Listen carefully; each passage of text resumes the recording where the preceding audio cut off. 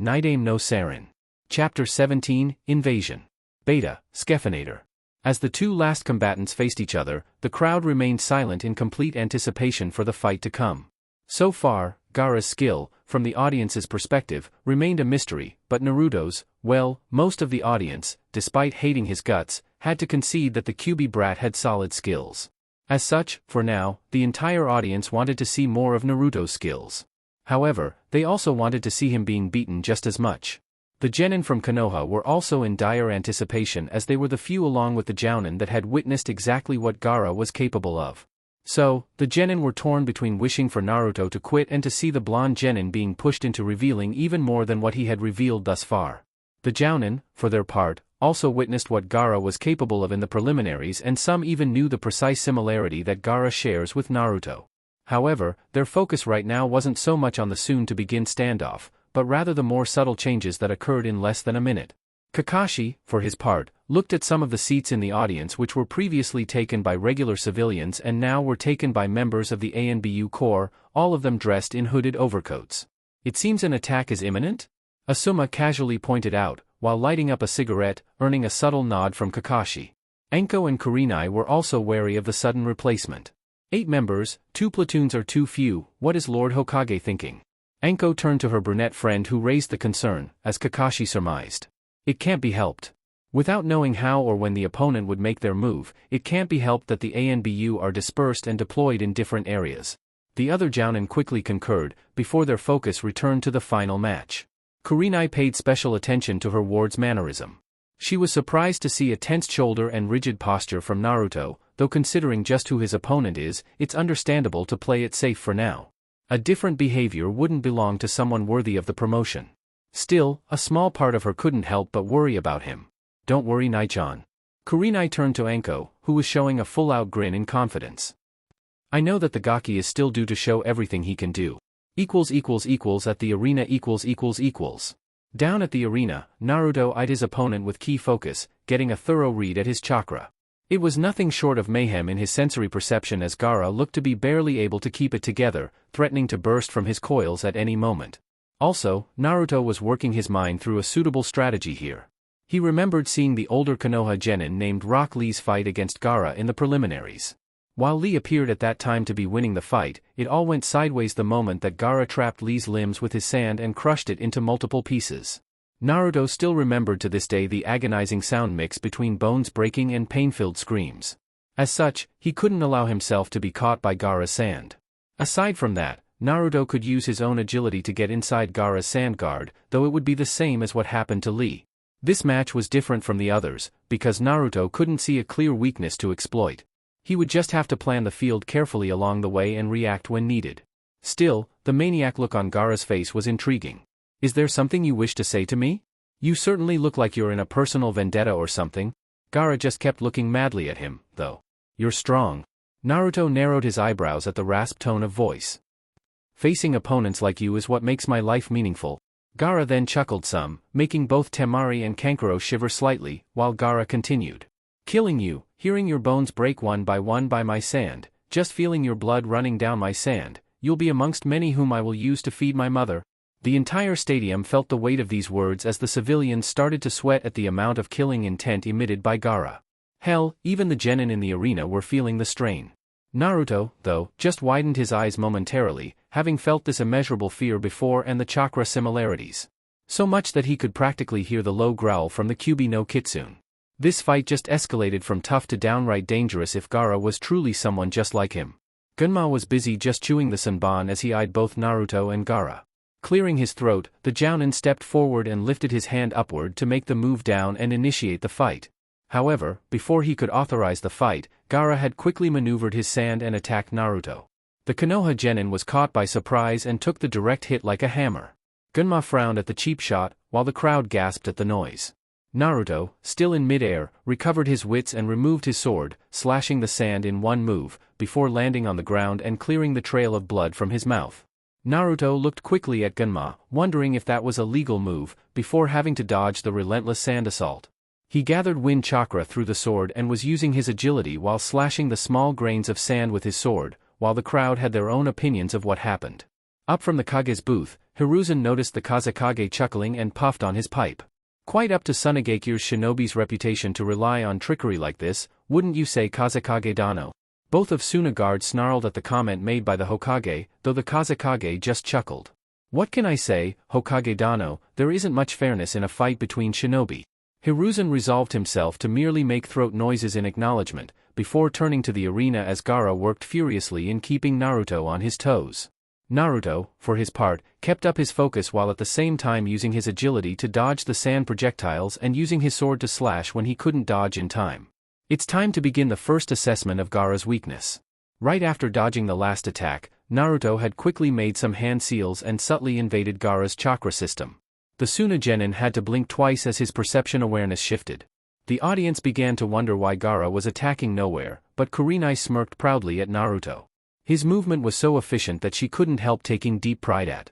It took Gaara 2 seconds to realize that he was trapped in a genjutsu, before he broke it. However, that was all Naruto needed as he got within the enemy's defense and turned the tables around using kenjutsu. Like it happened with Lee, Naruto's strikes met the resistance of Gaara's sand, but Naruto knew that would happen. He kept attacking from multiple directions and in passing wind chakra through the sword. Gaara was surprised, just like Temari and Kankuro, to see the sword piercing Gaara's first line of defense and attacking the second line. His body became full of sand cracks, before Gaara gathered all the sand and used it to blast Naruto away. Naruto, still in midair, summoned a couple of shuriken and exploding tags, before hurling them at Gaara. The Suna genin used his sand to defend himself and Naruto once more took the opportunity to shorten the distance, using relentless sequence of kenjutsu moves, until one horizontal sword slash aimed at Gaara's chest came rather close from hitting actual flesh. Once more, Gaara used the sand to blast Naruto away, but this time, his head began to hurt like hell and Gaara started screaming at the pain of feeling the Biju's chakra coursing through his system. The Suna Jounin Baki snarled, thinking it was too soon for this to happen. Temari and Kankuro did so as well, with Temari also remembering her own fight against Naruto. No, mother, please, I'll kill him for you, I'll get his blood for you, no. Naruto this time saw the powerful chakra erupting from within Gaara's coils, before having to use all his knowledge in chakra control to further augment his limbs to evade the faster and stronger sand blasts. He cursed as the sand managed to dig a hole in the ground and he wondered what would happen to him if he allowed himself to get hit by that. The Jounin, from the stands, could also feel the power up and looked at one another, wondering if they should stop this fight. The Kages were looking at the fight as well, with Hiruzen narrowing his eyes, worrying for Naruto's safety. It appeared that Gaara was struggling for control of his own body, while the sand relentlessly chased Naruto's position. Hinata and Sakura gasped in worry for Naruto as one of the sand blasts came close to hurting him badly. Naruto, then, lost his step and used his other foot and even his hands to steady his position. Everyone gasped when the sand towered over Naruto, completely blocking the sun, threatening to pound the Konoha genin. One hit from that would have easily broken every bone in his body. Kurenai had to use every fiber of her Jounin training not to scream his name, urging him to get a move on quickly. Seeing no other way out, Naruto went through a quick series of hand seals. When it comes to life and death situations, it becomes necessary, in the end. Suetun Suijin Hiki, water release, water encampment wall. He blasted a strong water jet stream that took Gaara's sand blast away. Not done and making just about every high elite Jounin and above widen their eye sockets, Naruto allowed the droplets of water from his previous attacks to linger around him, as he stretched both hands forward. Subtly closing his eyes, Naruto expanded the feel of the water chakra in the atmosphere, aided by his previous attack. Once he was sure that he had enough grasp on the technique, Naruto opened his eyes and joined his hands together in a praying motion, manipulating the chakra within his coils. The entire audience gasped as a considerable swirl of water began to form around Naruto. Suetun Suishuha, water release, water shockwave. Naruto, with a mighty scream, flared his chakra as the ravaging pillar of water erupted like a geyser skyward. The considerable amount of water formed by this mere genin was enough for many in the audience to wonder about the absurdity of it all. To use this amount of water for a jutsu and without a water source to gather from, was unheard of. Well, not unheard of, as only the older and more experienced shinobi in the area could remember another shinobi with this same expertise. Certainly, one Hiruzen Sarutobi was having trouble keeping it together right now as the water geyser wave smashed on Gaara and dragged him towards the wall. This much water made his sand heavier, thus his body was that much heavier as a result. Gaara just had to use his frail limbs to swim upward from fear of drowning. As the water dissipated, a panting and kneeling Gaara then snarled at the cracks around his sand armor and decided that enough was enough. With his sand, yet more hardened after Naruto's water attack, he closed himself inside like a cocoon, but not before summoning the third eye technique to check on his opponent's moves, while he prepared. The village outskirts . While the fight was raging on, a team of ANBU were performing routine patrols around the village. The higher-ups knew that something would happen anytime now, so the scouts increased. One ANBU team jumped from tree to tree and then went towards the ground, using agility to scout the most terrain possible. Still, nothing appeared out of the norm, so the team moved to a different location. One of the members with the sparrow mask stopped, though, certain that he had heard something. The ANBU scout, however, soon moved along after being called by his superior. However, if he had decided to check it out, this man would have spotted many shinobi from sand and sound, hidden by the village's dense foliage. All of them are just waiting for the signal to begin. At the arena . Back at the fight, Naruto observed the cocoon in front of him, wondering why Gaara chose this venue of the fight. Just what protecting himself would matter. If Naruto didn't attack, then this fight would go on endlessly. The Konoha then tried a few different attacks. Shuriken, kunai, all weapons simply ricocheted from the cocoon.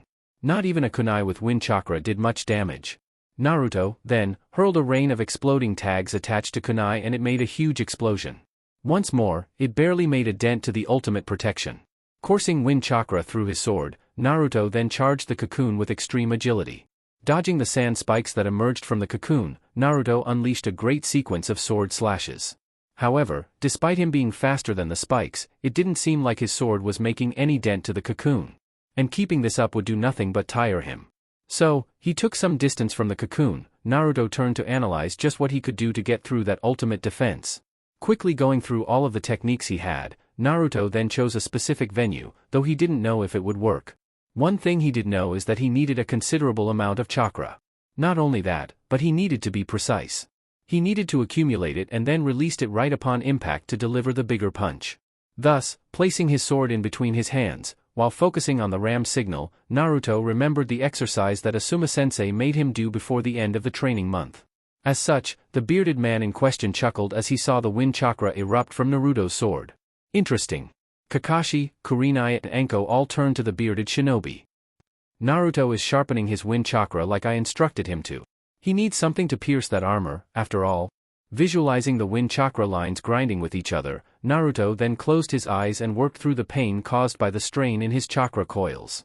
When he opened his eyes, he looked at the sword and saw the wind chakra around the metal, behaving madly. Once he was sure that he couldn't improve on it, Naruto then took an even greater distance, going as far as reach the wall behind him. He needed as much propulsion as possible for this technique to work. He needed the added momentum to further increase the damage. Once he charged chakra through his legs, Naruto almost vanished from view, with only dust being visible in each of his steps. Never before had he ran this fast, as he focused his eyes on any movement coming from Gaara. At this speed, it was hard to react fast enough, though he had a backup plan if Gaara managed to counterattack. Quickly evading the hundreds of sand spikes that threatened to skewer him, his sword then exploded in wind chakra, as Naruto got within Gaara's guard. Futon Senpuken, wind release, whirlwind fist. No sooner had Naruto's wind-covered fist reached Gaara's cocoon, it sounded like a cannon blast added by a hurricane as Gaara's cocoon was hurled straight towards the back wall, while the wind slashes made quick work of the first and second layers of the sand protection.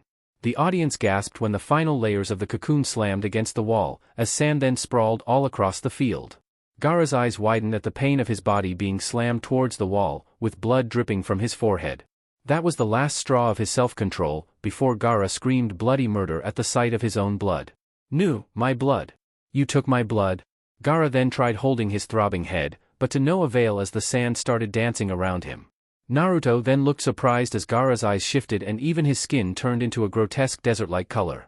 At the arena bleachers, one dark-hooded ANBU looked around, going through a single hand seal. The crowd then wondered what was going on when a rain of feathers dropped from the skies. Those who recognized the situation immediately managed to dispel the illusion, but the majority just fell asleep immediately. The Jounin sensei looked at one another and nodded, already in preparation for what was going to happen. Up towards the Kage's booth, the Kazekage looked slowly towards the Hokage and the Hokage did the same thing, seconds before the two Tsunaguards initiated the plan, using smoke bombs. This made the fight in the arena stop immediately as everyone looked up to see the smoke. That was the signal for the invading forces to begin, as thousands of sand and sound shinobi invaded the village. In the arena, the Jounins observed as the ANBU team went towards where the Hokage was in order to protect him. Naruto observed it all going on and then looked at Gaara, who was still holding his head, trying to take back control. At this precise moment, Temari and Kankuro jumped down and stood in front of their brother to guard him. The Konoha genin snarled at them, piecing some pieces together and advancing to take quick care of both. His move made Kankuro and Temari on high alert, seeing as neither could do much to stop this guy. Naruto threw a horde of kunai and shuriken at them and Kankuro used one of his puppets to block the projectiles. However, the puppet user flinched as he saw Naruto on the verge of slicing his head off. When they heard metal hitting metal, Kankuro opened his eyes to see Baki parry Naruto's sword, before keeping on the offensive against the genin. "Take Gaara and run." Baki yelled at them, before turning on Naruto once more, but before he could much, Baki had to block an incoming Senbon. Gunma then shunshined in front of Naruto to show Baki that he was the opponent here. The three Sand Genin took this opportunity and jumped away from the arena. Gunma stood facing Baki, but he slightly turned to Naruto. "Uzumaki Naruto, this marks the end of the Chunin exams, though it's clear that you already have Chunin level skills. Go and rendezvous with your Jounin sensei for further instructions?" Naruto needed no further and jumped towards the arena bleachers where the Jounin were busy fighting sand and sound enemies. With the Hokage . As soon as the team of ANBU arrived at the roof, the one with the white hood instructed the other teams to protect the lords, while his team moved to protect the Hokage. From the smoke, the two Suna guards attempted to keep the ANBU occupied, but the ANBU commander made short work of them with two kunai, before ushering his team to jump ahead and protect the Hokage. No sooner had they moved, both the Hokage and the Kazekage emerged from the smoke, with the Kazekage holding the Hokage by the edge of a kunai. As soon as they landed, four blurs emerged from presumably dead bodies scattered among the roof, positioning them in a rectangle formation with the Kages in the middle. They had similar clothes, 3 boys and a girl from the looks of things. The Kazekage gave the order as soon as he saw the ANBU team move, before the Sound 4 team all made a praying move on the same time, yelling in unison.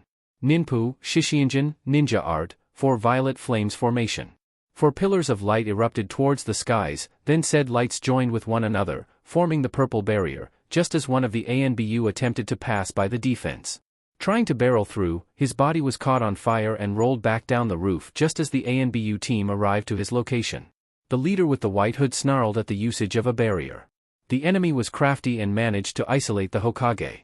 Arena bleachers . The Jounin senseis, Kakashi, Asuma, Kurenai, Anko and Guy, watched transfixed as the barrier ninjutsu lifted and trapped the Hokage inside. Kakashi and Guy, in particular, attempted to move away, leaving Anko, Kurenai and Asuma to deal with the trouble in the arena, when a bunch of sand and sound Chunin appeared, next to the ANBU who performed the genjutsu. 1 second was all it took before all hell broke loose as the enemy began to attack the civilians, as well as the Jounin. This was the scene that Naruto arrived to, trying to find either Asuma-sensei or Kurenai to receive his next set of orders. With his sword in hand, Naruto turned in time to avoid a couple of kunai that would have pierced his back and parried what appeared to be a sound shinobi about to kill him. The enemy had superior height and superior strength, but Naruto managed to divert the man's kunai and use the sword to carve a deep wound to the man's stomach, before Asuma came and sliced the enemy's head off. "Naruto, stick close to us. We shall provide your next set of orders." Naruto nodded at his sensei as he then moved together with his sensei to where the other Jounin were battling the enemy. As he arrived, Naruto caught both Kurenai and Anko looking at him, with a subtle nod. Considering the situation they were now in, that move was enough praise for Naruto. He, then, saw both Kakashi and Guy deal with 3 or 4 Suna shinobi, before all Jounin managed to catch a respite to provide the genin his set of orders. Kakashi was the one who showed a positive smile with his only visible eye closed at the blonde genin. And with him being the most senior shinobi amongst the group, he was the one who provided Naruto with his directive. "Uzumaki Naruto, I would say congratulations are in order, but now we don't have time. This is an A-ranked assignment for you, Chunin candidate. As of right now, you'll be responsible for the genin's coordination in 3 of the village's sensitive areas, the academy, the hospital, and the library.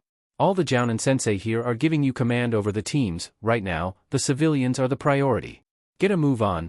Naruto allowed himself a few seconds to understand the acknowledgement all the Jounins gave to him, before his eyes briefly searched for his genin peers amidst the crowds.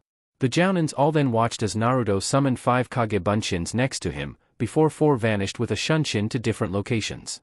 At this point, neither were surprised with the Genin's movements anymore, though they severely doubted that he would remain a Genin for long. Enko, though, only smirked and approached the only clone that remained. "You're indeed full of surprises, Gaki. I'll grab one clone to help me with the civilians here and take them towards the shelter." The clone nodded and walked closer to the trenchcoat-wearing Jounin. Before Enko left, though, she turned to Kurenai. "Having that many fights and even having enough chakra to summon 5 Kage Bunshins, Naruto-kun has lots of stamina to go on, wouldn't you say, Nai-chan?" The illusion user just had to roll her eyes at Enko's little innuendo. It still baffled the brunette that even now her best friend could find the time to make jokes like these. "Get a move on already, Enko. Naruto, stay together with me. They are targeting the civilians as well.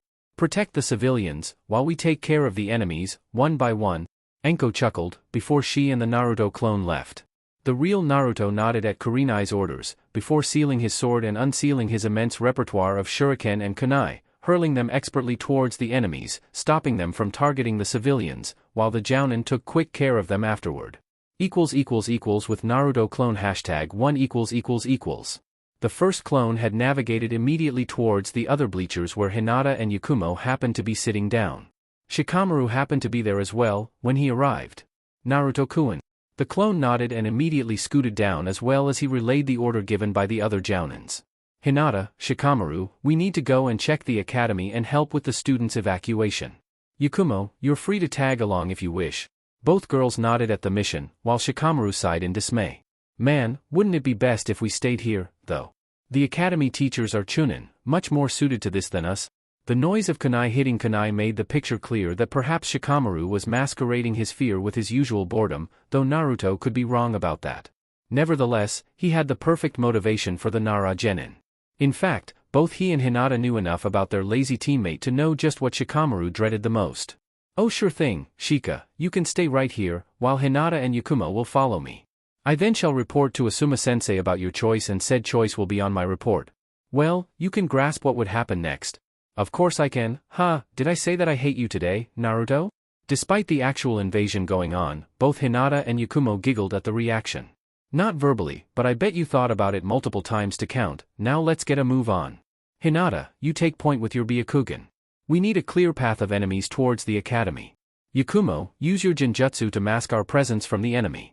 Shikamaru shall use his shadow to capture anyone that tries to attack us and I'll deliver the killing blow." Team 10 added by Yakumo acknowledged their mission as Hinata activated her eyes to find a proper path towards the academy. == with Naruto clone #2 ===. The second clone went to Kakashi's team and found Sakura aiding Sasuke and Kiba in dealing with a couple of sound Chunin. Naruto noticed that Sasuke was doing quick work with his Sharingan, leaving Kiba and Sasuke to supplement the team's heavy hitters. The Naruto clone then unleashed a couple of shuriken, killing the one sand Chunin that threatened to attack Sakura's unprotected back. The pink-haired Genin turned in surprise when she heard the noise of metal-piercing flesh, flinching at the possibility of the attack being directed at her. She spotted Naruto approaching as soon as she turned. "Senpai, thanks for the save." Naruto clone nodded and then relayed everyone the mission from Kakashi-sensei. As he expected, though, both Sasuke and Kiba vehemently questioned his leadership. "So why are you the leader? You're not even part of our team, Naruto?" Well, it's not like he expected them to take his word at face value here. And a part of being a Chunin means that sometimes he needed to enforce his leadership. However, now was not the time to bicker as any minute wasted here meant the possibility of lives lost. "You're right, Kiba. I'm not a part of your team. But Kakashi-sensei did place me in charge of the Genin's coordination and we need to go assist the hospital staff and evacuate the injured. As such, I vote for Sakura to lead us." The team's only female member looked at him in surprise. "Me, but senpai, You are the one who knows your teammates best and from the three of you, I believe you're the best qualified to lead them." Kiba would act recklessly for sure and Sasuke would try to do everything by himself. "Hey!" Kiba barked in denial, but was ignored by his teammates. Not even Akamaru had his master's back right now. Sasuke at least attempted to have a comeback ready, but he truly would do things by himself. So, the broody Uchiha just settled for HN in response. Still, he was far more interested in demanding an explanation from Naruto than this invasion. "What I'd like to know, Naruto, is why you didn't show everything you can do when we were sparring.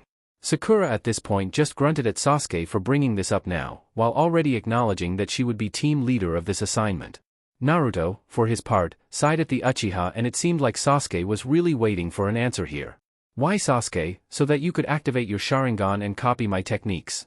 I'm not that stupid, you know. The Uchiha grunted at the accusation. Though, he tried to activate his eyes while seeing Naruto's fight and cursed that Naruto's affinities were different from his. He could try them, sure, but it wouldn't be as effective. Whatever, let's go. Sakura, what's the plan then? Sakura swallowed nervously for a bit as she eyed her 3 male peers staring back at her. Though, Naruto-senpai gave her his vote of confidence and relayed her orders. == with Naruto clone #3 ===.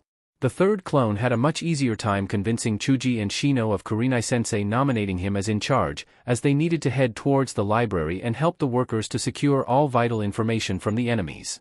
However, Naruto's enemy in this group was none other than Yamanaka Ino. Hey, what the hell, Naruto? If anyone should lead this team, then it should be me. I'm the leader of this group.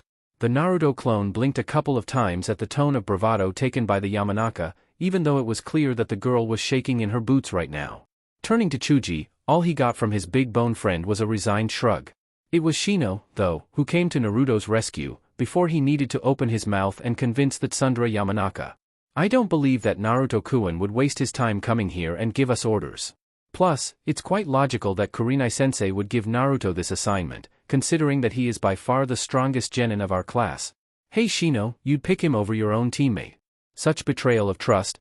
Naruto was marveled at Shino's ability to openly confront Ino by a mere lift of his eyebrow. Ino, let us follow Naruto's command for this mission. Shino's right. Naruto-kun wouldn't have come here if he didn't have express orders from her. Ino, though, relented once Chuji vouched for Naruto. Not you too, Chuji. Fine, what's the plan, then, Leader-sama? Naruto ignored the snarking remark. I appreciate the vote of confidence, Shino and Chuji. Even you, Ino? The Yamanaka merely crossed her arms and looked the other way with a snort, much to Naruto's amusement.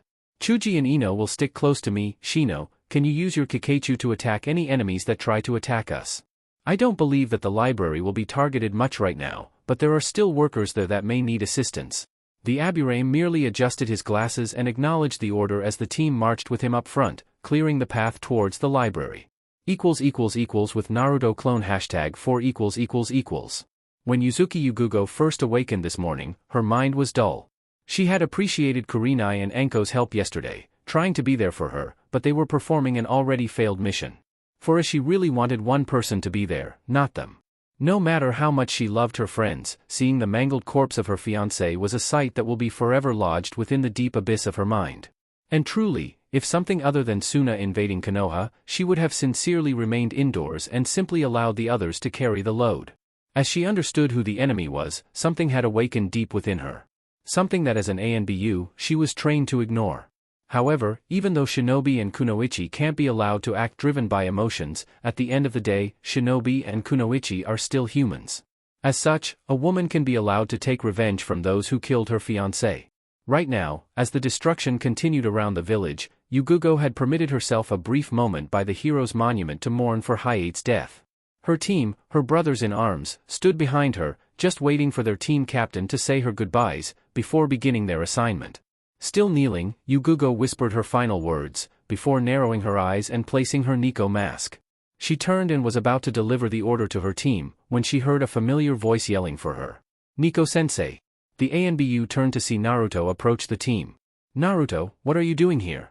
Where are Kurenai and the others? Naruto had felt her chakra in complete disarray and wondered what happened to his Kenjutsu teacher. She and the other Jounin sensei had instructed me to protect the civilians. I had just helped evacuate those that remained in the commercial district, when I sensed your chakra nearby.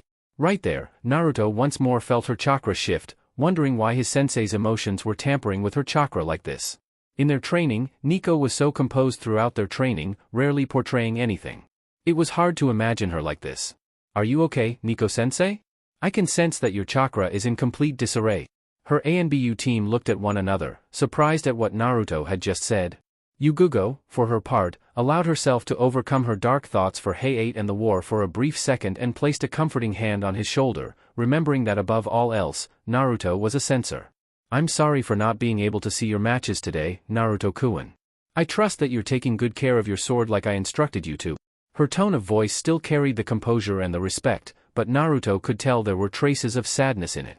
He nodded at her, though, focusing on the conversation topic. The exams went fine, until this madness started.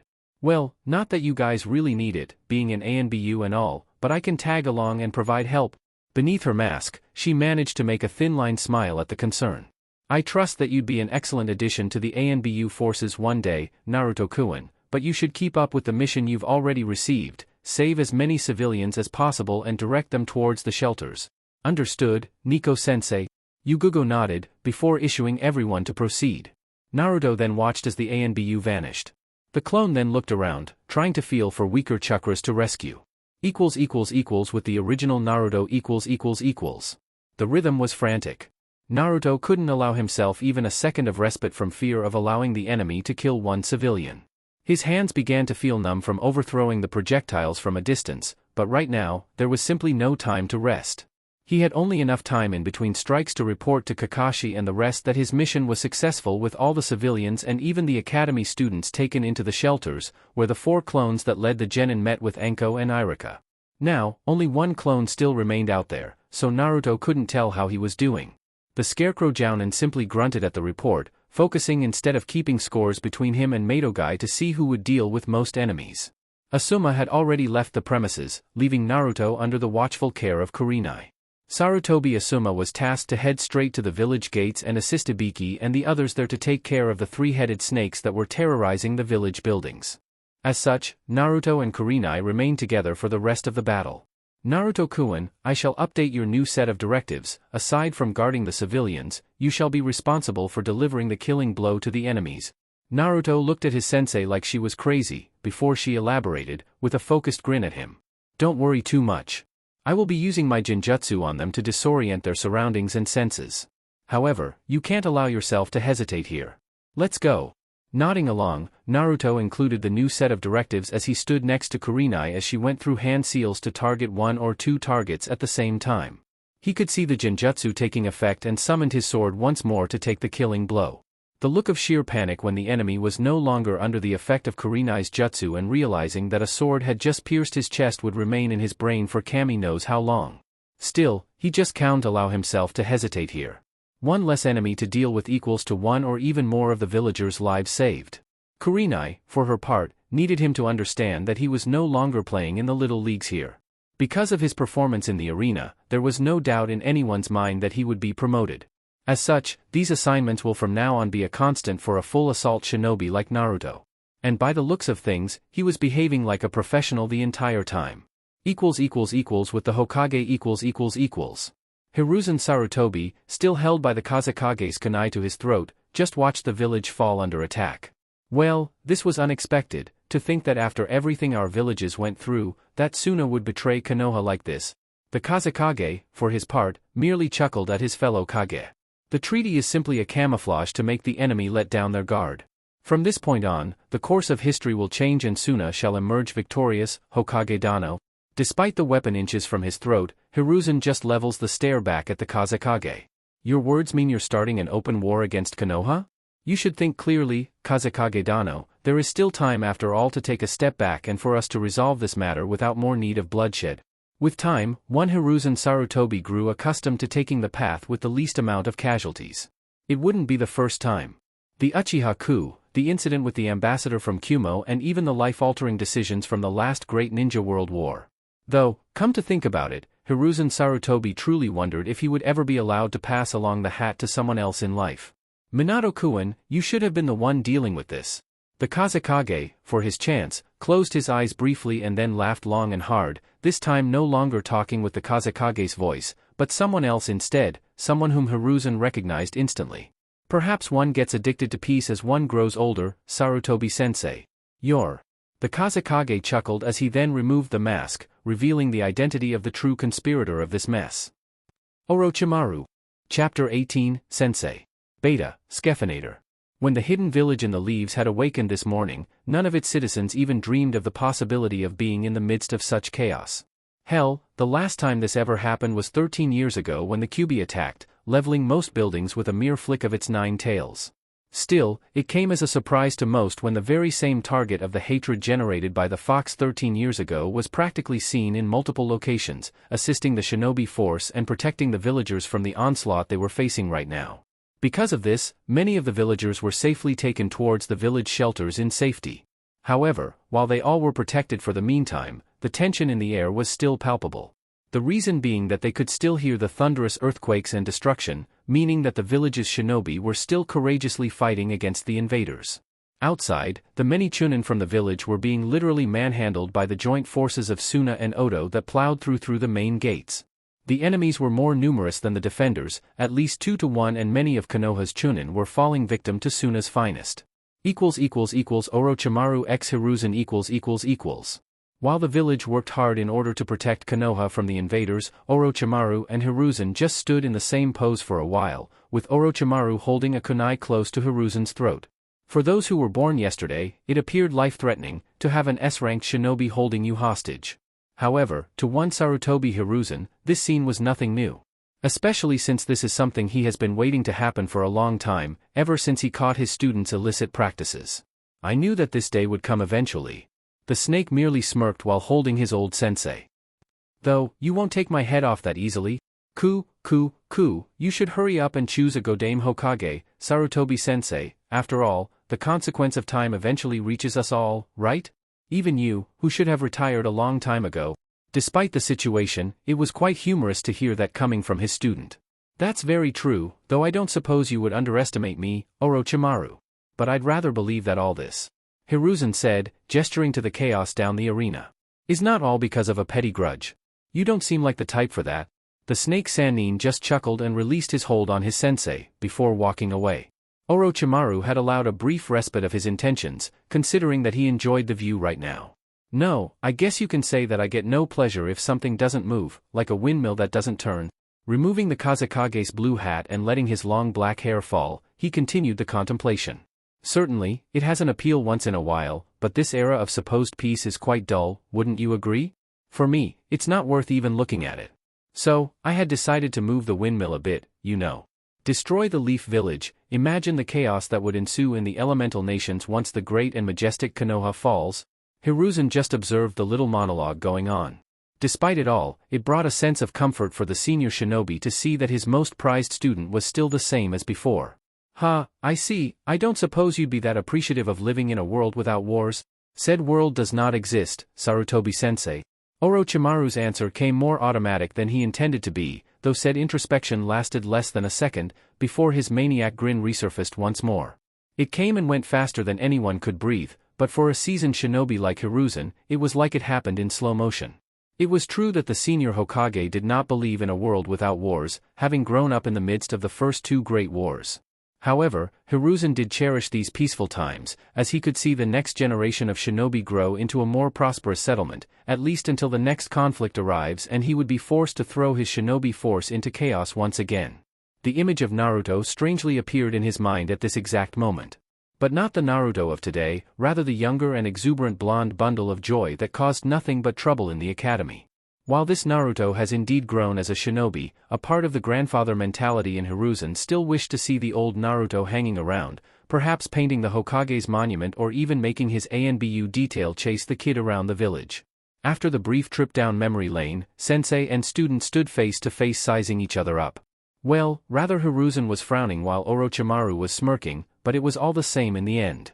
Soon, the tiles in which they were standing cracked under the force of their chakra-powered dash as Hiruzen immediately went through a sequence of hand seals. Ninpu Kora Shuriken, Ninja Art, Tile Shuriken. Orochimaru observed as many tiles left the roof and turned into shuriken from Hiruzen's technique. The snake then laughed and jumped to the air. His tongue turned to a large viper that attacked Hiruzen and lodged its fangs in Hiruzen's neck, making the old man flinch, and the snake Sannin laughed, joking about his sensei's old age. Orochimaru then used the snake to drag his body towards his sensei, considering the amount of venom that he was injecting in Hiruzen's bloodstream. In mid-distance, though, Orochimaru frowned as Hiruzen's body turned into mud and melted away. Releasing the snake back inside his mouth, Orochimaru then landed on the ground and looked around for his sensei, before his eyes turned right where Hiruzen appeared with a finished hand seal sequence. Doton Doryu Taiga, Earth Release, Earth Flow River. The place where Orochimaru was standing turned into a mud river as the snake Sannin was instantly dragged down the roof. Is this it, sensei? Orochimaru just chuckled at being dragged, while doing hand seals, but before he could finish, Hiruzen beat him to it, with a sequence of his own. Doton Doryuden, Earth Release, Earth Dragon Bomb. Orochimaru looked startled as a dragon head emerged from the mud river and unleashed a full bombardment of mud balls at him. Still, it didn't look as threatening, but Hiruzen had other plans as well, making even more hand seals, before unleashing a fire beam technique that mixed with the mud bombs. The result, Orochimaru was set aflame, screaming in pain, much to the ANBU detail's amazement at seeing the Hokage use two elements mixed together. When the mud river vanished and there was no sign of Orochimaru anywhere, Hiruzen just narrowed his eyes, visibly irritated at his student. Stop the stupid act, Orochimaru, please don't treat your old sensei like this. The hollow laughter of the snake echoed in the clearing, until Orochimaru emerged from below the roof, while a smile was on his face. Yes, very good sensei. Though, I think I deserve better coming from you. Did you truly think that this level of jutsu would be enough against me? Hiruzen, though, merely scared at the comment. So, how about we stop playing around, sensei, or are you so desperate to finish this and go save this pathetic village? The Hokage frowned at the small jab. To believe that he would hear this from his own student was like a punch to the gut. He truly needed to be present and protect the village, not waste his time in this pathetic fight. Still, it didn't look like he would be going anywhere, not with Orochimaru and this two-line barrier technique that his students' lackeys created around them. In the end, Hiruzen had to consider that the village had the means to protect itself without him for a while. So, grabbing the fire hat for a while, Hiruzen permitted himself a moment of relaxation as he inflamed his chakra coils, ready for the true fight. You do have a point, Orochimaru. Though, I would refrain from underestimating Konoha if I were you. You should know that better than anyone, how we operate. Hiruzen said his final words, before removing his Hokage robe and revealing his battle clothes. Orochimaru did the same thing, before both inflamed their respective chakra to the maximum as the roof started to shake and the dust began to lift. As student and sensei stared at each other once more, neither seemed perturbed about the combined onslaught of their chakra clashing with one another. After all, what happened before was merely a warm-up. Throughout the village . While the S-ranked shinobi were battling it out, the hidden village in the leaves were still busy dealing with the invaders. Still, considering that most of the villagers and even the dignitaries from other villages were safely protected, it was finally time for the real force of Konoha to show its true colors. As such, while it appeared that the Suna and Oto shinobi were having it easy, they were still due to face most of the Jounin and ANBU force as well as the major clan heads. So, when said force erupted and faced the opposition, the Suna and Oto forces were easily overpowered, and most were simply dumbfounded over what happened. Yugugo's ANBU team were seen dispatching the enemies left and right, with supreme agility and effectiveness. Though, Yugugo's sword swings were filled with ferocity, far above what her peers did. The other Jounins were also busy with the village structure's protection, easily countering whatever jutsu or weapons the enemy could throw at them. The clan heads were also doing their part. Hyuga Hayashi was seen in a clearing surrounded by no less than 10 shinobi from Suna, before he started spinning into a massive kaiten rotation that dragged all of the enemies into a chakra hurricane. The now last Ino Shikacho trio composed of Nara Shikaku, Inoichi Yamanaka and Akimichi Chuza were busy using their clan's respective skills to rid the village's commercial district of enemies. With Chuza using his body expansion jutsu, he managed to grow his body into amazing proportions, easily topping the village buildings. With but a swing of his bow staff, he could create hurricanes by his swing alone, expelling the enemies. Nara Shikaku, standing on Chuza's shoulder, gladly appreciated the shadow casted by Chuza and managed to link his own shadow to the group of enemies. With but a small hand sign, Shikaku's shadows crawled over the enemies' bodies, reaching for the neck and quickly snapping them. Last but not least, Inoichi Yamanaka was using his mind techniques to turn the enemies against each other. The members of the Hyuga clan were quickly closing the invaders' tenketsu and capturing them. One Inuzuka Tsum and Inuzuka Hana were seen dashing on rooftops with their canine familiars and killing most enemies they could get their hands on.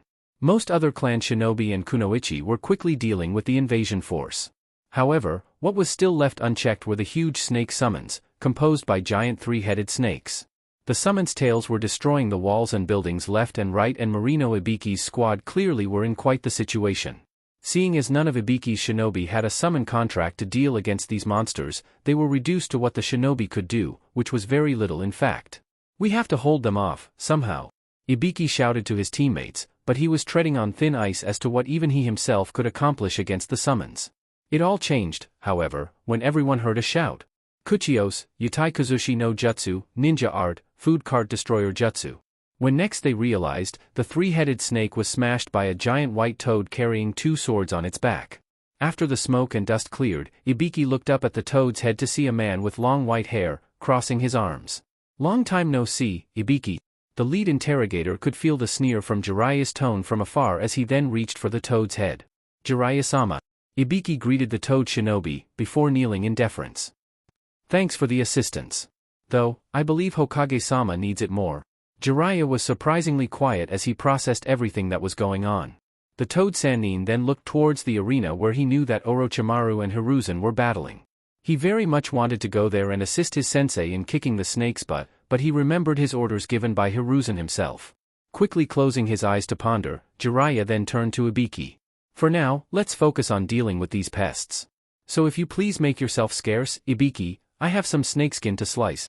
Ibiki frowned at the dismissal, but now was not the time as he simply jumped away just as Jiraiya caught movement from the forest in front of him.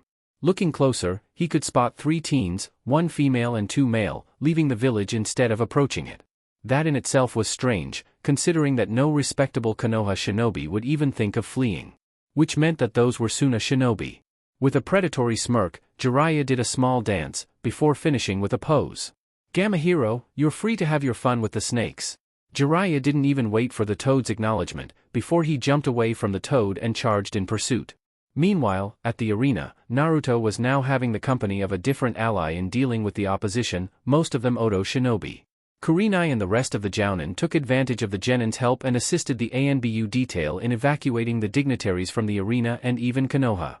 If anything happened to them, the village would lose resources as these dignitaries were high-profile clients.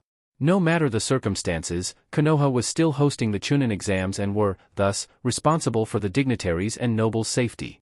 And while Jiraiya had summoned building tall toads, Naruto had summoned his own partner, Gamma Tsurugi, to assist. Bringing in a heavy muscle fighter, because he was running low on chakra and couldn't keep up on his own. Back down in the arena, Baki and even the disguised ANBU eyed the toad warrior. Though Kabuto didn't express any reaction, Baki was another story altogether. While facing Genma and a few other shinobi, Baki counted on some of the dignitaries being killed and thus Konoha would be blamed because of it. Being an elite Jounin from Suna, Baki was made aware of how much revenue Suna lost because of Konoha. Hell, this was precisely the reason why Suna invaded the village in the first place. However, the elite Jounin recognized Konoha's strength and realized Suna's folly. Perhaps, now only the Ichibi could provide them with something. Hiruzen x Orochimaru . No sooner had they flared their chakra to the brim, both superior shinobi dashed to close the distance. Hiruzen grabbed a lone shuriken from his pouch and hurled it at Orochimaru, before going through hand seals. Shuriken Kage Bunshin no Jutsu, Shuriken Shadow Clone Technique. Afterward, the lone shuriken turned into dozens, while Orochimaru went through a sequence of hand seals of his own. Kuchios Edo Tensei, Summoning, Impure World Resurrection. Hiruzen immediately cursed his old student for daring to use this technique on him. As he saw the first and second coffins rise in front of him, Hiruzen frowned when he saw the third one rise. Doing hand seals of his own, Hiruzen managed to cancel the third coffin from rising as well, just as the shurikens embedded on the first 2 coffins. Orochimaru just chuckled at the vague but useless attempt to stop him. Despite the third coffin not being useful, the first and second ones were more than enough for what he wanted to do. The Hokage was starting to sweat profusely, considering that he knew precisely whom Orochimaru had brought from the dead. Truly, from the atrocities the snake had committed, this one easily topped it all. When the coffins opened, Hiruzen stood face to face with 2 of his own predecessors, the Senju brothers, Hashirama and Tobirama. The snake was visibly thrilling to see the look of pure shock coming from the Hokage. "So, what will you do now, Sarutobi-sensei?" The corpses belonging to the first and second Hokage slowly walked outside the coffins, like zombies at first. Their eyes were devoid of life and even many of the usual expressions and mannerisms that were familiar to Hiruzen were present. Hashirama Senju was exuberant, expansive, and could easily attract everyone to his cause. Tobirama Senju was calm, collected, and rarely talked unless it was necessary.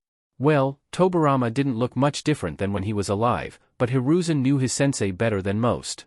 Once Hiruzen Sarutobi could just picture himself much younger looking up to these 2 as his role models. Now, thanks to his student, he was able to meet them once more. However, this was not the meeting that Hiruzen wanted to have. Not by a long shot. Hashirama-sama, Tobirama-sama. The two previous Hokage then stopped as they heard the familiar voice, though both clearly were struggling to realize what was going on right now. After all, seeing an old Sarutobi Hiruzen could be quite surprising. It's been too long, Saru. Hashirama commented on it, but Hiruzen noticed that it still lacked the old Senju Hashirama's mannerism. The Nidaime Hokage, for his part, though, kept on introspective as he stared at the older version of his successor. He was about to comment something about the Sandaime Hokage, when his brain instantly got assaulted by memories that didn't belong to him, nor even something about his life. Memories about himself staying inside a dark and humid cave, the same cave that he had placed the marking with his Kage Bunshin sealed inside, so that one of his students could find and carry on his legacy. Memories of a blonde kid with a familiar chakra first showing up, memories of Tobirama tutoring this boy, named Uzumaki Naruto. Memories of Tobirama training Naruto in many aspects of the shinobi life, until the last memory of Tobirama sealing his knowledge in one giant scroll. That all happened in less than a second, but all that transpired on the outside was a simple uncharacteristic blink, followed by a grunt as the geezer Sarutobi had a conversation with his brother. Edo Tensei, to believe that I of all people would be used by the very technique I created? One thing Tobirama realized was that despite this foe bringing him and his brother back to life, Tobirama had zero to no control over his movements, except his mouth apparently. Playing along for now, Tobirama barely turned to see the one who dared use his technique on himself. Edo Tensei, so this young man had summoned us using this prohibited technique? Hashirama was also looking back at Orochimaru, before he turned and faced Hiruzen. So this means that we have to fight you, Sarutobi? Orochimaru merely chuckled as he approached the two Senju brothers with two sealing tags strapped to two kunai, one for each summon. Hashirama, though, wanted nothing but to sigh in dismay. In real life, though, because he didn't have full control over his actions, all he could do was mourn the situation. There are always fights, no matter the era you live in. For this, we're truly sorry, Saru. Tobirama kept quiet, as he tried assessing the situation. It's truly vexing that he didn't have control over his body, or else he would teach this youngster a lesson in manners. However, the Nidaime Hokage found himself wondering what happened to Naruto. Hiruzen, though, was livid at this point. Damn you, Orochimaru, no good will come of playing with the dead like this. Orochimaru, though, only laughed as he placed the kunai inside the brothers' heads. You're a fool if you truly believe I care about that, sensei. Now, I believe you have more pressing manners than trying to appeal to my consciousness. As soon as the kunai got inside and Orochimaru made a hand seal, smoke erupted from their bodies as their body's usual color came back slowly. However, and much to Hiruzen's utter shock, despite them being identical to his heroes, they were no more than mere puppets to Orochimaru's machinations. Hiruzen truly felt his old age right now, and even more so, after he saw Orochimaru's actions. Because at the end of the day, the student's wrongdoings are the master's responsibility. Even more so, when Hiruzen had the power to stop it and did nothing. Tobirama at this point felt his own consciousness fade slowly and concluded that this sealing tag must be suppressing his soul as well. Hashirama, at this point, was already a mere puppet, but Tobirama had but a small window of consciousness for one final thought, just before he too became a mere puppet. I am sorry, Saru. With those parting words, the Senju brothers then vanished and charged straight at Hiruzen in taijutsu. Despite the senior shinobi knowing that they were not the real ones, it still pained him to fight like this. Still, Hiruzen Sarutobi wasn't appointed by the Nidaime Hokage as Sandaime Hokage for nothing and blocked all of the Hashirama's attacks, before hurling him across the rooftop. Tobirama, then, came from up top with the same strategy, but Hiruzen did the same, grabbing Tobirama's legs and hurling him towards Hashirama's location, before going through hand seals. Here I come. Gathering enough air inside his lungs, Hiruzen finished the hand seal sequence and ignited the air inside his lungs, releasing it all in one great white fire beam. Katan Karyu Enden, Fire Release, Fire Dragon Flame Bullet. The deeply concentrated white fire beam charged at the previous Hokages like a mad train, taking most of the tiles in its path. However, the Nidaime Hokage merely went through a small sequence of hand seals, before gathering water inside his lungs. Suetun Suijin Hiki, Water Release, Water Encampment Wall. Hiruzen stopped his technique as soon as he saw the geyser of water from his sensei's mouth, instantly dousing the flames. Hiruzen saw as droplets of water still hovered in front of the Nidaime Hokage, before the man made a simple praying hand seal, molding his chakra. Hiruzen had to blink twice, not to observe a strange pattern of this follow-up ninjutsu. because he had seen one Uzumaki Naruto performing the exact same thing in his fight against Gaara. The water started forming around Tobirama like a small water typhoon at first, before climbing towards the heavens as the man exploded his chakra with a shout. Suetun Swishuha, water release, water shockwave. The tidal wave created by the Nidaime Hokage was quite threatening indeed, but Hiruzen didn't wait 2 seconds before spitting mud on the ground and lifting a tall earth wall to block the incoming wave from dragging him away. Down at the arena, Uzumaki Naruto was observing his toad companion deal with the last of sound invaders, when his sensing skills tingled. This feeling, it couldn't be, but how was it possible? The last time he had sensed his sensei's presence was a long time ago. As soon as he looked upward, he saw the water geyser skyrocketing. The genin gasped at the sudden occurrence and looked around. At this point, Kurenai and the other jounin had already dispatched the dignitaries and the arena was clear of enemies, after Gamatsurugi's help. Quickly eating a soldier's pill to replenish some of his chakra, Naruto could feel more chakra presences on top of the arena. Reducing his chakra to a bare minimum to avoid detection, Naruto swiftly climbed through the castle wall, until he took shelter in between the rooftops. Hiding behind one of the structure pillars, Naruto could see the team of ANBU behaving like spectators. He wondered why the ANBU were just sitting there, doing nothing, when he sensed the barrier lifted by 4 individuals. When his eyes landed on the man who was single-handedly responsible for the shift in Naruto's life fighting against the Hokage, Naruto's heart plummeted. To see his sensei once more after so long, only to see him fighting for the enemy instead. Just what's going on here? Why is sensei fighting against the Hokage and who is the other guy with the long black hair and red armor? Still, Naruto couldn't understand why Tobirama sensei was acting like this. His brain was working furiously, trying to remember his training with the man as well as the scroll containing the Nidaime's knowledge. While he was doing so, he could see his sensei using water ninjutsu left and right to pummel Hokage-jiji. Even the other one, so far with nothing but taijutsu, but the sound of his attacks easily reached Naruto's ear. The genin could only flinch as he saw this strange man punching the Hokage in the gut. Then, as he saw the Hokage kneeling on the ground, trying to recover his breath, Naruto shuddered at the sudden amount of chakra being used. What's worse, he could feel the mix of earth and water chakra used at the same time, which meant, wait, earth and water at the same time, Akekiai Genkai, Okami. Naruto saw the vines growing from within the rooftops, before full trees appeared, charging against the Hokage. Shit, that's the Shodaime Hokage, sensei's brother. But, how could the previous Hokage be used like this, until Naruto recalled reading about a technique in the Nidaime scroll. A technique that dealt with space-time ninjutsu called Edo Tensei. A technique that according to his sensei allowed the user to summon the dead, using a living human being as a sacrifice. The memory of reading it was scarce, since Naruto had yet to dabble in space-time ninjutsu. So far, he had only grazed the theory behind it and his head hurt just trying to understand it. However, he remembered that the Nidaime had only explained the method in which to release the technique. He remembered the hand seals, though Naruto started doing it just to practice at first.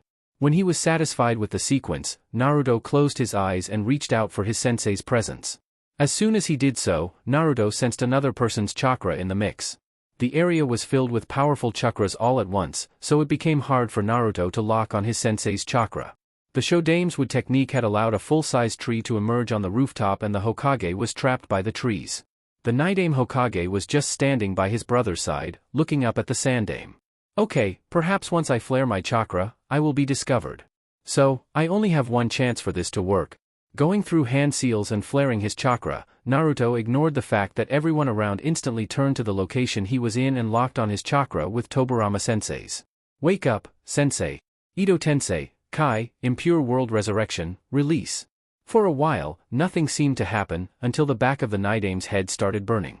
Orochimaru wondered what the hell happened all of a sudden as he had lost his connection with the Nidaime Hokage. Hiruzen, who was about to do something to escape from the Shodaime's constricts, wondered when life suddenly returned to Tobirama sensei's eyes. Tobirama, for his part, then looked at his hand and started flexing it and moving his arms freely. Without Orochimaru's control to hinder his movements, the Nidaime Hokage smirked as his senses returned to him. A full-out smirk soon appeared on his mouth as his senses came back to him, and with that, he was able to sense the presence of his student, hiding nearby. To believe that the Gaki had grown this much already? What's the meaning of this? How could you recover control? Tobirama looked at the snarling Orochimaru for a moment, before he used his water-severing technique to slice Hashirama's trees that were trapping Hiruzen. The Sandaime Hokage landed close to his sensei, also wondering how this happened all of a sudden. Though, when he noticed Tobirama, Hiruzen wondered why the man was looking in another direction and smiling. Quickly following the line of sight, Hiruzen was shocked to see a smiling Naruto. What was stranger was that Hiruzen saw recognition in Tobirama's eyes. "Saru, now there is no time for explanations. I shall deal with my brother, while you teach this Orochimaru some lessons in manners?" Hiruzen then turned to the snarling Orochimaru and nodded, despite still wanting to know just how Tobirama-sensei came to know Naruto-kun. His senior mind was racing a mile a minute, already forming the puzzle of one Uzumaki Naruto. How Naruto suddenly improved in the academy, how Naruto had learned to use elemental ninjutsu at such a young age and quite similar to Tobirama-sensei's techniques. At least, the water techniques. Naruto's growth curve became geometrical and Tobirama-sensei, somehow, was the one responsible for it. "I don't know how, but I'm glad to be fighting by your side once more, Tobirama-sama." The Nidaime nodded, though the water user legend frowned. "Stop wasting time and get going already, Saru." With that, Tobirama vanished and engaged in a fight against Hashirama, earning a chuckle from Hiruzen. "It's been 40 or so years since we last spoke and you're still lecturing me, how nostalgic." Then, Hiruzen turned to the fuming Orochimaru. "I trust that you'll finally face me on your own, Orochimaru." The snake Sannin scared seeing his plans ruined somehow. He did sense someone else using chakra for a second, but he couldn't know who interfered with his plans. Naruto, for his part, was working profusely and almost blocking the last remains of his chakra from being used. This fight was between Hokages and S-ranked shinobi for heaven's sake. He was just lucky that no one caught him using the technique or else he would be toast right now. Back to Orochimaru, he saw no other alternative than to face his sensei head-on. Senju Tobirama was the creator of this technique, so he must have released himself from Orochimaru's control, meaning that he now became the enemy. This battle had started hugely in his favor, but now he was at a severe disadvantage here. Still, he would work towards his goal of killing the Sandaime and he had just the means to do so. Hiruzen observed as Orochimaru pulled out a sword from his mouth and frowned. He knew this sword of course and he also knew not to underestimate it. Doing some hand seals and sacrificing some blood, Hiruzen called upon a weapon for himself.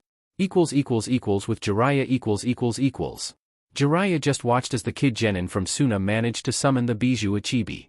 Jiraiya had effortlessly tracked them and captured Temari and Kankuro. When he was beating the kid Gaara, the kid saw no other move possible but to bring forward the Bijuu trapped inside him. However, Jiraiya couldn't help but grin, already knowing who to call for assistance and knowing how much Gamabunta will complain about it. Jiraiya then saw as his opponent had put himself to sleep, before the creature screamed in glee about being released. So Suna had decided to use every possible tool to kill us. It's good that I don't need to defeat you, Ichibi, but merely to force your Jinchuriki awake. Sacrificing blood, Jiraiya went through hand seals, before Gamabunta emerged in all his grace. "Jiraiya, how dare you, call me to deal with the Ichibi?" The perverted Sannin just chuckled. "Sorry there Bunta, but Gamahiro is actually busy at the moment." The Toad Chief hummed in annoyance, before eyeing the sand creature.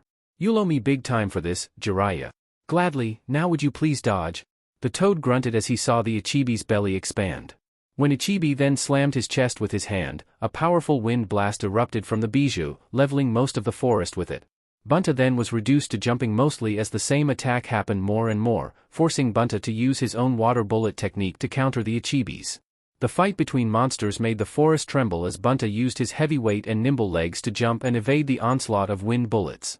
Jiraiya, on top of the Toad, frowned as those wind bullets forced them at a distance. He needed to shorten the distance and wake the kid up, though that was proving difficult. It was perhaps time for some heavy weaponry and Jiraiya at least hoped he wouldn't kill the Jinchuriki with it. "Bunta, give me some oil." Jiraiya went through hand seals and pumped his chest to gather as much air as possible, while Gamabunta did the same. Katon Dienden, fire release, great flame bullet. The Toad then released a steady stream of oil beams that merged with Jiraiya's fire technique. The end result, the gigantic flame beam enveloped the Ichibi fully in what could only be described as hell on earth. The searing burn caught Gaara head on as the pain of being burned alive forced himself awake. With a battered body and almost without chakra, Gaara had no way of providing a counter as Jiraiya had quickly jumped off of Bunta's head and placed a seal on Gaara's forehead, sealing the Bijuu's influence. The Bijuu's scream echoed in the clearing as his sand body slowly crumbled as Jiraiya had safely captured the falling Gaara, before Bunta secured their fall. Hiruzen x Orochimaru . Tobirama's water jutsu battled against Hashirama's wood techniques. Tobirama knew that his brother would be unstoppable normally, but without his consciousness, Senju Hashirama was beatable. As such, Tobirama then charged at his brother and engaged in taijutsu. While doing so, Tobirama swiftly placed exploding tags all throughout Hashirama's body. One by one, Tobirama ignited the explosive tags, forcing his brother's body to almost vanish, before the Edo Tensei technique ran its course, reforming his body. "It's time for you to go back, Aniki." Then, like Naruto did, Tobirama went through hand seals, before locking on his brother's chakra, releasing the effects of the Edo Tensei. The usual brightness of Senju Hashirama soon returned and he could finally greet Tobirama properly, despite the situation. "Glad that you somehow took control of this awful technique of yours, Tobirama." The Nidaime grunted, remembering the earful he received from his brother when he created this technique. "Yeah, though I can't take the credit for that, Aniki." Hashirama nodded, apparently knowing to whom Tobirama was referring to. The brothers truly wished to continue the conversation, but Hashirama's body started to glow, showing the end of his binding in this plane. With his body leaving this plane of existence, Tobirama observed a teen girl with a strange headband, dead, used as a sacrifice for his brother's summoning. Senju Tobirama considered himself a pragmatic man, but he always had grievances about going forward with this technique. Despite coming up with it, Tobirama had never come to use it, precisely for this reason. Using a human sacrifice like that would be crossing the line, and that just wasn't what Konoha was about. Looking at the fight between Saru and the one who used the Edo Tensei, Tobirama then saw as Saru's black staff slammed hard into the enemy's body. The noise of bones breaking was all too familiar, as Orochimaru had no choice but to order his team to release the barrier and facilitate his escape. The ANBU team began the pursuit, but one of the sound force spilled what appeared to be a spider's web and ensnared the ANBU team. Hiruzen just observed his old student fleeing and frowned in disappointment. When he noticed Tobirama looking at him with his arms crossed, Hiruzen permitted himself a brief time of nostalgia at seeing this exact pose a long time ago. Though, before he could approach his sensei, Hiruzen stopped dead as he saw one Uzumaki Naruto approach the Nidaime Hokage. For some reason, Hiruzen found himself stuck where he stood as he looked at the scene of his grandson figure looking up at the Nidaime Hokage and the Nidaime Hokage looking down at him. Both were smiling deeply. "Tobirama-sensei?" Naruto was about to express his happiness at seeing his mentor once more, but Tobirama stopped him by ruffling his hair with a smile on his face. "I can see you have grown stronger, Naruto. I expected nothing less, from my legacy." The genin beamed at the praise, despite being quite uncomfortable. Usually, the water whips would have already hit him by now. Naruto was surprised when Tobirama's body started glowing white, just like what happened to the first Hokage, which meant, "You're leaving, sensei, but I wanted to talk to you more. I worked hard to study your scroll and managed to improve, just like you said." Tobirama smirked, while allowing his student to finish his rambling. "I am still struggling with Fuinjutsu and spacetime ninjutsu, though." Tobirama could still see Naruto's eagerness to improve, just like when they first met. Indeed, the boy was full of potential and Tobirama could attest that the Uzumaki has barely tapped into it yet. A part of him truly wished to remain and better guide his student, though. Seeing this potential realized and seeing his accomplishments in the future would be such a thrill to Tobirama, but unfortunately he was on borrowed time right now and it didn't make sense for him to entertain this thought. His student would be perfectly fine by himself and Saru was here to help guide the Nidaime's legacy. Yes, those will come with time, I'm sure. Now, unfortunately, my time here has to be cut short, Naruto. Me being here is unnatural, as I'm sure you know." Tobirama then saw Naruto's saddened nod and smiled, placing a hand on his shoulder. He saw the tears on Naruto's eyes at having to say goodbye once more. "There is no need to shed those tears, my student, so wipe those off, immediately." Despite the heavy words, the tone was light, so Naruto did as commanded by his sensei and looked up once more. "Now, I will repeat what I said to you once before I go, my legacy, train hard and commit yourself into learning more and more, but above all else, use those skills I taught you to better protect Konohagakure and its citizens. That needs to be your goal above all else." Still saddened but moved by his sensei's parting words, Naruto then smiled and showed an excited fist to the Nidaime. "I shall make you proud, sensei. I shall carry on your legacy and do my utmost best to protect Konoha?" Tobirama nodded as he allowed his spirit to be released from the body that was used as a sacrifice. Before returning to the land of the dead, he turned to Hiruzen, who was being attended by a couple of medic neens and was observing their conversation, transfixed. "Saru, I believe it's high time for you to appoint a successor. There is no sense in clinging to the title once you're no longer in your prime." The Hokage chuckled at the advice mixed with heavy criticism as per the usual as he watched the spirit of Tobirama fade and the male genin from sound appear, dead. Hiruzen knew that, without Naruto there to release the Edo Tensei, to which the senior shinobi was still dumbfounded that the blonde shinobi even knew about it. He doubted his chances of survival. Obviously, someone younger than him would be better able to handle what happened. Perhaps, it was high time to focus on finding the Godame Hokage, though right now, Hiruzen had to work over the consequences of Orochimaru's actions and Suna's betrayal. Still, as the clouds moved and the sun graced everyone with its presence, the old man Hokage had thanked the heavens that Konoha had survived through yet another test. Chapter 19, Aftermath. Beta, Skephanator. A week after the invasion ended, it was mayhem for the village hidden in the leaves. It was hell indeed for most of the village's forces as they had to deal with the aftermath of the event. As such, the Hokage's administration building staff was in a frenzy, as Chunin left and right were pushing papers, dealing with damage reports and worst of all, accounting for the casualties, both shinobi and civilian-wise. It was especially frustrating to believe that this same time yesterday, no one actually believed that an event of this nature would occur. Certainly, Orochimaru of the Sannin would be capable, sure, but Suna, up to this point, the village hidden in the sand was perhaps the only ally of Konoha out there. The other villages either despised Konoha or tolerated the so-called tree huggers. Suna was the only one who had actually declared them as the village's allies. Which is why it was so frustrating to one Hiruzen Sarutobi as he saw the piles of paperwork grow endlessly, mumbling curses for every Chunin that dropped a report over the never-ending pile. Together with the shinobi leader were the village elders as well as the Jounin sensei of the rookie teams that were enrolled in this frantic exams. So, Hamura, I take it that Sunagakure has sent a written missive for us, so why don't you enlighten me, old friend, please tell us all the cards they had decided to play. Kurenai, Kakashi and Asuma were simply kneeling in the far corner of the room, while the gray-haired elder dealt with the political side of this ordeal. Although, to Kurenai, being the least experienced of the three, it was a first to see the third fire shadow of the village this pissed off. She could really feel the veined anger dripping in each and every word that came out of his mouth. Hamura, the elder in question, cleared his throat and opened the message sent by their supposed allies. Well, Hokage-sama, it has been confirmed that indeed Orochimaru had killed the Yondaime Kazekage and impersonated him. According to the message, Orochimaru, disguised as Kazekage, had influenced their decision to invade us. Though, obviously, there is no clear apology or intent of reparation, it's quite shocking to say it out loud, Hiruzen, but they are demanding that we release the captured Suna shinobi at once. It's said that this entire invasion was due and only due to Orochimaru's machinations. The Hokage was busy just puffing his pipe, while frowning. Well, it wasn't a lie per se, as much as it pained Hiruzen. His once favorite student had started all of this and Hiruzen knew enough about how the snake operated. Probably, Orochimaru had infiltrated Suna long before making a move on the Kazekage. From that point on, it was merely child's play for him to work his way and perform his plan with none being the wiser. What shall we do, Hiruzen?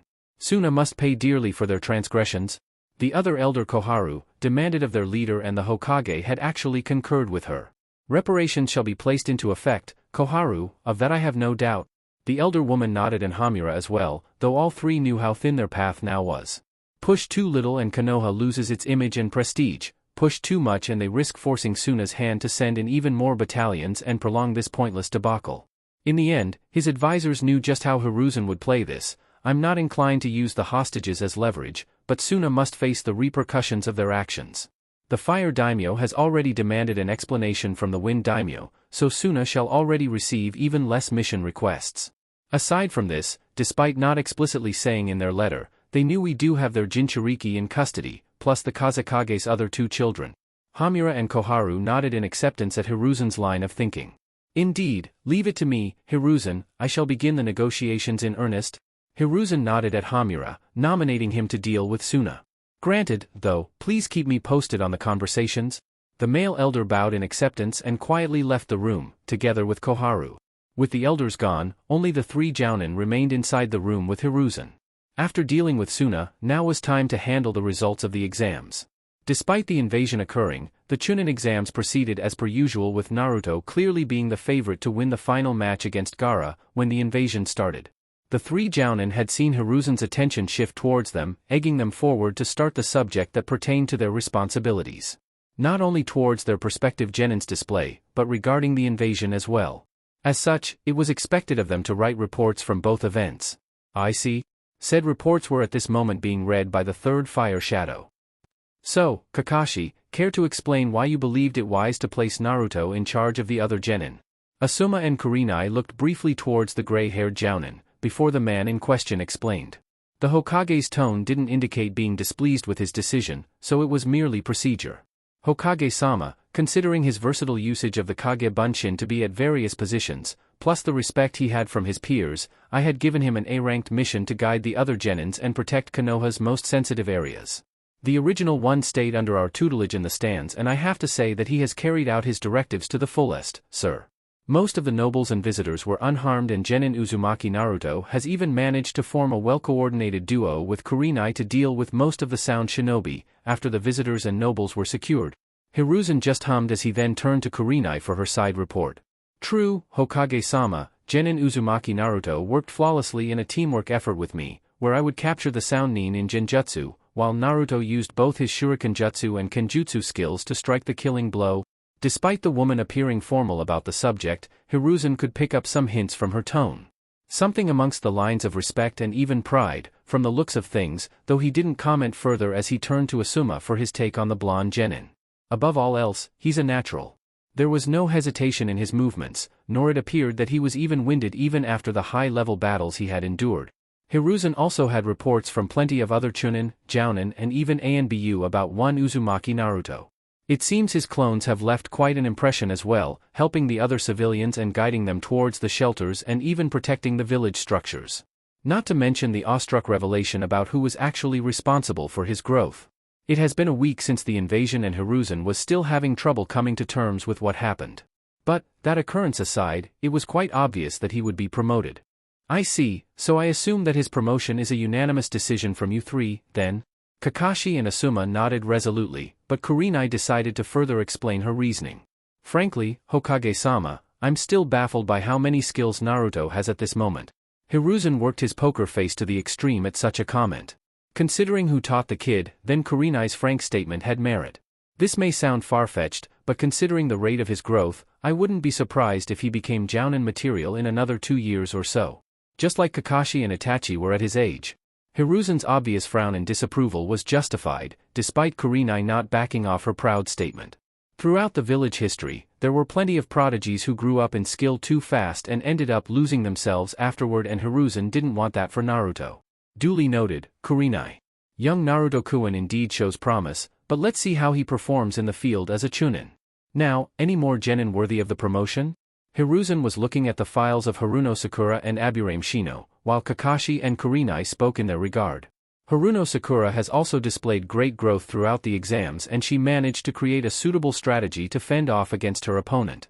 While her chakra reserves still need improvement, it's safe to say she is ready for the promotion. I'd advise though that she is paired with more experienced shinobi for a while, before she can assume a more leading role. Hiruzen nodded as he studied Sakura's file closely. Kakashi's request wasn't unprecedented, of course. Not all chunin were natural leader material right after the promotion. As it was mostly peaceful times, there was a learning curve to be followed, and Sakura could further improve her skills, following a more experienced chunin. Of course, now Kurenai, please talk to me about Shino. Shino is like his father, driven entirely by logic and never loses focus in a mission. He focuses on the small details that make the mission easier, and he's a born tactician as well. Actually, he and Naruto can form a good pair. Kurenai had talked in length with the other jounin about this. Actually, Shino would only replace Shikamaru in a chunin-level mission. The Aburame's bugs would aid Naruto's sensor skills in a tracking mission and would also assist Naruto in fighting against enemies, with Shino's bugs taking advantage of the enemy focusing on Naruto and subtly drain the enemy's chakra in the meantime. Hiruzen acknowledged the duo and made a side note to test them as soon as possible. Well, at least, this exam was fruitful, with one rookie genin from each team getting the promotion, which is one blessing these old bones could take out from the tragedy that has befallen us.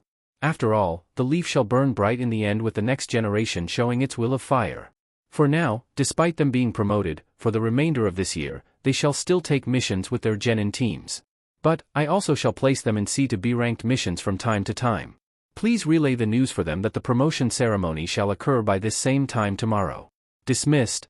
The jounins easily noticed the emptiness of Hiruzen's words.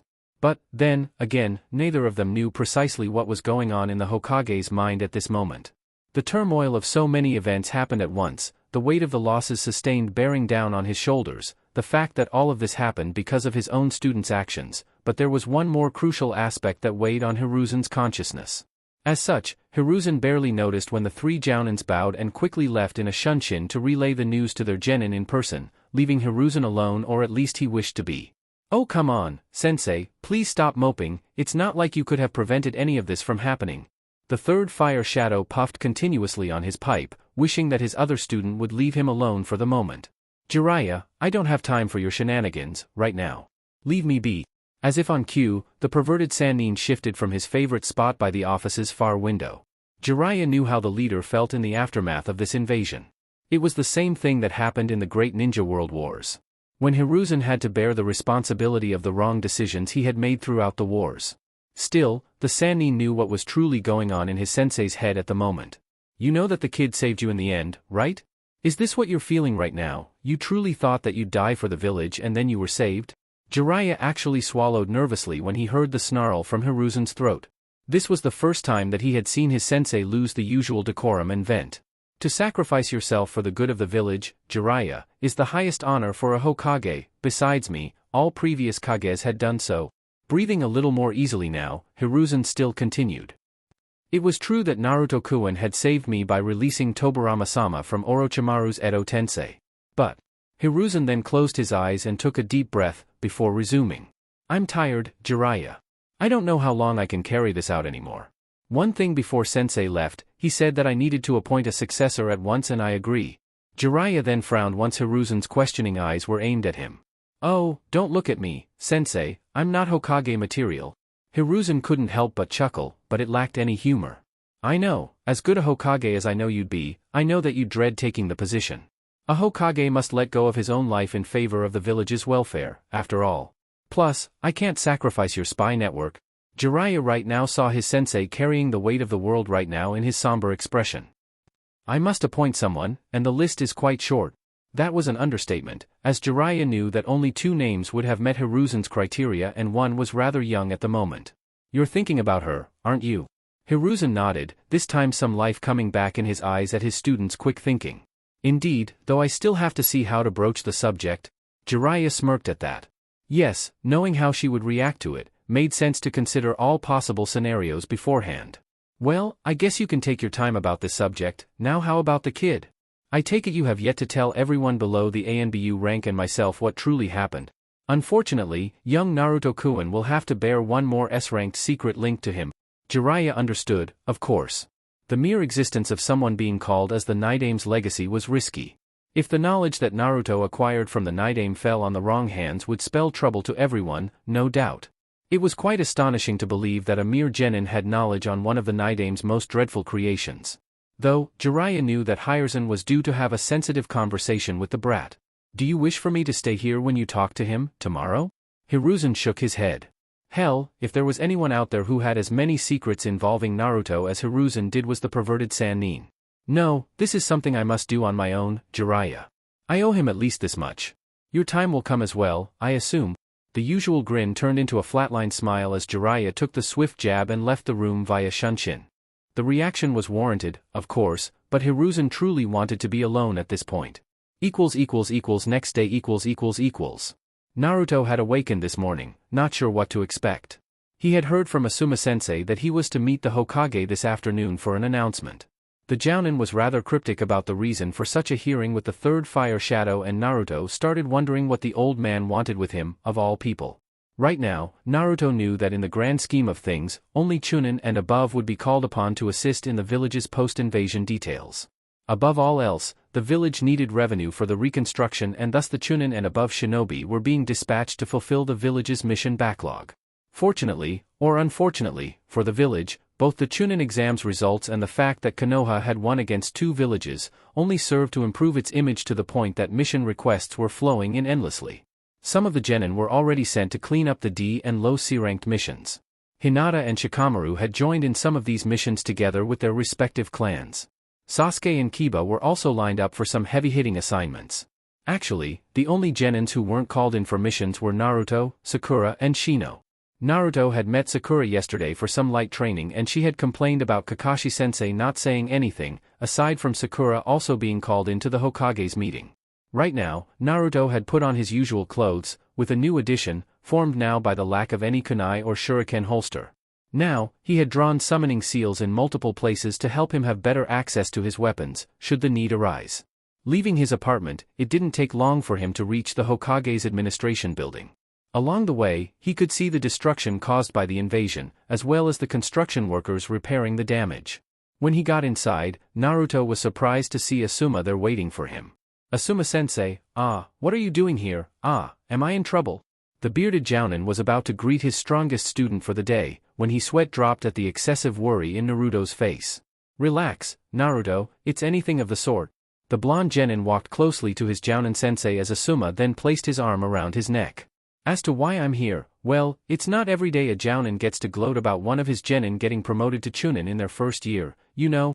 Naruto looked up instantly at his sensei when he heard the word chunin, when the Hokage's office doors opened, revealing both Shino and Sakura carrying their own version of the chunin vest, followed by Kakashi and Kurenai-sensei, as well as a man that looked like an older version of Shino with a white overcoat and sunglasses. "Naruto-senpai, look, I got promoted, no wonder you're here as well. It was thanks to you that I received this vest, after all." Kakashi deflated at Sakura's proud comment, earning a chuckle from everyone.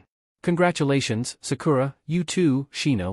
The now chunin Aburame barely nodded, adjusting his glasses, showing his acknowledgement to Naruto's praise. Shino, then, walked away with his father, while Kakashi accompanied the beaming Sakura to celebrate her promotion together with her own parents. Naruto only realized that he was alone in the hallways when he looked around and saw no sign of either Asuma or Kurenai-sensei nearby. A bit of an apprehension dawned on him, as to what would follow next, when he heard the commanding voice of the Hokage.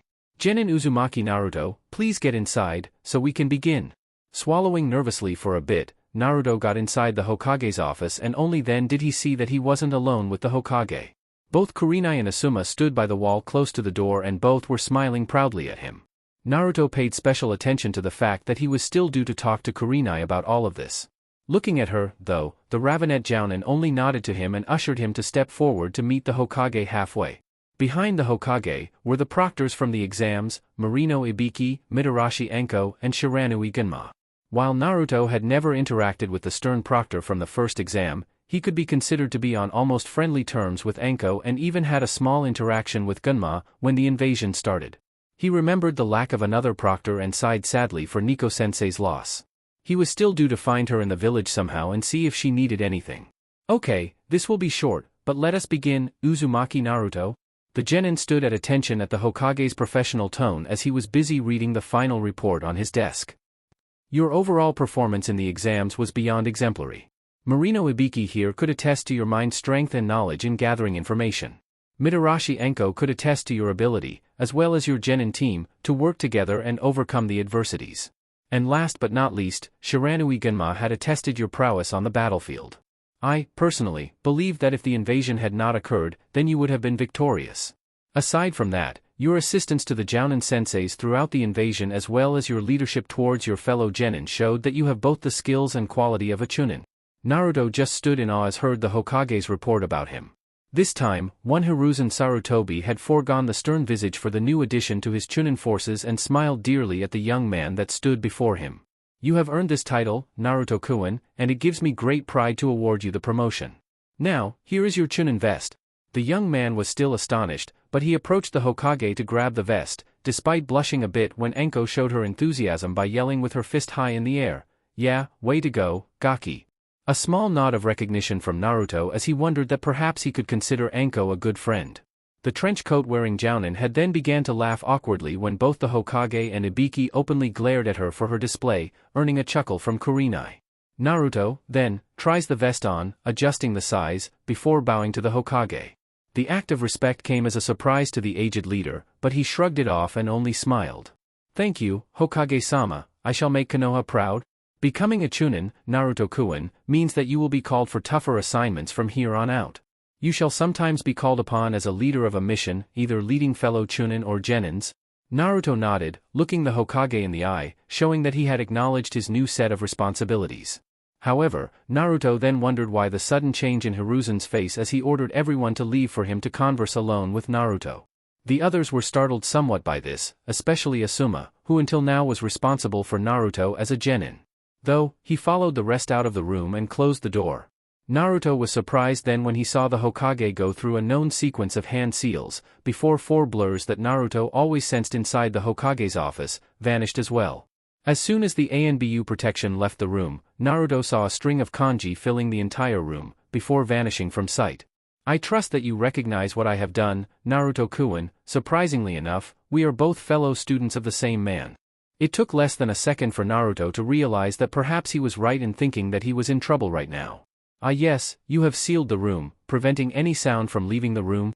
The aged leader nodded, feeling his age at the moment, and Naruto was considered an experienced censor enough to know that. I take it you're disappointed with me, GG? The overall silence coming from the Hokage was screaming in Naruto's ears. You know, when I first realized that you were improving in the academy, Naruto-kun, I was happy. Proud even as I could see that your hard work had finally brought fruits in the end. However, you stopped talking to me like we used to, back then. Naruto took a deep breath at that, knowing that indeed, the old man was right, but Hiruzen was not finished. You suddenly decided to keep it to yourself. You must have decided that, perhaps, you didn't want to talk to me anymore. But, even then, your growth had only improved, and it was astonishing to see how much you have grown in such a short amount of time. But, now, you and I both know the real reason for your growth, don't we? Naruto felt the accusing eyes of the man that just now told that he was proud of Naruto's Chunin achievement. What I want to know, Naruto, is why you had decided that I couldn't be trusted with the fact that my own sensei was tutoring you this entire time.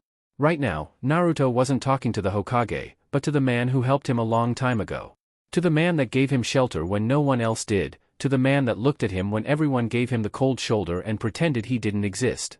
Taking some seconds to remember those awful days of his childhood, how one day Naruto was alone in the woods trying to catch a fish, only for this sweet old man to sit by him and tell him stories. This old man who then helped him by taking Naruto away from the orphanage and giving him an apartment, even if it barely had the essentials of a home, at least he had somewhere to call home.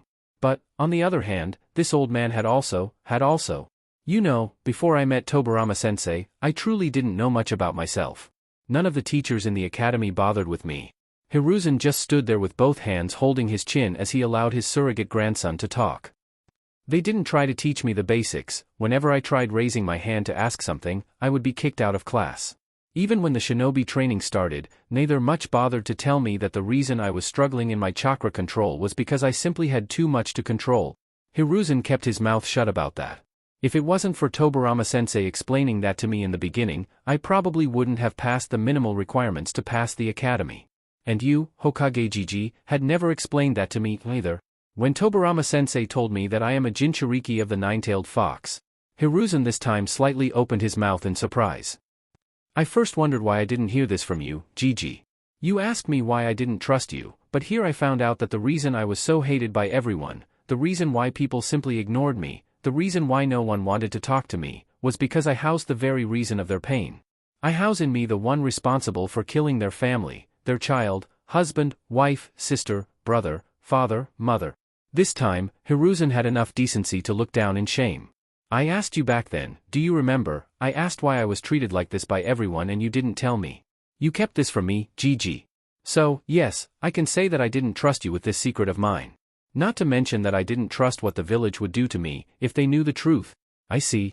Gone was the accusing glare, and now Hiruzen understood, though perhaps he felt that explaining his reasons would be too late, but he tried anyhow. You're right, I should have told you the truth, Naruto-kun. Naruto, though, merely shrugged his shoulders, as if he didn't care anymore, but still Hiruzen continued. Keeping this from you was wrong, but my intention was to at least give you a normal childhood. After the event, I gave everyone the order to not speak about the subject, and I also ordered the parents to not discuss this to the next generation, in hopes that you would be able to make friends and have fun. Naruto, this time, snorted in derision. Well, I guess that backfired, huh? He mumbled, though Hiruzen heard it nonetheless. Indeed, Hiruzen had failed to acknowledge the level of the village's hatred towards the fox. True, it did. Naruto at least felt appreciative that his grandfather figure didn't waste both their time, hoping to make up for bad decisions in the past. Just so you know, Gigi, I don't expect an apology. Perhaps, I did a long time ago, but not now. And I get the feeling that you're not expecting an apology from me either, concerning Tobirama-sensei. I guess we can both state that both subjects are water under the bridge. Hiruzen this time took a look at the young man, a good look that Hiruzen did for what he perceived as a judge of character. The vest on top of the clothes that were actually similar to what Tobirama-sensei wore a long time ago, actually brought a smile on Hiruzen's life. I guess Naruto-kun may truly be your legacy, Tobirama-sensei. You're right, Naruto-kun. You're absolutely right. Then, I shall dismiss you. I trust that you're quite eager to celebrate the promotion with your friends. Just one thing, though. I had labeled your training under the Nidaime and S-ranked level secret. Naruto looked at the old man straighter this time, acknowledging the meaning behind this, but Hiruzen continued. You know as well as I do that Senju Tobirama has acquired a lot of sensitive knowledge that he may have bestowed upon you. If that information were to reach our enemies, such information would certainly be used against the village, and I can't have that. As one of the village's proud chunin, I believe you can uphold this directive. Naruto nodded, all too at ease with holding this secret. Certainly, Hokage Jiji. It would remain just like this conversation never happened in the first place. So, I take it only you and the ANBU know about it. Jiraiya is aware of it as well. At Naruto's eyebrow lift, Hiruzen elaborated, with a straight face and easing the flow of his chakra. One of his lifelong assignments is to run Konoha's spy network, and he needs to follow up on any leaks of the village's secrets to the enemies. Naruto looked at the old man for a short while, wondering if that's the truth or not. In the end, the now promoted chunin just doesn't care much at this point. Oh okay, I see. Well, you're the Hokage and he's one of the Sannin. So, would that be all, GG? At this point, the silencing seals on the walls rescinded. Yes, Naruto-kun, that's all. Hiruzen just observed the fine young man Naruto has become as he turned his back on the Hokage and walked away. Despite the talk, Hiruzen wasn't sure if he would ever recover Naruto's trust. Not to mention that he still felt a bad taste in his mouth for once again having to lie to this grandson figure, hoping beyond hope that he wouldn't have to bear the responsibility for telling him in the future. With Kurenai . As soon as Naruto stepped outside the Hokage's administration building, he looked around and saw nothing out of the ordinary. The imagery was practically the same as when he got inside the building earlier. There was destruction in some of the buildings, and also the workers were seen repairing it. Also, a few villagers were seen passing by, with children playing amongst themselves. However, there was something itching in his brain, as if something was direly amiss in this whole scenario. The now promoted chunin quickly manipulated his chakra and smiled, before quickly disrupting the flow. You're still taking too long to recognize my genjutsu, Naruto-kun. The imagery of Kurenai appeared by his side with her arms crossed and a smile on her face. Well, it's not like I expected to keep my senses high inside the village, but I did take more or less 5 seconds to disrupt upon leaving the building. The Ravenet-sensei just shook her head amusingly at that. You're a chunin now, you're not allowed to use that excuse anymore, and I would need only 1 second to slice your throat. Despite everything, Naruto didn't feel anger coming from her, just plain amusement. That's true, I guess I'll have to be on the lookout from now on. Can't have you sneaking up on me, huh? Kurenai, then, placed a comfortable hand on her waist in response. Precisely. Now, do you have any plans on celebrating your promotion? None, actually. I don't know where Asuma-sensei is, and Shika is on a mission, since yesterday. Plus, I don't know if Hinata-chan is back from hers, yet. Sakura must be with her team, celebrating her own promotion. Kurenai smiled at that. Oh, Hinata-chan arrived just this morning. She and Yakumo are at home and both are dying to get the chance to congratulate you on your promotion, if you want to join us. I also believe that Anko will be there as well, though I believe she is more interested in mooching whatever it is in my fridge. Naruto laughed and nodded at the invite. Sounds good. Next day . On the next day, the Hokage held a special event to honor the lives of the shinobi and kunoichi who died protecting the village from the invasion. As he made the small speech in consideration for the lives lost, Hiruzen felt every bit of his age, especially knowing that these lives lost were due to one person and one person only, the one that he failed to stop, many years ago. As he was saying the words, he felt empty. As if he was looking down upon him and wondering who this person was. In a ninja war or in a mission, casualties are unavoidable, it was an occupational hazard. But this event was nothing of the sort. It has occurred because of the whims of someone whose reason relied solely on wishing to see things in motion, in the snake's own words. A part of Hiruzen was still having trouble accepting that such a reason was valid. However, it sure came as automatic when he announced the words, as the skies wept for the victims of this tragedy. As such, let us all pray for those who sacrificed their lives for the good of the village, for the will of fire burns brightly in them and in all of us. Buildings and walls may crumble, but as long as we look out for our loved ones, the village hidden in the leaves' flame will burn stronger than ever. The Hokage stood in front of the pictures of the shinobi and kunoichi who perished in the invasion. Beside him were the elder counselors Hamura and Koharu. And besides them were rows and rows of shinobi and kunoichi, wearing black outfits in mourning. At the memorial stone . One person, though, stood far away from the ceremony, holding a bouquet of flowers. A solemn Yuzuki Yugugo walked slowly towards the monument made in honor of the shinobi and kunoichi who were killed in the line of duty in the past. Her eyes had simply lacked any form of spark right now, as taking vengeance on some sound and even some Suna Jounin could hardly count to appease her broken heart. As she heard the gongs echoing in the distance, at the event made by the Hokage, Yugugo kneeled close to the monument and laid down the flowers, before praying for her deceased fiancé. Words alone couldn't begin to describe the love she had for Hayate and the unfathomable pain in her chest, but all she could right now was to wish that wherever he was right now, that he was at peace. It was at this moment that Naruto approached, having sensed the presence of his sensei nearby. While he had never seen her without the ANBU outfit, his sensor skills allowed him to know where she was. When she got up and realized that she wasn't alone, she sighed in dismay, though her eyes remained the same as she still faced the monument. "You shouldn't try to see me without my mask, Naruto-kun." Right now, Naruto's chest ached as he saw the turmoil that still marked her chakra, now that he knew the reason why. "I'm sorry, Nico-sensei. I sensed you nearby and I wished to see how you were doing." The minute those words left his mouth, Naruto felt like slapping his forehead for such insensitivity. "Stupid, how do you think she's feeling? She had just lost the one she loved." Yugugo, however, decided to turn and show her face to her student. Worrying about him finding out her identity was actually the least of what was in her mind right now. "You shouldn't have bothered coming here, it's not like you have any obligation to try and comfort me." Naruto flinched, but still approached his sensei. "I know that you had helped out as a favor to Kurenai-sensei, but I don't know, I truly valued your help, back then. I know I can't do much, but at least I wanted to come here and express my condolences for your loss." For a moment, Yugugo just kept looking at him, or rather at his feet, and Naruto understood that perhaps she didn't want to talk much about it. Yugugo, for her part, in fact didn't, and for as much as she wanted to throw all caution to the wind and berate him for his attempts, she just couldn't. "I appreciate it, Naruto-kun."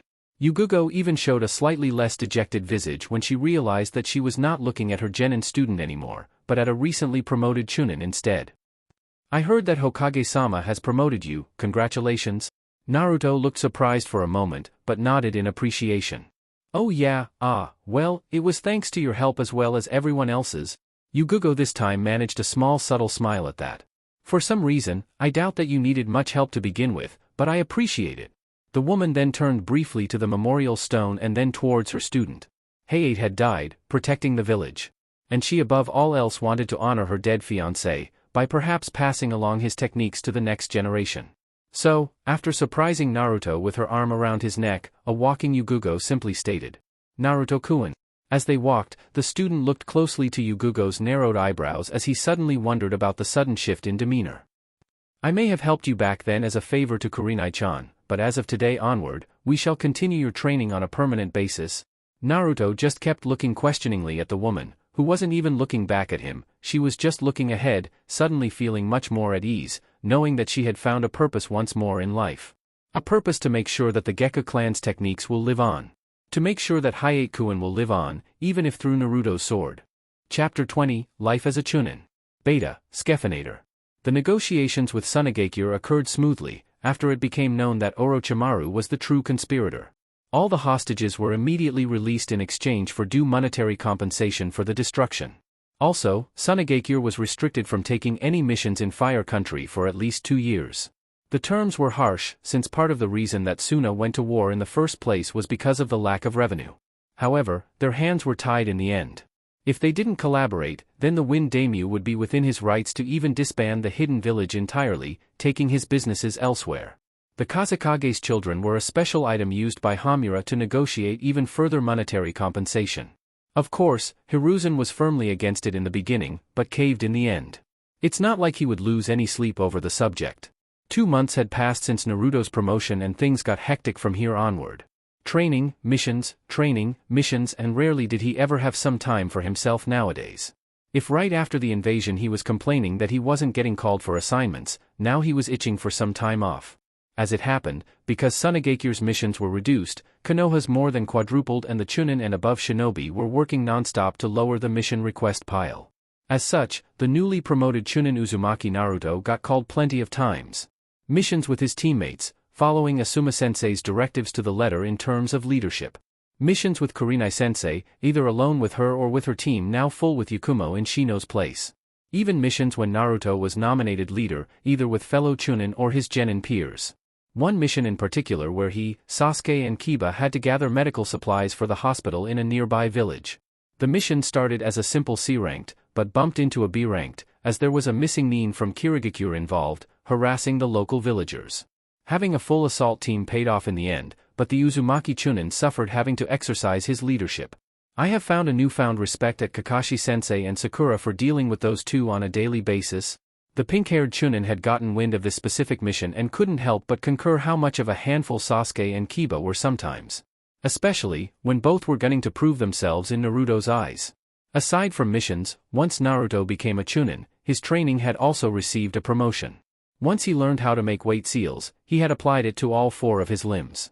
Every day, or on most days, he would get up early in the morning and do his routine, which consisted of running around the village, agility courses, and a couple of muscle growth exercises. By 14 years old, Naruto's body was on its path to become that of a well-rounded fighter. With well-developed muscles, but not too much that would hinder his agility, the Chunin trained diligently in every aspect. His physical exercises were added by meditation in the end, when he would feel for his ever-growing chakra capacity. Because of this, his chakra training exercises were also a priority. As he grew in height, weight and skills, his chakra would follow its own growth as well. Sometimes, he trained by himself. Sometimes, some of his peers joined him. Sakura, Sasuke, Hinata and Shino were regular companions. While Sakura and Hinata were already used to training with him, Sasuke wasn't, and ever since Naruto's display at the Chunin exams and the fact that Naruto helped him awaken the Sharingan, the Uchiha had firmly elected Naruto as his rival. They would fight in most shinobi skills as Sasuke was getting special lessons from Kakashi about his newly discovered affinity for lightning. While Naruto had the advantage with his wind and water combo, Sasuke used this disadvantage to his favor, sharpening his elemental control and even learning Kakashi's special technique called Chidori. Naruto had to admit that it was a powerful execution technique, with the only downfall being that without the Sharingan, such a technique would leave the attacker too exposed for a counterattack. His ninjutsu repertoire would never be as extensive as Kakashi's, for as the Nidaime constantly drilled in his head that mastering a short list of techniques from each element is always better than simply being adequate at a lot. The Suitun Suryuden, water release, water dragon technique, and the Suitun Daibakufu, water release, great waterfall technique, were the techniques Kakashi used against Zabuza. Those two would represent the pinnacle of heavy offensive and grand-scale techniques in water manipulation, but even though he decided to train in these techniques, it wasn't something that he saw himself using, unless he was in quite a pinch or one of his teammates. The Futon Kazakiri, wind release, wind cutter technique, on the other hand, was much more subtle and much more efficient as an offensive jutsu. Plus, the more he practiced with it, the more he managed to hide the wind cutter, becoming quite the lethal technique. Asuma-sensei had personally tutored him in learning the last one. The Chunin had also practiced many times with both Kurenai and Yugugo, in Genjutsu and Kenjutsu, respectively. The Nidaime scroll focused more in ninjutsu, space-time and Fuinjutsu, so it was rather lacking in those other areas. Right now, Naruto was sparring against Yugugo as both parried their swords in the middle, before both evaded and Yugugo used chakra to approach him in fast succession. Naruto blinked once and his sword sensei immediately appeared by his side, threatening to carve a hole in his stomach. Moving quickly, the Chunin blocked Yugugo's assault and initiated a sequence of his own, keeping the sensei on the defensive. Summoning a couple of shuriken, Yugugo was surprised at the move, but deflected the projectiles with ease. Waiting for less than a second, she then saw her student Shunshin to her right and flipped her body, before landing a strong kick at his chest. The surprised Naruto went flying a couple of meters, before skidding towards the ground, as he observed his sensei. "You appear slower than before, Naruto-kun. Your Shunshin still needs work as well." Naruto sked at the provocation. He was still getting used to the weight increase in his limbs, which relied on his chakra. Maintaining the seals activated as well as focusing on other tasks such as the Shunshin made its toll on his body. Still, Naruto merely nodded and vanished once more in a Shunshin as he this time coursed chakra to his limbs as well. The metal noise of a sword parrying a sword made Yugugo's eyebrow lift slightly and her grip on her sword tightened as she supposed that her student had now taken things seriously. "Much better, now, you'll have to keep this up for at least an hour." Naruto didn't complain. He never did, training was far too enjoyable to waste time complaining. However, the look of complete apathy in her eyes still bothered him. Well, it's not like there is a specific timetable for grief, is there? Both Enko and Kurenai had often commented with him when the three were together either at Kurenai's house or at the dango stand. When Yugugo was not busy in ANBU, she was drilling Naruto relentlessly in his training. As such, it was rare nowadays for the three girlfriends to simply hang out together like they used to. Enko even asked Naruto to try and talk to Yugugo in one of his sessions, while Kurenai doubted that she would listen. So, once Naruto and Yugugo met in the middle, Naruto then felt her wrist relax, showing the end of their training. That's enough for now, Naruto-kun, rest for a bit. Releasing a sigh in relaxation, Naruto quickly activated one of the seals in his sword and passed chakra through it to fix the small dents on the steel. It still amazed Yugugo to see the chakra-conductive metal glow in a bluish hue. It showed that her student took good care of his sword, which actually brought a smile from the sensei. Focus on easing your chakra now, Naruto-kun, and massage your sore muscles. Yugugo had by this time returned her sword to its scabbard as she observed the post-practice ritual. Will do, Yugugo-sensei, thanks. The ANBU sensed the student's discomfort suddenly and urged him to go on. Enko did ask me to relay a message to you. Yugugo released a sigh in dismay at that. She knew that she had been distant from her friends ever since Hayate's death, but she also wasn't in any way ready for what her two best friends wished for her. Let me guess, she wants to invite me for lunch, dinner, or some drinks to just talk. Well, from her harsh tone, it appeared that Kurenai was right. Yeah, pretty much, Naruto replied, while scratching his head.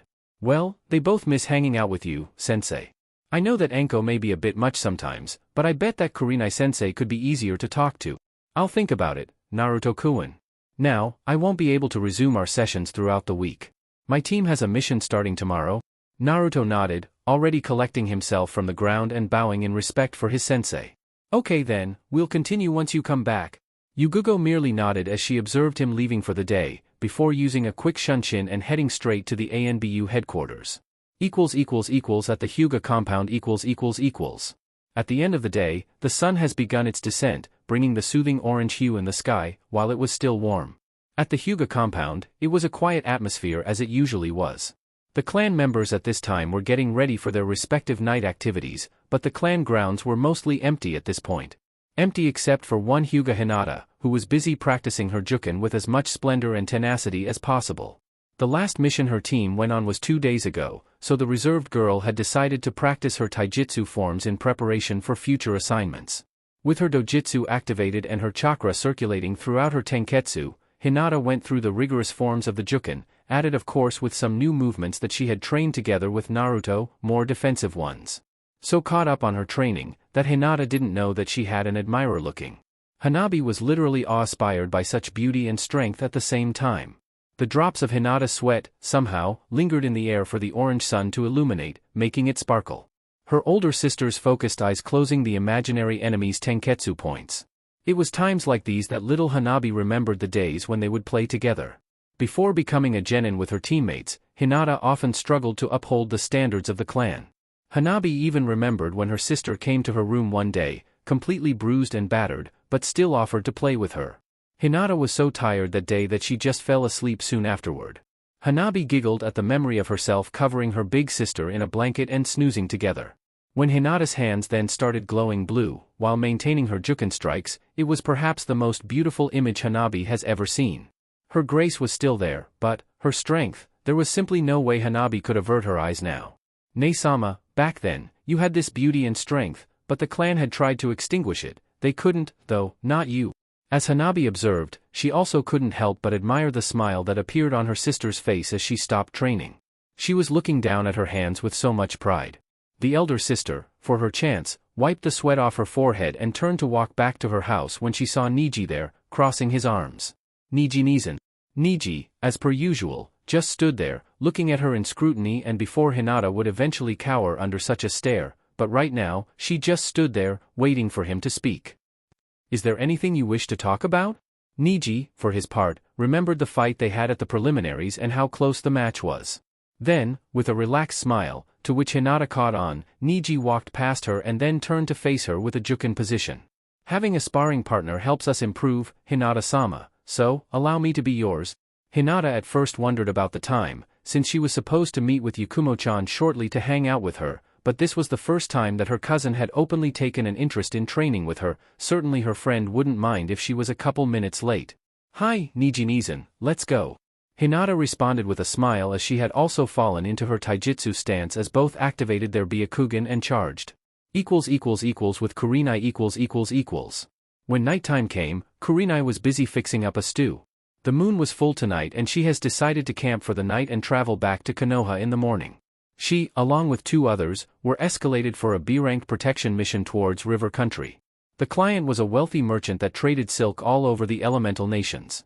Her other teammates were composed of 2 chunin, 1 male and 1 female. The Ravenet Jounin then heard 3 barks all of a sudden and sighed in dismay at having to feed them. One of her teammates for this mission was Inuzuka Hana, Kiba's older sister. Kurenai had admitted to enjoying the ferocious Kunoichi's company, who acted a bit much like Enko, though a bit less sadistically than her snake charmer friend. Though, in this mission, they were caught by surprise and a lone kunai ended up injuring Hana's leg. The mission was successful of course, but because of her injury, they couldn't use the usual shinobi speed back home. Bark, bark, bark. Would you 3 cut it out already? Your food will soon get here, geez. The hounds were salivating at this point and Kurenai once more exhaled. Where is Naruto-kun with those fishes? Nearby their camping site, a small lake was seen, with the surface completely flat, before Naruto emerged from within, fully clothed and with his catch of fish inside a fishing net. He was dripping wet and his clothes were very heavy.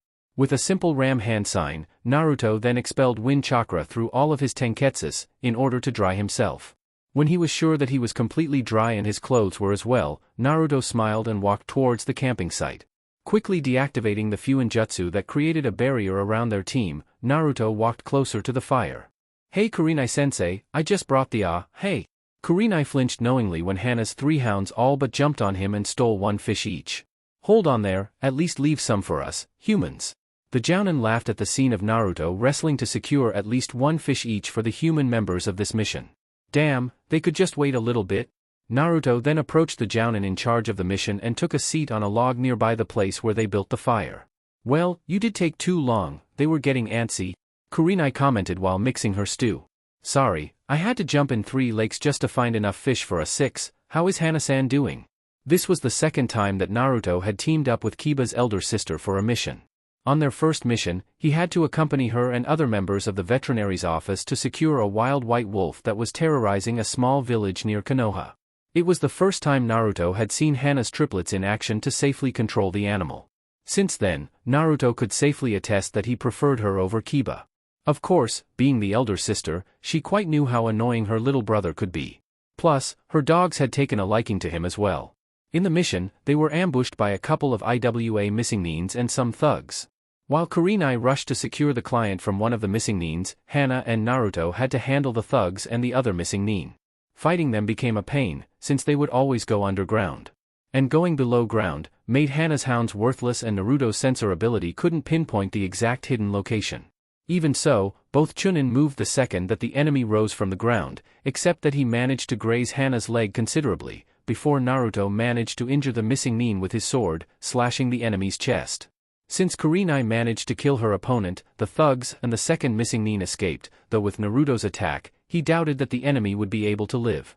In the end, Naruto had to carry the injured Hana on his back, towards the end of the mission. Though, he at least learned just how inexperienced he still was. A way to flush the enemy upward would be to learn Doton Ninjutsu, but he only had knowledge in Suiton and Futon. He needed something to use against these types of situations. "I had just checked up on her, she's resting for now. Why don't you prepare the fish for us, while I will take this stew for her, Naruto-kun." Naruto nodded and with a kunai, quickly cleaned his catch. With a nervous scratch of his head, Naruto supplied the parts of the fish that humans didn't eat to the dogs, which had already finished their own and apparently wanted more. When Kurenai appeared with an empty bowl, Naruto was just waiting for the 3 fish sticks to be done. She then took a seat next to him, as he took 2 and gave 1 to her. "Thank you." They ate dinner quietly and Naruto grabbed the last fish to split with Kurenai, before the dogs could steal it, much to the blonde's complaint. Kurenai could only laugh at the scene. "It seems they like you." "Yeah, I have the food, don't I? At least, Akamaru was more polite." At the mention of Kiba's dog's name, the triplets glowered and Naruto only lifted his eyebrows in wonder at that, before turning to Kurenai. "So, another successful mission, huh, Kurenai-sensei?" The Jounin nodded in approval at that, though she wondered why he was smiling so much. Indeed, now, why are you smiling? Well, I did say I was hoping for the promotion, so I could start going on tougher assignments with you guys. The sensei understood as she noticed how fulfilled he was at being acknowledged in his missions. And she acknowledged that with his vast skills repertoire, in regards to genjutsu and fuinjutsu, the missions were carried out much more efficiently. Certainly, the decision to promote Naruto for the Chunin position was easy. Like Asuma said, he was indeed a natural. Naruto, for his part, also enjoyed the elevated pay that came with the missions that were a boon to his finances as well. With enough money, he could even decide to move to a better place in the future. Then, he remembered something and turned to address the beautiful Ravenet Jounin. Kurenai-sensei. Kurenai then turned to him. Did Yugugo-sensei reach out to you? I talked with her about what you and Enko asked me to, but she was still reluctant? As a matter of fact she did. She told me about how much of a nagging student she has, trying to make her reach out to her friends. Naruto blushed slightly at that, before Kurenai continued, now observing the fire. She didn't want to talk much with Enko about it. Well, not like she opened her heart out to me either, but I was more relieved to see that she has been trying to cope with her loss. Naruto and Kurenai both looked down at that as they felt for their person of interest. While Naruto was perhaps too young to learn what it's like to lose a loved one, Kurenai was no stranger to the feeling. You don't get to be her age with her experience and not learn the feeling of loss. Everyone does in one way or another, at one point in life. Well, I really wished I could do something to help her. Kurenai looked at Naruto from the corner of her eye as he continued. But I just don't know what to say, or even if there is something that needs to be said in these situations. There isn't.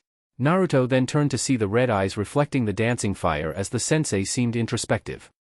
Words alone don't have that power, Naruto-kun. You may open your mouth and try to be as comforting as possible, but it's not enough, it's never enough by itself. The best you can do for Yugugo right now is like I did, be there for her. Grief has its own time, you can't rush it, neither can you pretend like it didn't happen. I'll tell you something, though. Kurenai now had a gentle smile as she looked at him. She has told me how much effort and dedication you're placing in your kenjutsu tutorship. Yugugo-chan respects that, she is investing in you, Naruto-kun. So, keep doing what you always do, work hard and show her that you're dedicated to learning everything she's teaching you.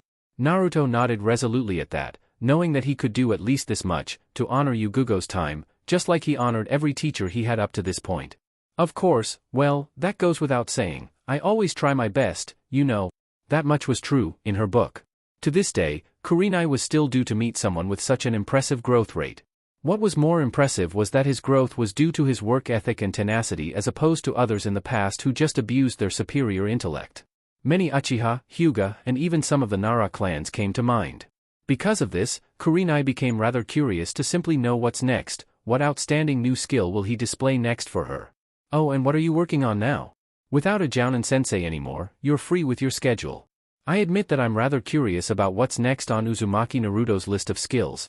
Making a thinking pose, Naruto relayed what he has been doing since promotion. Well, nothing much.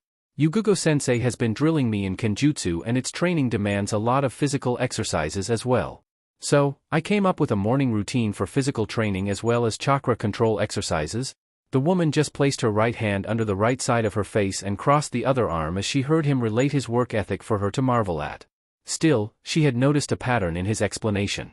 She knew about some side projects of his as he came to call them.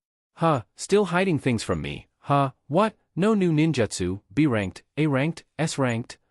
Naruto learned not to flinch at such accusations with an eased smile. Perhaps, he would talk to her freely in the future, but for now. Oh, of course, I have practiced a couple B and A-ranked Suiton ninjutsu and even one B-ranked futon, but those were mostly to increase the repertoire, nothing major. Right, A-ranked, nothing major. Naruto laughed at her snort in derision.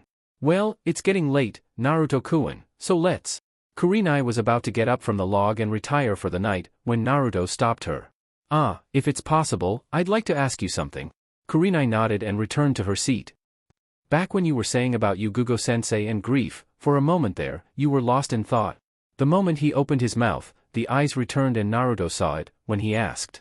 I'm sorry if it's something you don't wish to talk about, but, well, you know about my life, but so far, I know almost nothing about yours. It seems a bit selfish on my part.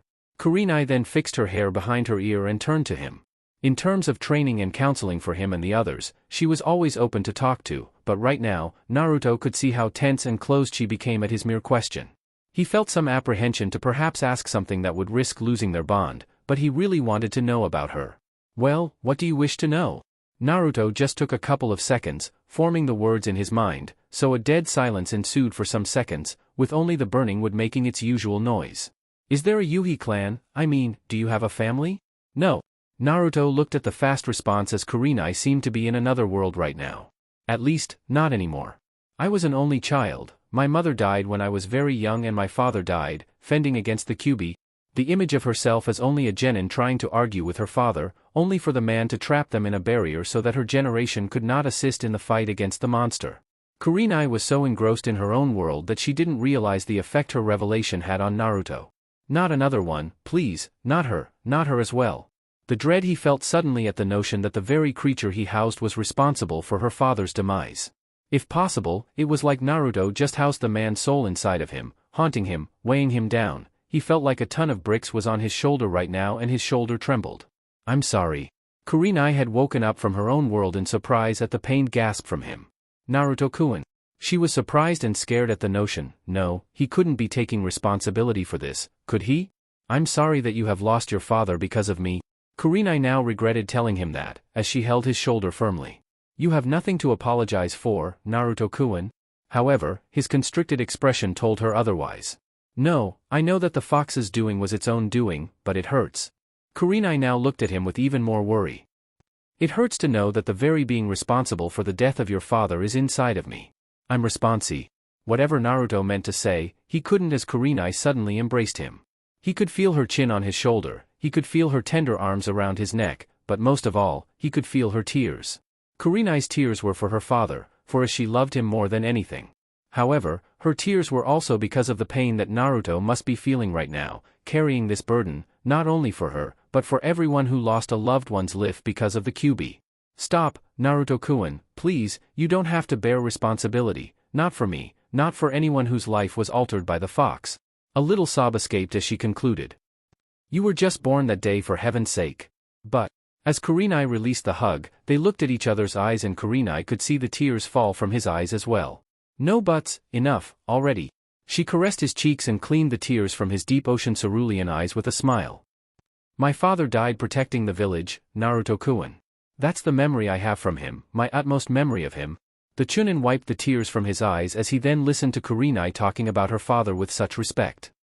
My father loved Konoha more than anything. He was a firm believer in the will of fire preached by Sandaime-sama, and above all else he always believed that the current generation should learn to pass on the will of fire to the next. He is the sole reason I love tutoring so much. To see the next generation grow and carry on the legacy. The way Kurenai described it made Naruto remember the Nidaime Hokage and his last words of wisdom before being released from Orochimaru's Edo Tensei. He must have been a man of valor, then. Kurenai smiled and looked up at the bright moon as the fond memories of her father resurfaced. That he was, indeed. And let me tell you something. Naruto then looked at her, being mesmerized and transfixed by the sight of her eyes looking at the moon up in the sky. My father would have loved taking you under his wing. I really would have liked meeting him. The Jounin just nodded with a fond smile, while looking up above, wondering if her father was looking down upon her. Then, both just stood there, observing the skies, before Kurenai went inside Hana's tent and Naruto resumed his guarding duties. The seals he had placed around the camp would alert him to any possible threats. Later into the night, Kurenai had woken up and relieved Naruto to get some rest, before they returned to Konoha, carrying the wounded Hana. With the Hokage . On the next day, Hiruzen Sarutobi resumed his workload as usual. Reports were flooding in with mission reports, inter-village communications, and overall negotiations regarding the village's ongoing repairs after the war. However, one subject now was many times more important. His successor. After his conversation with the Nidaime, Hiruzen had thought of 2 possible names for him to choose. Well, it was 3, but Jiraiya would never take the job, so Hiruzen was down to 2. Hatake Kakashi was a well-suited candidate, for sure. He had the respect of all of the Jounin and even the Anbu. In terms of age, Kakashi was at the same age as the Yondaime when he was appointed, so age wasn't the issue. However, there was something that still kept Hiruzen from fully nominating Tsukumo's son for the position. Hiruzen still remembered talking to the Yondaime about what they could do to ease the pain of Kakashi's sorrows after everything that happened in his life. However, even after all this time, the aged leader still wasn't sure that the Scarecrow Jounin had surpassed his traumas. Hell, it's not like she surpassed her own trauma as well. Hiruzen's second name was none other than his third student, Senju Tsunade. Hashirama-sama's granddaughter and one of the heroes of the Great Ninja Wars, she had everything going for her to be appointed as the Godaime Hokage. Her set of trauma lay in her losing her little brother and her fiancé because of the war. Ever since then, she has been roaming throughout the elemental nations adrift, trying to make sense of her life. Still, in between Tsunade and Kakashi, Hiruzen was certain of his choice. Kakashi was already Hokage material, but he needed more time and more experience to overcome. Now, he would have to count on Tsunade's teammate to first convince her to come back to Konoha, which was a mountainous hill to climb in itself. An ANBU then morphed inside his office. Hokage-sama, we haven't found traces of Jiraiya-sama anywhere, sir. Hiruzen had just nodded at his ANBU personnel. Jiraiya had ways of knowing when the Hokage needed to speak with him. It's okay Tora, knowing him, he's going to arrive shortly, dismissed. The ANBU then left the room, as soon as another smoke cloud erupted and Hiruzen observed the irritated expression of his wayward student. What the hell, sensei, I was busy. Hiruzen did nothing but snort at what exactly Jiraiya meant by being busy. I do apologize for keeping you away from this village's brothels, Jiraiya. However, by the easy smirk on his face, Hiruzen was everything but apologetic. The time has come for us to seek her. Oh, so you finally decided. And you wish me to find her and bring her back, I take it? Hiruzen nodded. If I were to send anyone else, it wouldn't be as effective, not to mention that right now, only you and I know her best. I would gladly go myself, but I can't, so that leaves you. Jiraiya laughed at that. It would have been an amusing scene of Tsunade being scolded by Hiruzen and being brought in by force. Still, he always kept tabs on her general location through his spy network. It would be fun to see her once again. Still, Jiraiya wanted to take this opportunity and take care of something important. Sure thing, sensei. Is the kid available to come with me? Hiruzen lifted his eyebrow in question and Jiraiya smiled. I've been meaning to teach him one of the Yondaime's techniques. Hiruzen frowned at that. The Yondaime Hokage was famous for two techniques. The Hiraishin was of course off the table, so that leaves Jiraiya. I understand that Naruto-kun is showing more promise than I realized, but teaching him such a technique. Jiraiya, however, was absolute in his endeavor. He needs it, sensei. Hiruzen still frowned at that, even if he knew what Jiraiya was alluding to. Fine, he returned yesterday from a B-ranked mission. I'll call him. One look to the side and the hidden ANBU left to send Naruto the message for yet another mission. Appreciate it. Oh, and a Hyuga would be a nice help. Can't always keep up with Tsunade once she decides to escape. With Kurenai .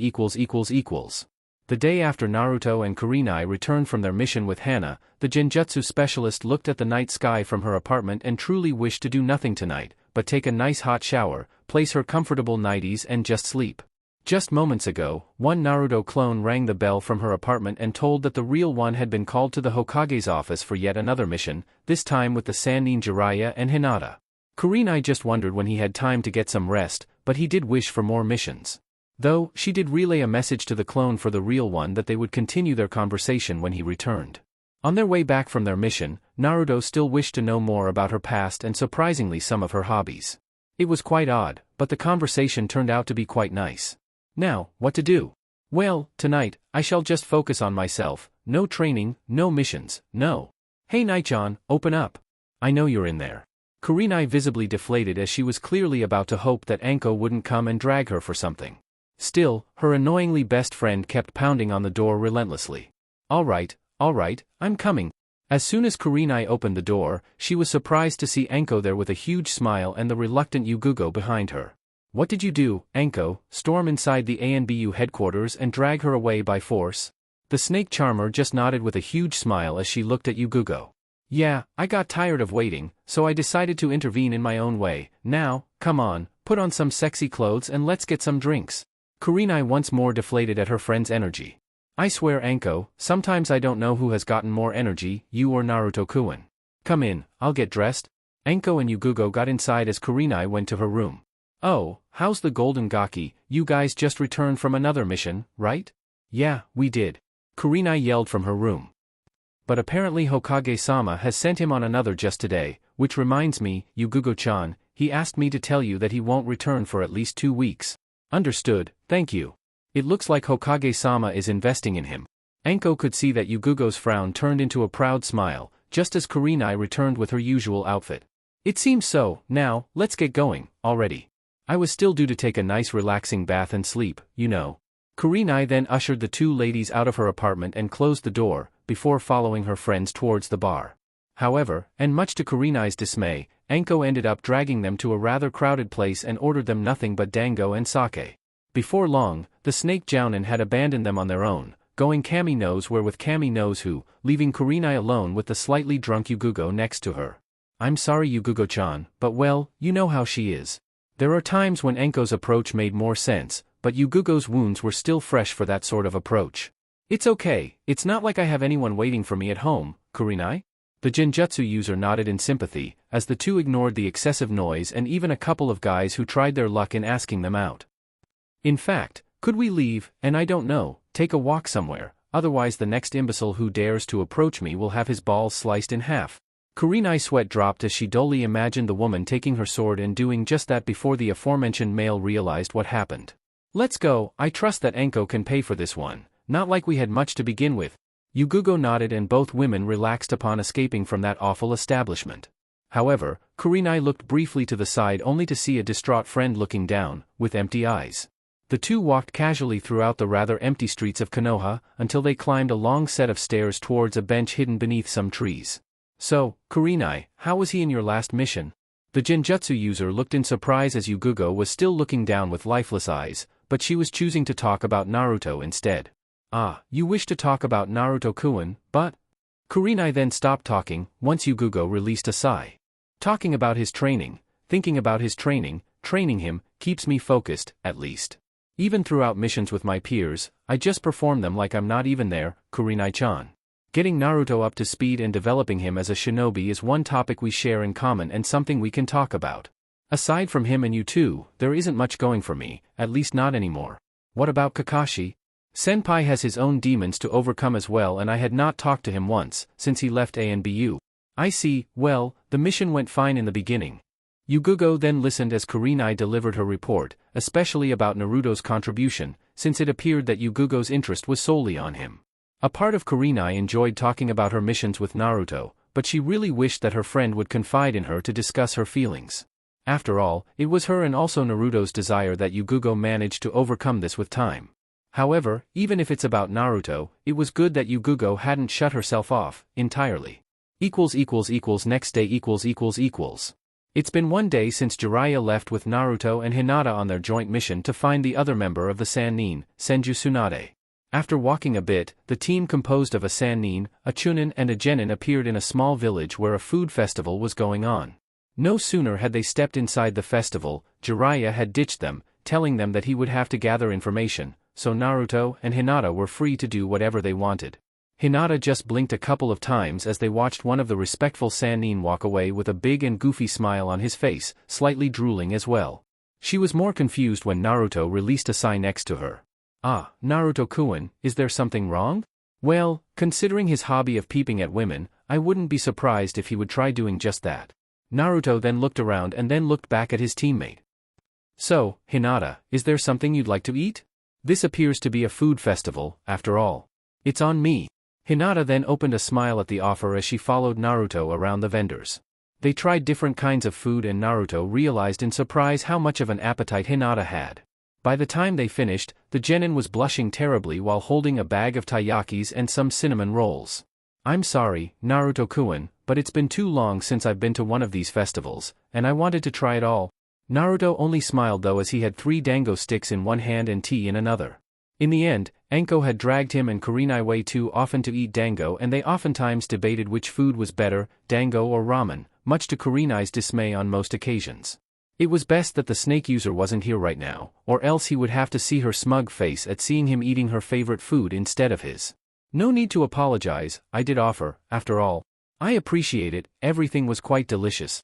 Naruto smiled at his teammate, before both stopped in front of an establishment, when both heard Jiraiya's laughter and voice. Ah man, I knew it. Wait here, Hinata. The Hyuga girl blushed as she looked upward. Ah Naruto-kun, I don't think we can get in there. Naruto looked up and then back at Hinata. Well, guess you're right, but we're on a mission, he just can't ditch us and goof off. Hinata then looked as Naruto walked inside the brothel and heard Jiraiya screaming at him to scram. Seriously? Hinata heard Naruto's screaming back. Just what kind of information would you get from a brothel of all places? We are looking for a woman, for heaven's sake. Ah, what do you know, you brat? Hinata then watched as Naruto left the establishment with an irate look on his face.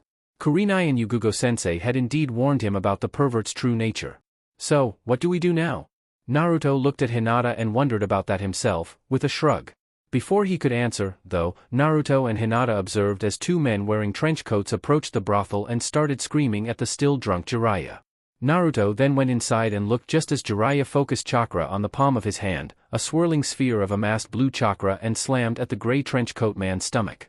As soon as the sphere hit, the grunt was sent spinning away and trashed the vending tent that was located in the back. I trust that you observed the technique I just used, huh, Naruto? The Chunin observed the injury from the man with the trench coat and then at the now sober Sannin. What was that? I had never seen anything like that. It was chakra shape manipulation, wasn't it? The Sannin smirked, unsurprisingly. It seemed the apple didn't fall far from the tree, after all. I take it that you wish to learn it?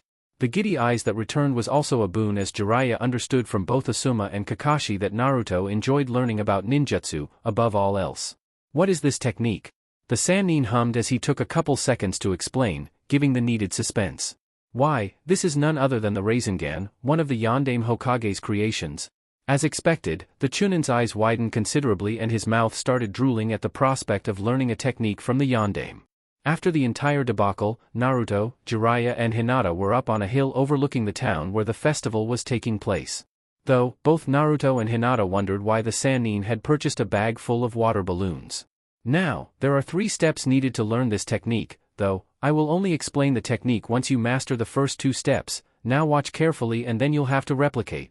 Naruto and Hinata observed as the water inside the balloon started moving uncontrollably, without a clear pattern, but Jiraiya's hand didn't move at all. Of course, Naruto could sense the usage of chakra from the Sannin, though he couldn't see the pattern. Then the balloon popped and Jiraiya smiled, seeing that Naruto was observing the entire time. Well, carry on, I shall return to my information gathering mission. Both Naruto and Hinata sweat dropped at that, before Jiraiya left. Naruto observed the water balloon for a while and began to focus. Ah, Naruto-kun, just what should I be doing in the meantime? The Chunin looked at Hinata and cursed, seeing as the Sannin ended up focusing more on him than Hinata. Turning to think for a while, Naruto then observed Hinata and that alone made her blush at the attention. For now, I guess we are stuck waiting for him to gather the information of Tsunade's whereabouts, so we're stuck here for now. Hinata nodded, since that part was obvious. So, perhaps, I can teach you how to rile your chakra? To her wondering look, Naruto explained. I gather that your clan are masters of chakra control, but normally the Juken does not require strong bursts of chakra, just small bursts throughout your fingers, right? Hinata nodded and then Naruto smiled. Well, activate your Byakugan and look closely at my hand. Using a ram sign, Hinata activated her dojutsu as she observed Naruto's closed fist. Her eyes then widened in surprise when Naruto's hands were encased in strong blue chakra, before his chakra began to grow, until it extended from his first and glowed stronger. Hinata even had to deactivate her Byakugan as Naruto's bright chakra almost blinded her. While I train the Rasengan, you can learn how to rile your chakra like I did.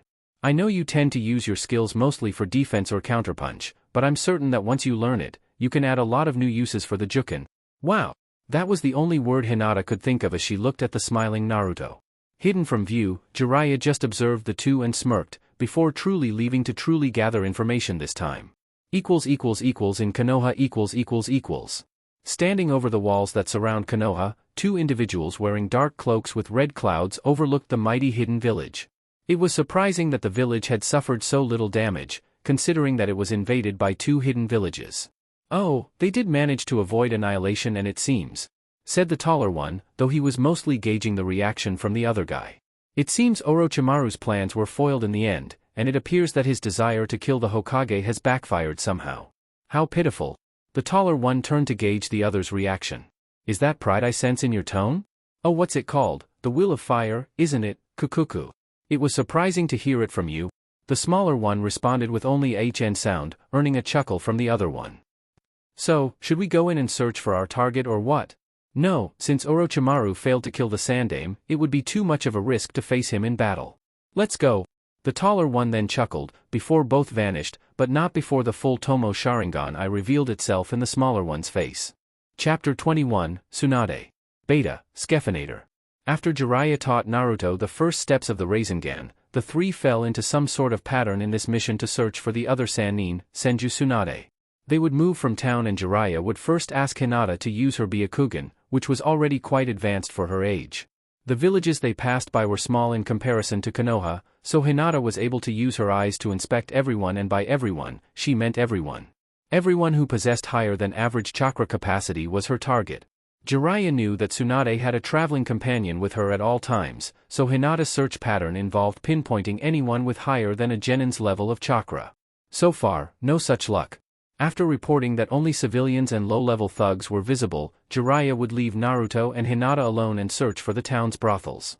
Throughout the travels, Naruto had decided that only learning the Rasengan would be quite a waste of his time.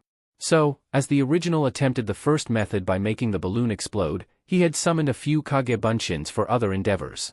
Hinata was amazed to see that the 4 Naruto replicas had the same signature as the original, even the same chakra capacity. One of the clones ended up focusing on her, overseeing her training with the chakra riling, so that Hinata could strengthen her chakra and improve the damage done by her Juken.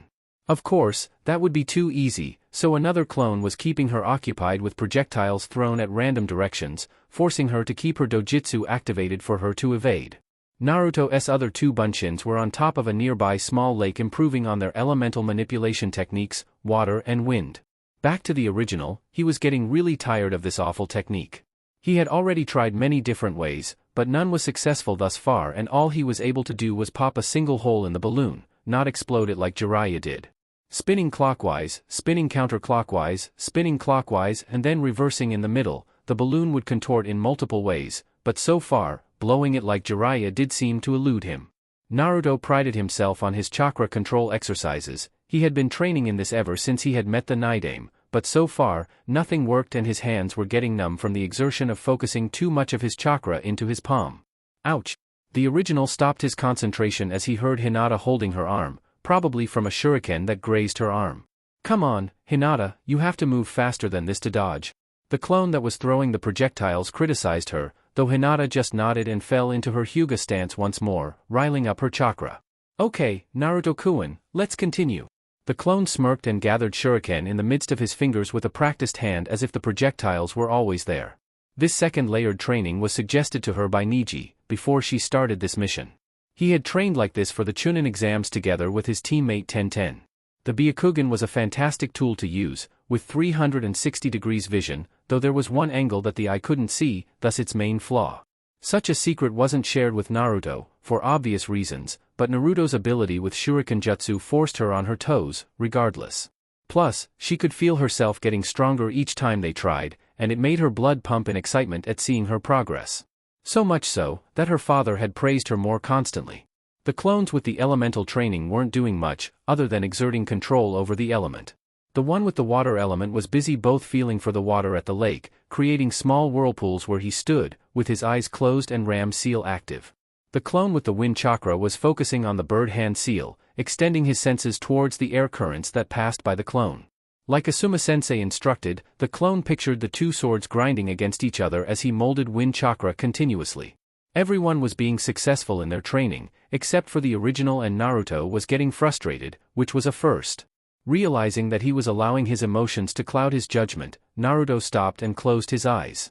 Well, this technique was the Yondaime's creation, no doubt, it's not something I can just force it.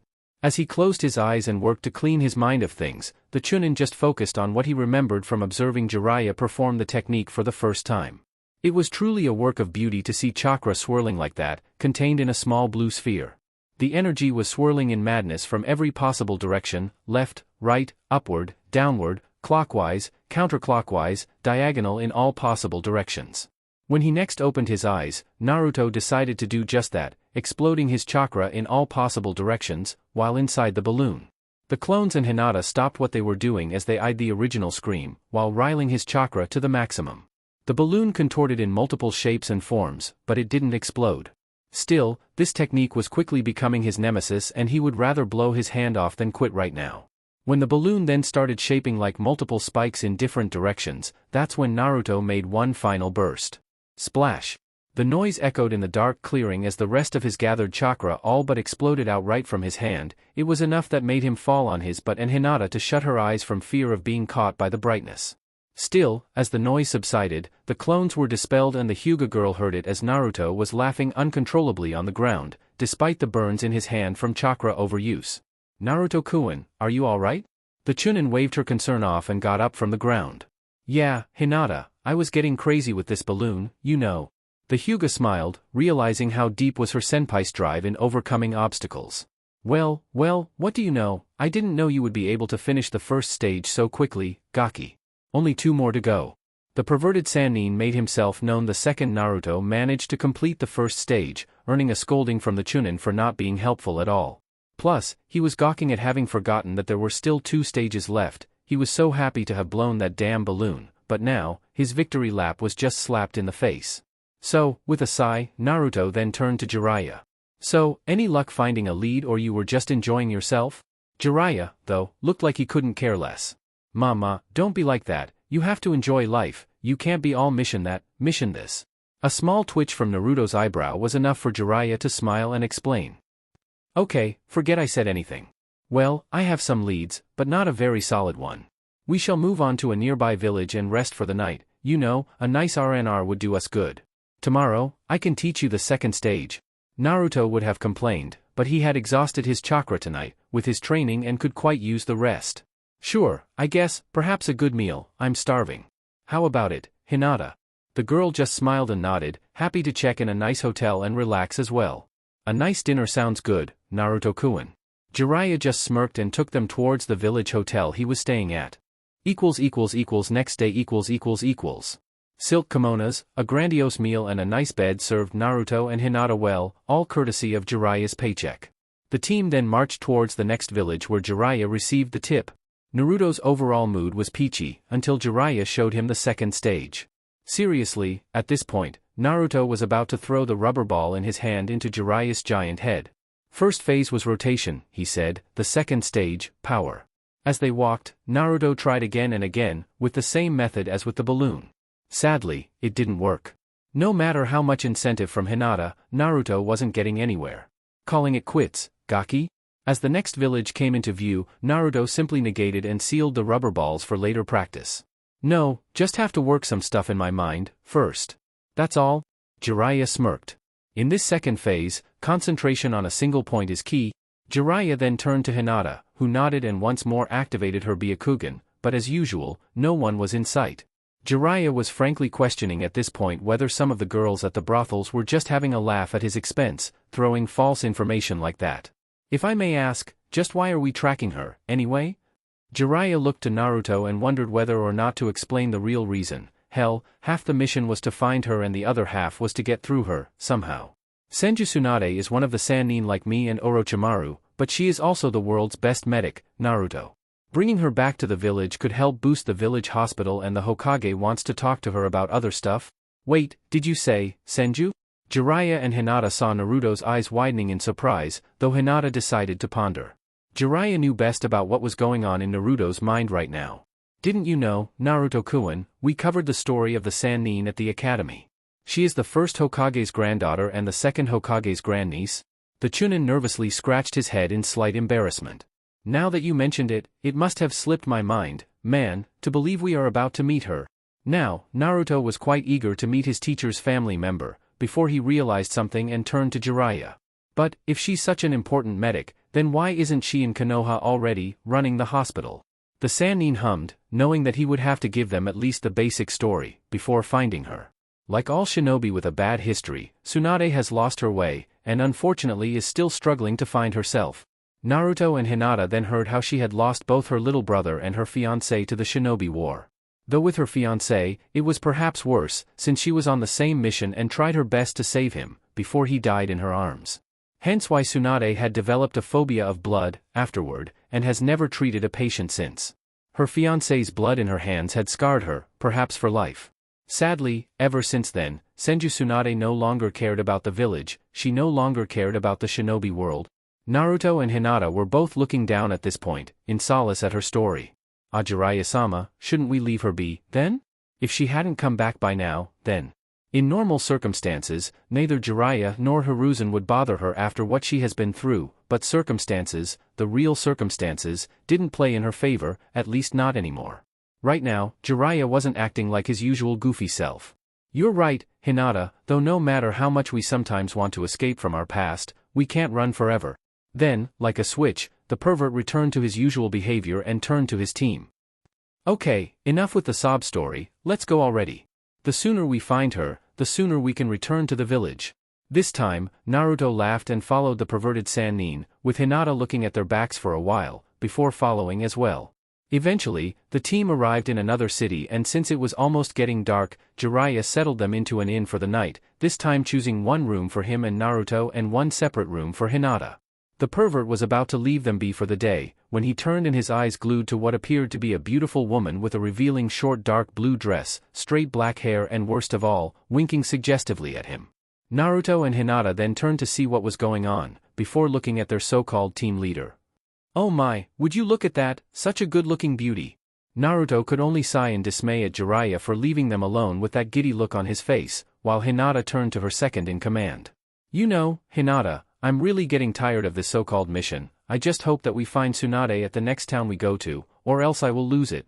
The Hyuga Genin couldn't help but agree, before she heard Naruto's stomach growl and giggle.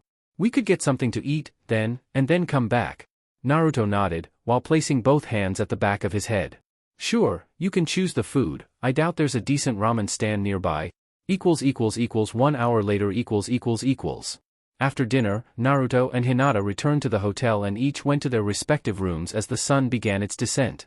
Jiraiya so far has been a no-show. Naruto was casually lying on his bed while observing the rubber ball that represented the second stage of the Rasengan.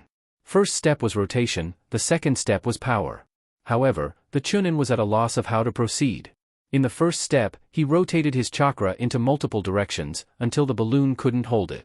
This time, doing the same thing, Naruto hadn't gotten close, the rubber would expand and contract slightly, but the ball's mass just wouldn't bend anytime soon. No, Naruto needed something else in this phase, though, he was still at a loss. A sudden knock on his door alerted him, before he sighed, wondering if the pervert had forgotten his key or something. He was about to grab the door handle, when his sensor skills became alert. His immediate perception was that Jiraiya was on the door wanting for him to open it. However, as he closed his eyes, Naruto could sense two presences outside the door, one only almost imperceptible and another barring on ludicrous capacity. Going through immediate safety precautions, Naruto had summoned a Kage Bunshin and ushered the clone to answer the door, while the original casted a disorienting genjutsu around himself to leave the room as soon as the clone opened the door. As the clone opened the door, his eyes landed straight into blood-red eyes with 3 tomo, belonging to a man wearing black cape with red clouds. That's the Sharingan, but, how come, there's another like Sasuke? This was the barely imperceptible chakra and the one next to him was the humongous feeling, a taller man with blue skin and carrying what appeared to be a sword strapped on his back. The original used great agility and slipped past the individuals, while the clone just stared at the men with the black capes. The original just observed the interaction, as he stood from within the hallway. For some reason, he just stood petrified there, wanting to know just who were these guys and why were they after him. The original Naruto flinched as soon as the Sharingan eyes turned to look at him, the real him, while the other just kept focusing on the clone instead. Well, Naruto-kun, I wouldn't imagine you to be knowledgeable in genjutsu. Naruto released the illusion around himself, figuring that hiding from the Sharingan was useless. The taller one looked surprised, before slamming his sword on the bunshin that was at the door. Heh, who would have thought that this would be the Kyuubi's Jinchuriki? The immediate information came to his brain as he felt the smashing of the taller one's sword hitting his head. Naruto could feel the enormous chakra that this guy had and wondered what was going on here and how did these two know about the Kyuubi, or more importantly, how did they know that he housed the nine-tailed fox? Though, Naruto could also ask about the sudden appearance of another Uchiha when Sasuke was perceived to be the last one. Could it be that this is his brother Itachi? Who are you two and just how do you know about the Kyuubi and me? The taller one was grabbing the hilt of his sword the entire time, displaying a condescending smirk, while Itachi betrayed nothing. Resistance is futile, Naruto-kun, you shall come with us? Naruto at this point felt his chakra being invaded and narrowed his eyebrows, before releasing the genjutsu that Itachi had planted on him, surprisingly enough with a mere glance of his eyes. If the Uchiha was surprised that Naruto had released the illusion, then he wasn't showing it. However, the sudden water drop beneath his neck showed just how much of an effort it was for Naruto to overcome the illusion placed by the Sharingan. It proved just how dangerous this opponent was compared to Sasuke. Nay, Itachi, it would be quite a pain if this brat decides to escape, so perhaps it's better if I rip one of his legs off, as guarantee. Naruto saw the bigger one walk towards him, threateningly. One step was all it took for Naruto to go through hand seals at surprising speeds. Futon Senpuken, wind style, whirlwind fist technique. Focusing enough wind on his wrist, Naruto punched the air close to the enemy, sending a gush of wind straight at his position. Though, the enemy was faster and merely placed his sword in front of him with a smirk. Naruto looked surprised to see that his technique was reduced to a mere breeze that barely moved the enemy's hair. Realizing that the enemy was close by, Naruto created distance by running from the walls, while his eyes focused on Itachi and the other guy's movements. He was feeling way out of his league at the moment, and it showed by the worry on his frown. Impressive little skills, though not enough, little fox. Despite his tremendous size, the enemy was in front of Naruto instantly, and the Chunin went through quick hand seals, before gathering enough water inside his lungs. Suetun Suidan no Jutsu, water style, water bullet technique. Naruto emitted a blast of water from his mouth that catapulted his body backwards and evaded the blue man's sword attack. Going by his fight with his sword was ill-advised, as this guy's sword was bigger than he was. As such, Naruto really had nothing else to do here, other than use the big guns and hope beyond hope that his chakra output would be perceived by Jiraiya, though he hoped that Hinata wouldn't try to show up. Itachi and his partner instantly saw as Naruto placed both hands facing forward as the goblets of water surrounded him. Itachi's Sharingan was busy analyzing this strange phenomena of a shinobi having such control over the water element, aside from his partner. Itachi's partner was observing with a smirk the entire time. Nay, so you're also adept at water ninjutsu as well, huh, quite interesting. Despite the overwhelming threat, Naruto smiled, knowing that after what he was going to do, this entire place would be underwater. Yeah, can't hold back with you too, it seems. Despite the bravado, Naruto was screaming in his head for Jiraiya to show up already. Suetun Suishuha, water style, water shockwave technique. With Hinata . At this point, Hyuga Hinata was running as fast as her legs were able to. Seeing that her room was somewhat close to Naruto, she heard the commotion in the hallway and quickly activated the Byakugan. As soon as she saw Naruto fighting against two other people, she at first wanted to go and help him. However, one mere look from her all-seeing eye showed that she would just be a hindrance against whoever was after her senpai. As such, the only other alternative she had was to search for Jiraiya and bring him to the inn as fast as possible. A quick stop and Hinata was right in front of what appeared to be another brothel of all places, and she heard the boasting laughter of the man who was supposed to be a proud member of the Sannin. Another but Naruto-kun needs help. Quickly activating the Byakugan, Hinata saw that the man was simply taking a seat drinking sake while two harlots were giving him a massage. Gathering enough courage, Hinata barged inside the tent. Jiraiya-sama, hurry, two men are attacking Naruto-kun. You have to help him. The pervert was quite inebriated and didn't make sense of Hinata's sudden appearance. That alone made the little girl mad as hell as the veins around her eyes bulged at her anger. Come on, already. Jiraiya then blinked twice, seemingly waking up from whatever trance he was in right now. The girl with the blue dress had also snapped at attention, looking around as if wondering just how she got here of all places. Jiraiya was up and about the second his bearings returned and he vanished from his position with Hinata in tow. With Naruto . After a couple of minutes, the entire floor was a mess. The walls were dampened and filled with sword marks and even scorch marks courtesy of Itachi's fire ninjutsu to break Naruto's water defense. The Chunin was on the ground, with enough bruises and scratches from Itachi's partner's sword. Naruto even attempted to summon Gamatsurugi, but Itachi stopped his hand signs before he could finish the calling. The former Anbu then used expert taijutsu against Naruto, who tried as hard as he could to evade and turn the tables on Itachi using genjutsu as per Yugugo sensei's teachings. However, nothing that he did managed to gain him any space for breathing. Not even genjutsu, which seemingly worked against the tall guy, but Itachi dispelled it quickly. Right now, Naruto was on the ground panting for breath as Itachi's partner appeared in front of him, with his sword and still had the condescending smirk.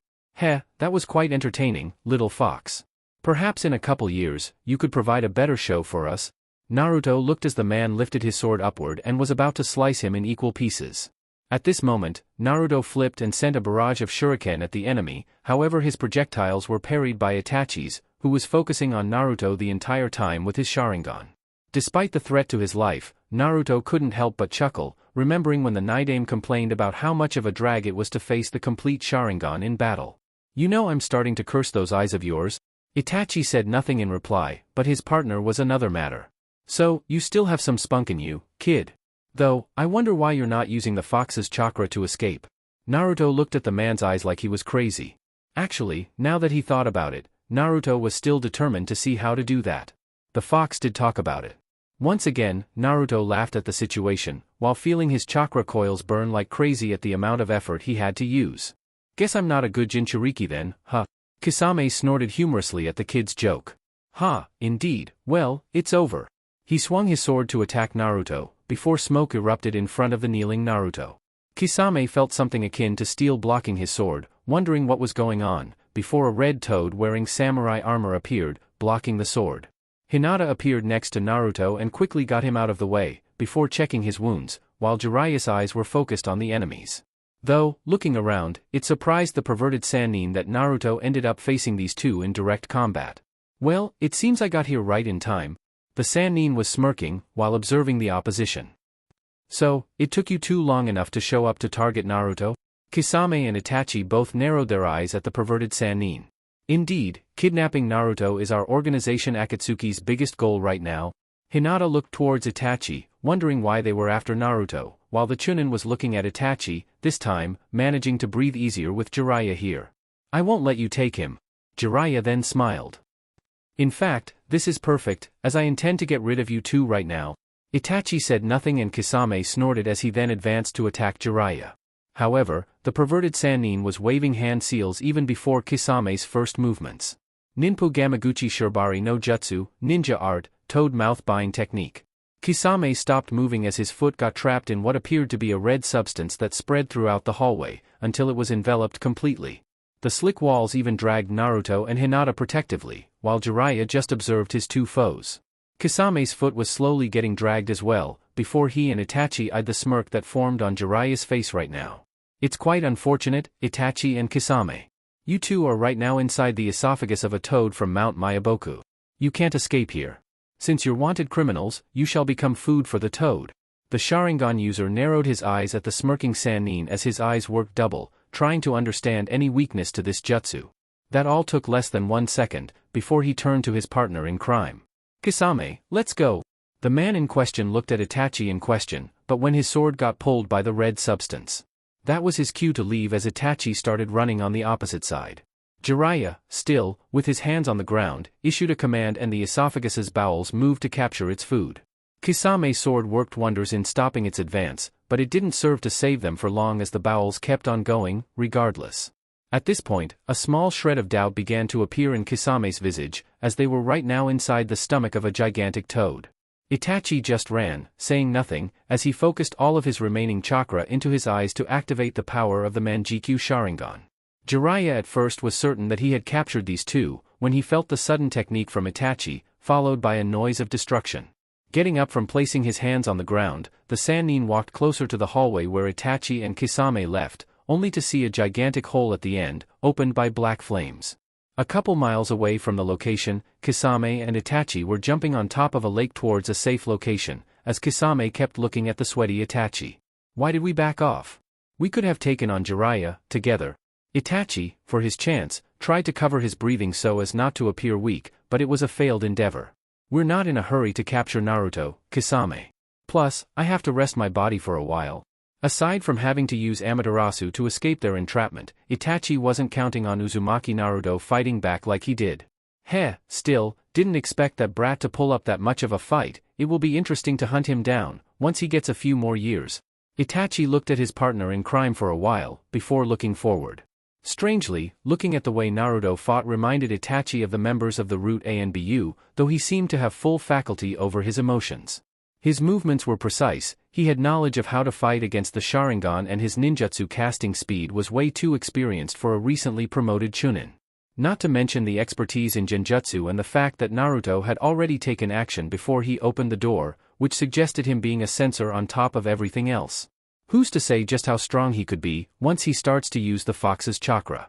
For a moment, Itachi wondered if that man was training the Jinchuriki and actually trembled at the consequences of his train of thought. We should report at once, Kisame. Back at the inn, Jiraiya had worked immediately to seal the fire, after dispelling the summoning technique. He, then, walked back to where Hinata was treating Naruto's wounds, with what appeared to be a special ointment of her making. You did good, Hinata. The girl looked surprised and then looked at Naruto's cerulean eyes and his fatigued smile. I had a feeling that it was you who found Jiraiya and warned him of what's going on, right? Well, yeah, one look at them with the Byakugan and I realized that I would just be in the way. Despite wondering why Naruto ended up fighting, the girl was beaming at her senpai's praise, while continuing the treatment just as Jiraiya arrived with his arms crossed with judgment. Never would have thought you'd be that naive to think you could face two S-ranked criminals and survive. Naruto took a long breath to calm himself down and then exchanged eyes with the accuser, who had simply forgotten to mention that he was being targeted by S-ranked criminals in the first place. Still, having this discussion right now in front of Hinata would only lead to more questions that he just couldn't answer right now. Though, he couldn't know just what would stop him more from answering, either the fact that it was an S-ranked secret or the fact that he feared what her reaction would be, if he did talk about it. It would be even more naive to believe that I could escape from S-ranked criminals. That got an amused snort from Jiraiya as he continued. Though, facing a fully evolved Sharingan and a sword that apparently absorbs ninjutsu was quite the hassle. Naruto had a bunch of questions right now, but he would have to hold them for now. Well, we should depart, or else, the inn will bring us the bill and I don't fancy having to pay for your mess. Naruto's eyebrows were twitching at this point as the perverted Sannin was clearly goading him. Hinata appeared clueless at the hidden exchange between Sannin and Chunin. Yeah, let's go, the sooner the mission finishes, the better. Naruto flinched slightly as he placed his right foot for him to stand, but otherwise he felt fine as both the fox's chakra and Hinata's ointment were working its magic. Still, the Sannin wasn't done teasing. Oh, getting tired of me, already, and here I was enjoying our nice little bonding moment. Naruto sighed this time as the pervert now went for the theatrics. With Tsunade . In a not-so-family-friendly city at night, two women were seen inside what appeared to be a gambling parlor filled with slot machines. The first woman had short black hair at shoulder length and wore a long bluish-black kimono. She was desperately standing behind the second woman and both were looking at one specific slot machine, that was now spinning, while wishing madly that they received the jackpot of showing 3 times the number 7. The second woman, the one who was gambling, is a fair-skinned woman with brown eyes and straight blonde hair that parts above her forehead. A bit more than shoulder length, her hair is tied in 2 loose ponytails. Her outfit consisted of a grass-green haori with the kanji for gamble on the back, inside a red circle. Underneath, she wears a gray, kimono-style blouse with no sleeves, held closed by a broad, dark bluish obi that matches her pants. While the first woman was eager to see the 3 sevens appear on the screen, the second one looked like she couldn't care less, while the wheels kept on turning. The reason behind the first woman being so eager was that they had lost so much money already in other gambling parlors that they needed to pay the debt. But, the thought of losing once more was also weighing on them, at least the first one. 7. The first 2 sevens appeared and the first woman was practically screaming for the third one to appear. When the third 7 appeared out of the blue, both women showed clear surprise. It seems that luck must show itself eventually, Tsunade-sama? The first woman named Shizun was smiling as she inclined to praise the one and only Tsunade Senju of the Sannin, who for her chance, was busy interpreting what happened. Did I manage to get 3 sevens? Still, perhaps goaded by the owner and the rest of the customers, Tsunade had decided to take the winnings and gamble once more. By perhaps the 20th time of the same result appearing and the coins piling in next to her, Shizun was glowing in happiness at her master's luck returning. However, Tsunade was still looking at the machine, wondering if this was a bad omen or something. After all, this was perhaps the first time in a long time that she had won this amount of money in one setting. Clearly, something's about to go wrong. With Naruto . The next day, the team walked towards the very next town in their mission called Tanzakugai. In Jiraiya's mind, the city would be his teammates' favorite place to be, considering her little hobby of blowing off her family fortune in gambling and even other people's money for that matter. Yesterday, he had thought best to camp instead of going to another inn to sleep. As such, Jiraiya just waited for Naruto and Hinata to sleep, so that he could keep watch. Unsurprisingly, Naruto had awakened a few hours earlier for them to have a nice chat about precisely why Uchiha Itachi and the other guy named Hoshigaki Kisame, whom like Momochi Zabuza, happened to be a former member of the Seven Swordsmen of the Mist, were after him, or more precisely, after what he contained. In the end, the Sannin hadn't sugarcoated anything. He told Naruto everything he knew about this so-called Akatsuki organization and the fact that Itachi and Kisame are merely two of the known members. Naruto also came to know that aside from him and Sabaku no Gaara, there were 7 other Jinchuriki as well. In the end, all Naruto said before going back for more sleep was that he would be finishing the Rasengan by the time they returned to Konoha. Jiraiya already knew that the kid meant business when it comes to training, but there was something different in his look when he boasted about learning in mere weeks what took years for the Yondaime Hokage to create. Right now, as they walked, while Hinata was openly using her dojutsu and reporting her findings, or lack thereof, to Jiraiya, Naruto was simply staring at the rubber ball in his hand. He only had 2 bullet points from the pervert regarding the second stage. While the first stage was rotation, the second stage was power, and Naruto needed to concentrate on a single point. Hardly, a nicely drawn map to exploding the damn rubber ball, in his mind. As the rubber ball became his entire world, Naruto's mind started reminiscing. You lack focus. Those 3 words came barging in so fast that the Chunin surprised himself. Going back, when Naruto started training with the Nidaime Hokage, finishing the tree climbing exercise was proving to be taxing on his patience. Naruto, back then, would either use too much or too little, and he just couldn't finish the exercise. It was because of this that Tobirama introduced Naruto to meditation and even added the need to keep the leaf glued to the forehead. In order to pass and come back to the tree climbing exercise, Naruto, back then, had to keep the leaf stuck to his forehead for an entire day, while meditating. Of course, that task-savage bastard had forgotten to mention that he would be using water whips to keep me from the goal.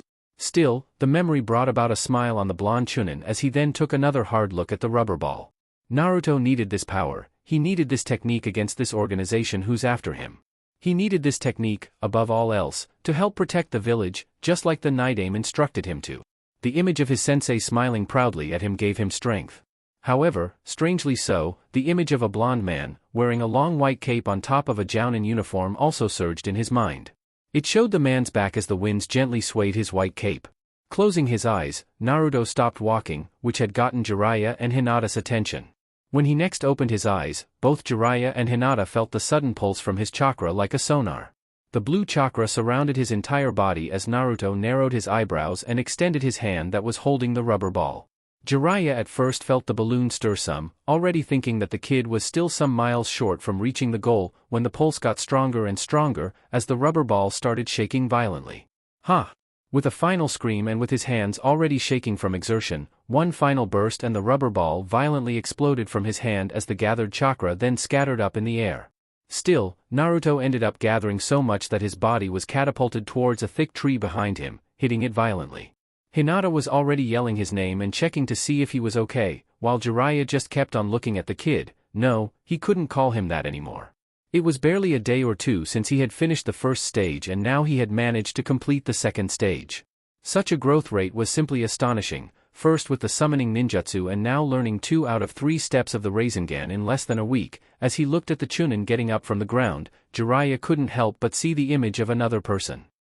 The kid has the potential to surpass even you, Minato.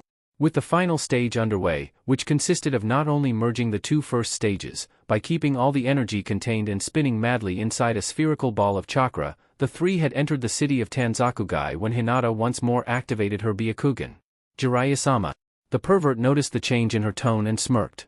With Tsunade . After collecting her strange winnings for the day, Tsunade and Shizune had decided to spend it all in a nice quiet evening of sake and food. Well, Shizune was more for the food, as by the amount of empty bottles at the table, it was clear that the female Sannin was more for the drinks. Still, Shizune was still quite happy about the sudden change in their luck as she was commenting left and right about it. Tsunade, however, was still wondering what the world reserved for her now. Still, right now, her only focus was on, "Hey, a more sake over here, please." Shizune was feeding her pet pig with a sigh, while Tsunade stood over their table, ordering yet another bottle. "Tsunade-sama, isn't that enough? Tomorrow, you'll wake up with a headache." The Sannin frowned at her traveling companion. "Oi, who do you think you're talking to, Shizune? Hey, where's the sake?" The black-haired woman could only complain to herself at this point. However, the mood in the bar all changed once 3 new people approached their table. Oh, long time no see, Tsunade, drinking and gambling as per usual. The women both turned to see Jiraiya followed by the 2 youngsters behind him. Jiraiya. Tsunade yelled in her inebriated state, before pointing accusingly at the pervert, now aware of just why she was winning all of a sudden. What are you doing here, huh? Geez, is that any way of greeting a friend, Tsunade? Now, Naruto, Hinata, take a seat and let's have some dinner, shall we?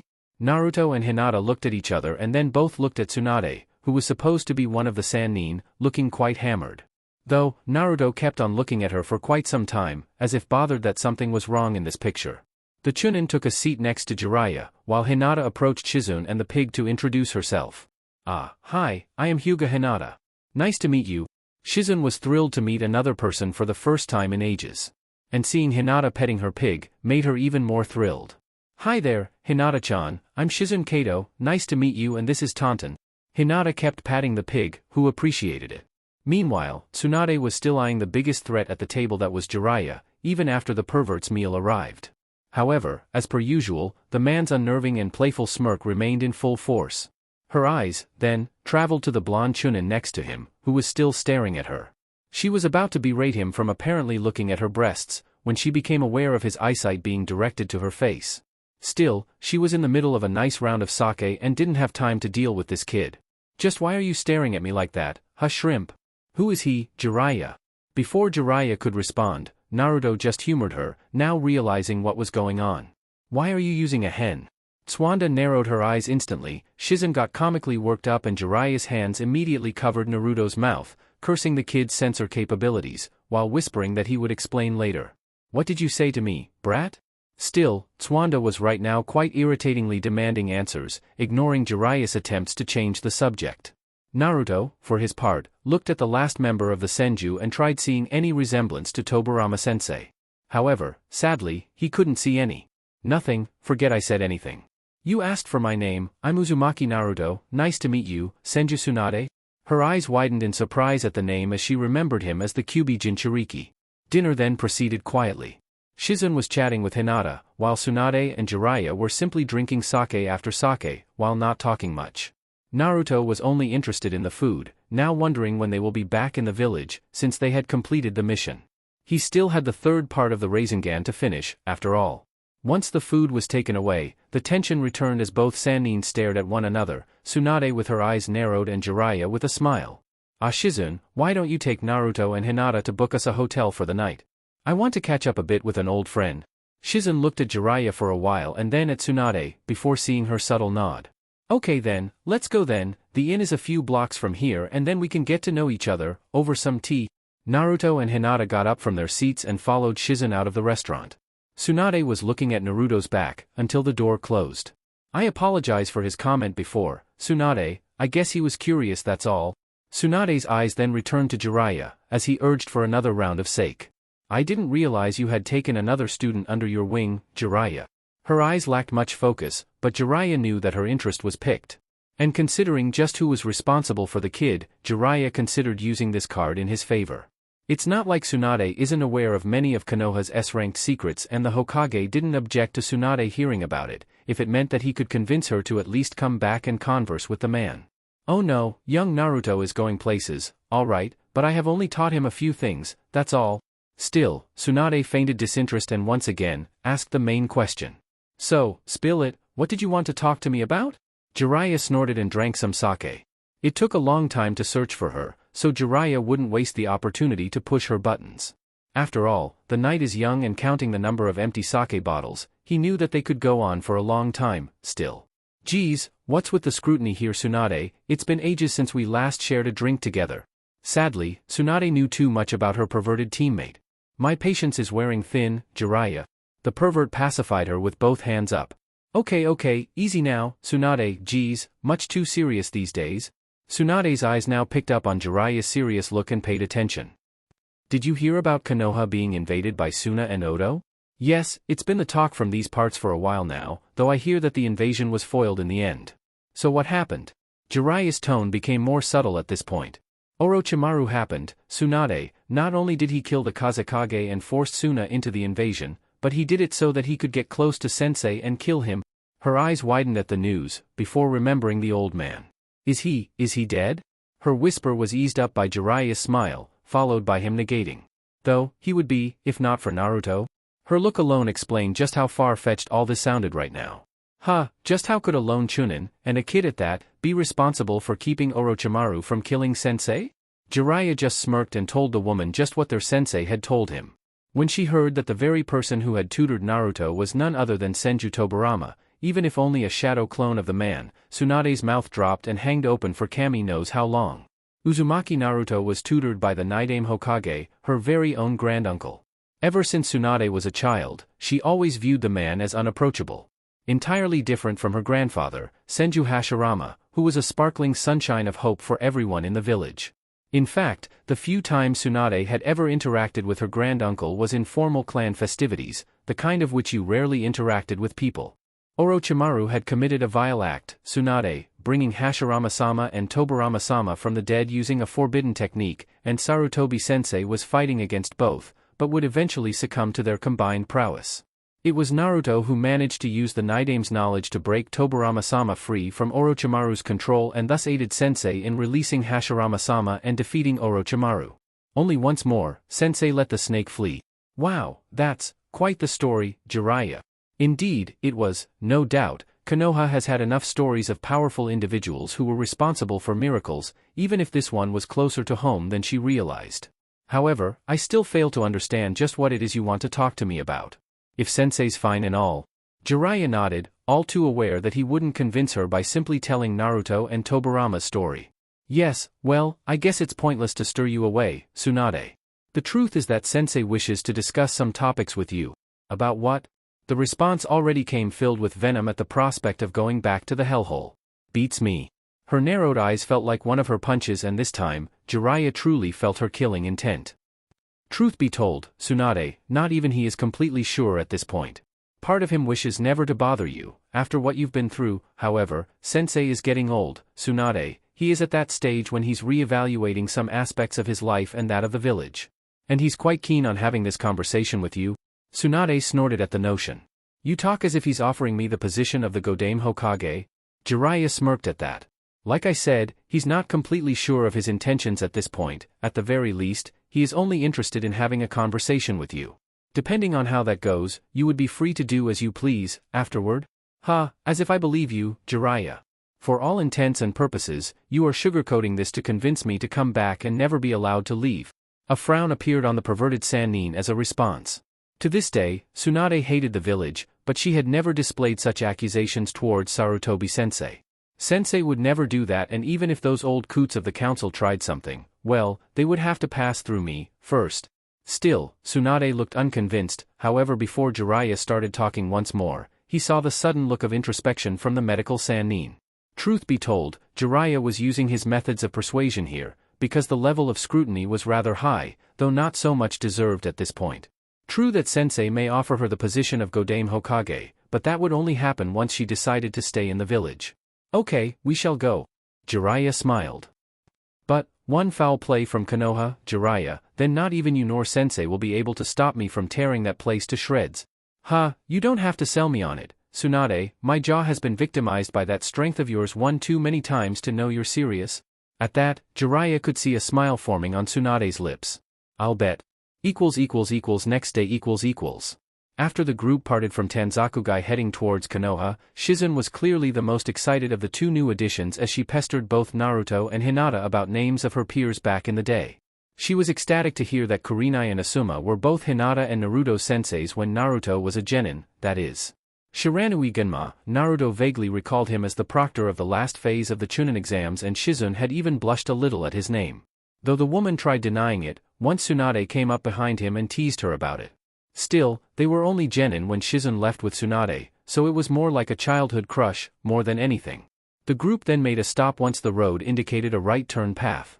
The medical Sannin indicated her desire to stop by a hot spring onsen nearby. Hot spring? Yes, turning here, there is a nice hot spring resort we can all enjoy. Jiraiya frowned at the idea. What seems to be the rush anyway?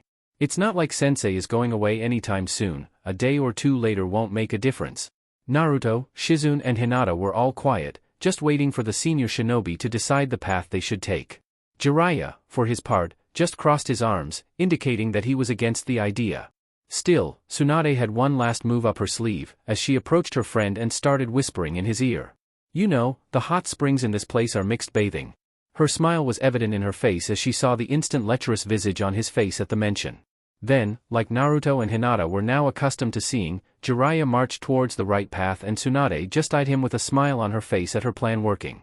Well, you know, sometimes it's necessary for humans to take breathers. Let's take a nice relaxing bath. Tsunade laughed shortly and followed suit, next to Shizune. Naruto and Hinata followed soon afterwards, both wondering just how long it would take to finally arrive in Konoha and finish this drag. Hell, if their teammate was here, Shikamaru would have complained long and hard every chance he got. At the hot spring resort .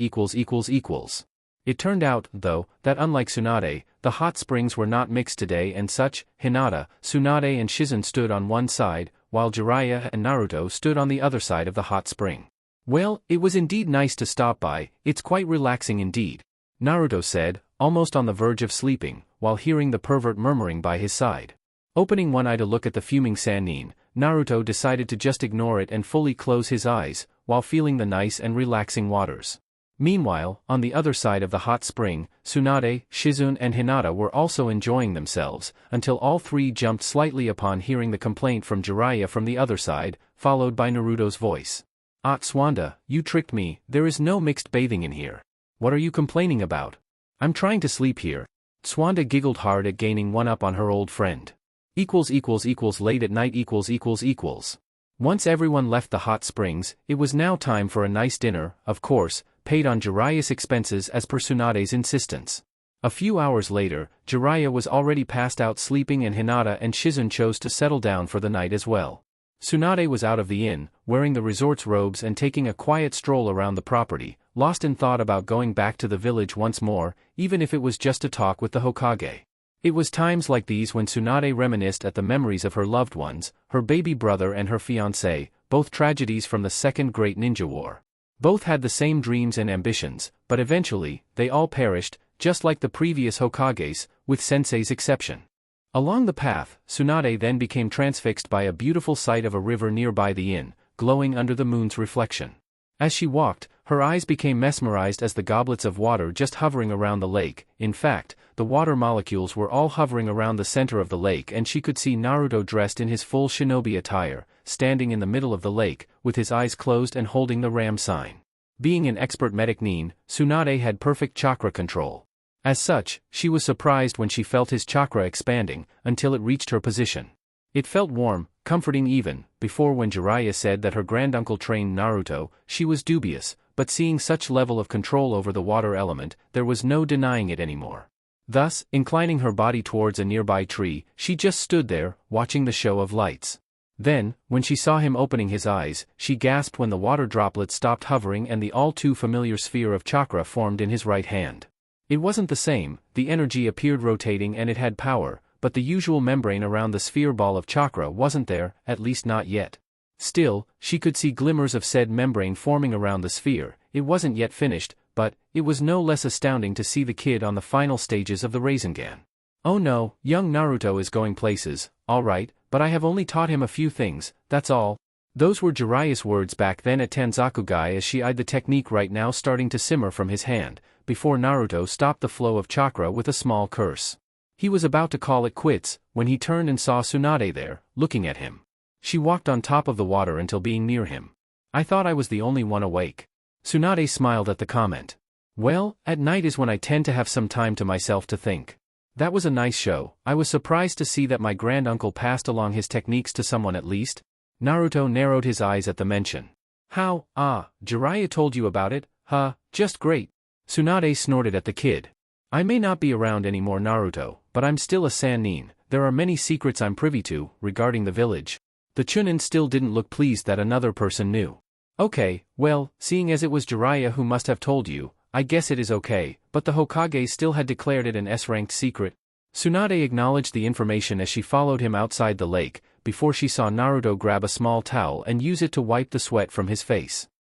I guess I shall head back to sleep for the night, are you going too?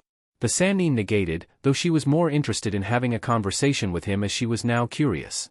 I would like to ask you something, before you go. Naruto then turned and placed the towel behind his neck. What is it? How was it, training under him? Naruto lifted an eyebrow and Tsunade amended. Despite Tobirama Aji being my grand uncle, I never interacted much with him. Well, he was strict, that's the first word I would use. Swanda nodded, getting that impression as well, but she saw the nostalgic smile on his face, which indicated a deeper bond. But, he helped me when no one else would in the village. Hokage-sama always meant well, but he couldn't keep up with looking out for me and looking out for the village. Tobirama-sensei taught me many things, despite the short time we've been together. I will always be grateful that he considered me worth his while, and I shall carry on the one and only mission he entrusted me with. The fierce look in his eyes at the memory of Tobirama's last words still rang true in his mind. What mission is that? To train hard and commit myself into learning more and more, but above all else, use these skills to better protect Konoha and its citizens. Tsunade's eyes widened at seeing those eyes and the proclamation. This village is our grandfather's treasure. I'm going to protect it. 'Cause I'm the grandson of the first Hokage. The memory of Tsunade's younger brother Nawaki surged. I love this village and my comrades, so I want to protect them. The memory of her fiancé's words back then, as both of them had one single dream. To become Hokage of Konohagakure no Sato. Protect Konoha and its citizens? Naruto looked at her and wondered about the sudden sad smile on her face. Like a Hokage? He then laughed briefly, and that got Tsunade's attention as Naruto was now looking at the sky. Hokage? There was a time when I desired the position above all else in this world. As you grow, you tend to learn just precisely what that job entails.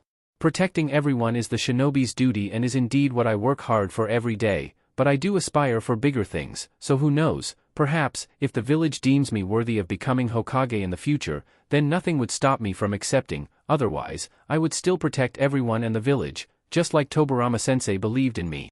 Tsunade eyed Naruto's and saw great wisdom coming from his words. It wasn't a kid boasting about the impossible, but rather a young man with a clear path ahead of him, despite the obvious obstacles. Eyeing his tenacity and dedication to the mission passed by the second Hokage, Tsunade couldn't help but be impressed and see that for a man like Tobirama Senju to believe in Naruto, then he must be quite special indeed. Then, surprising the Chunin, Tsunade stepped forward and landed a sweet kiss on his forehead with her eyes closed.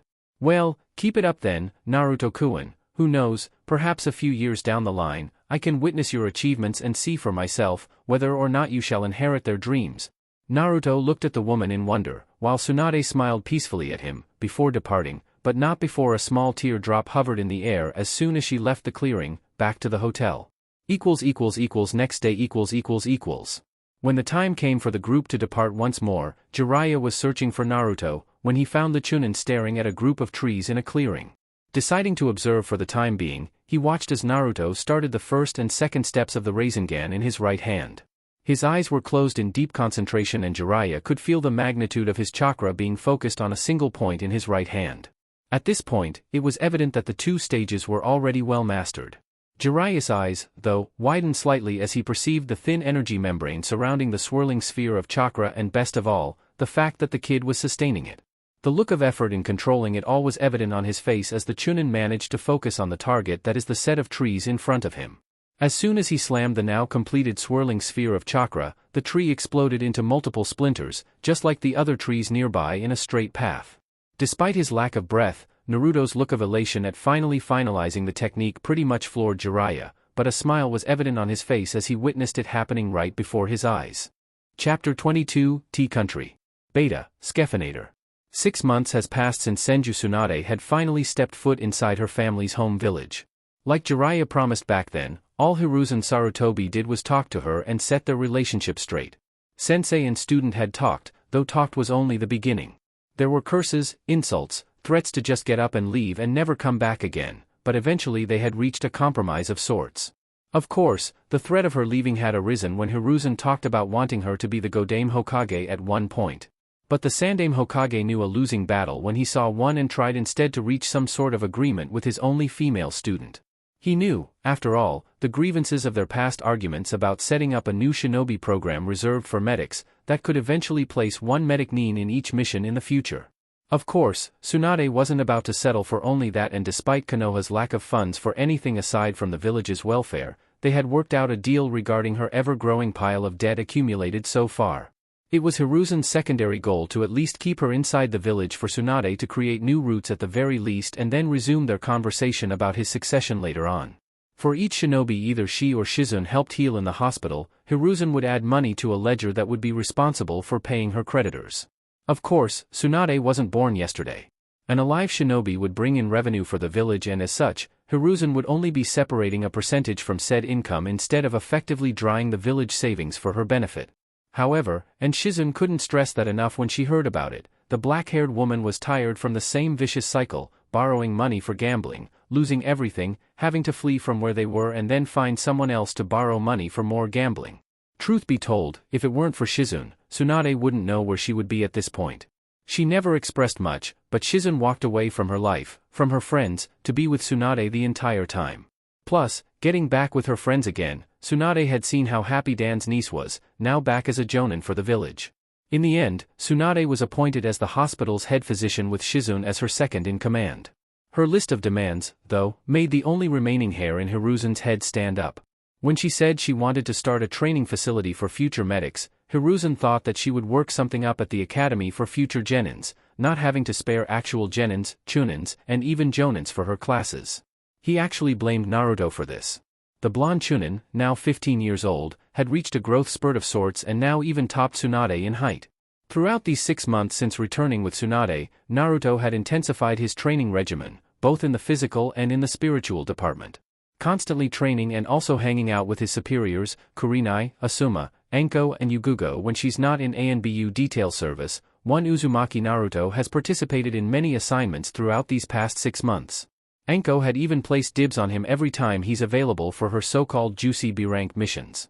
Aside from that, the Chunin would occasionally summon a trio of overpowered Kage Bunshins to accompany the other genins and assist them and even hang out with them, not that they knew about them hanging out with clones sometimes, instead of the original.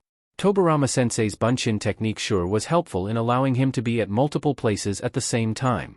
As to why Hiruzen blamed Naruto, well, it turned out that one day, Tsunade was taking it easy in a cafe by herself, while studying the book containing the list of active Konoha shinobi and kunoichi. Naruto happened to pass by the place and got inside to chat. Tsunade was searching for ideal candidates for her medical shinobi program and asked for his input regarding possible names. Of course, in his mind, his Chunin comrade Sakura would be at the top of the list, no doubt about it. They went on a couple of missions already and Sakura was really thriving. Her chakra control was excellent for Iryu ninjutsu and she was quite the scholar as well. Hinata, as a Hyuga, was like a human X-ray machine. Her dedication towards improvement was 100% and while not at Sakura's level, her chakra control would be boosted by learning under Tsunade.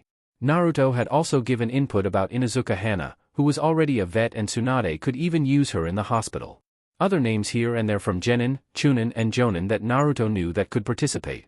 Kurenai had said that Yamanaka Ino was starting to come out of her shell and getting serious about training and Naruto even placed Shikamaru's name. Part of it was for the fun of seeing his Genin teammate complain and another part was that Shikamaru had an IQ that allowed him to do everything he sets his mind to and learning Iryo ninjutsu wouldn't be out of his range.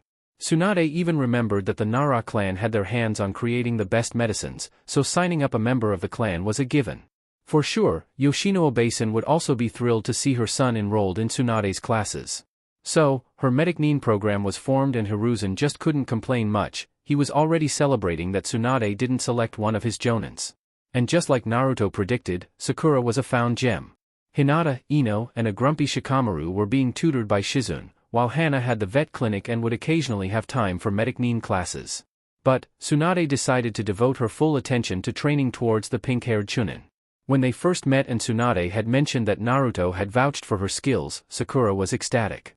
Her senpai had her utmost respect and admiration in more ways than she could count. Plus, with being a Chunin and all, Sakura just didn't have much time for studies like she enjoyed doing at the academy. It was like a match made in heaven for her to learn everything she could from the greatest medic in the elemental nations and she didn't have enough words of appreciation for Naruto. =XXX=. It was late at night in a location near Bird Country as the forests around the country's main capital became alive with nothing but blurs of motion. The four-man Chunin unit moved in tandem, while silently advancing towards their target, a 2-story mansion surrounded by trees and foliage. The jonin responsible for the assignment, Reito Namishi, used a shunshin and appeared on top of the tallest tree near their target as he observed the house's security measures.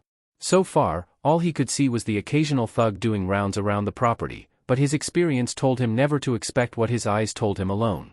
Another shunshin later and he had called upon the rest of the mission squad for a briefing. Shino, Naruto, Izumo and Kotetsu appeared through their respective shunshins as Rado began. Okay, first things first, our mission revolves around the recovery of an important scroll containing sensitive information from the client. Security measures appear to be scarce, but I won't take any chances. Naruto and Shino, the two selected chunin called, nodded and paid attention. Naruto's sensor abilities and Shino's bugs shall run reconnaissance first. Once that's done, report it back. Based on your report, we shall coordinate the house invasion. Izumo and Kotetsu, you two take point and look out for Naruto and Shino while they proceed. I shall be overseeing from above. For brief nods, before the four chunin broke in pairs with Izumo following Naruto and Kotetsu performing guard duty while Shino unleashed his clouds of bugs to scout the place.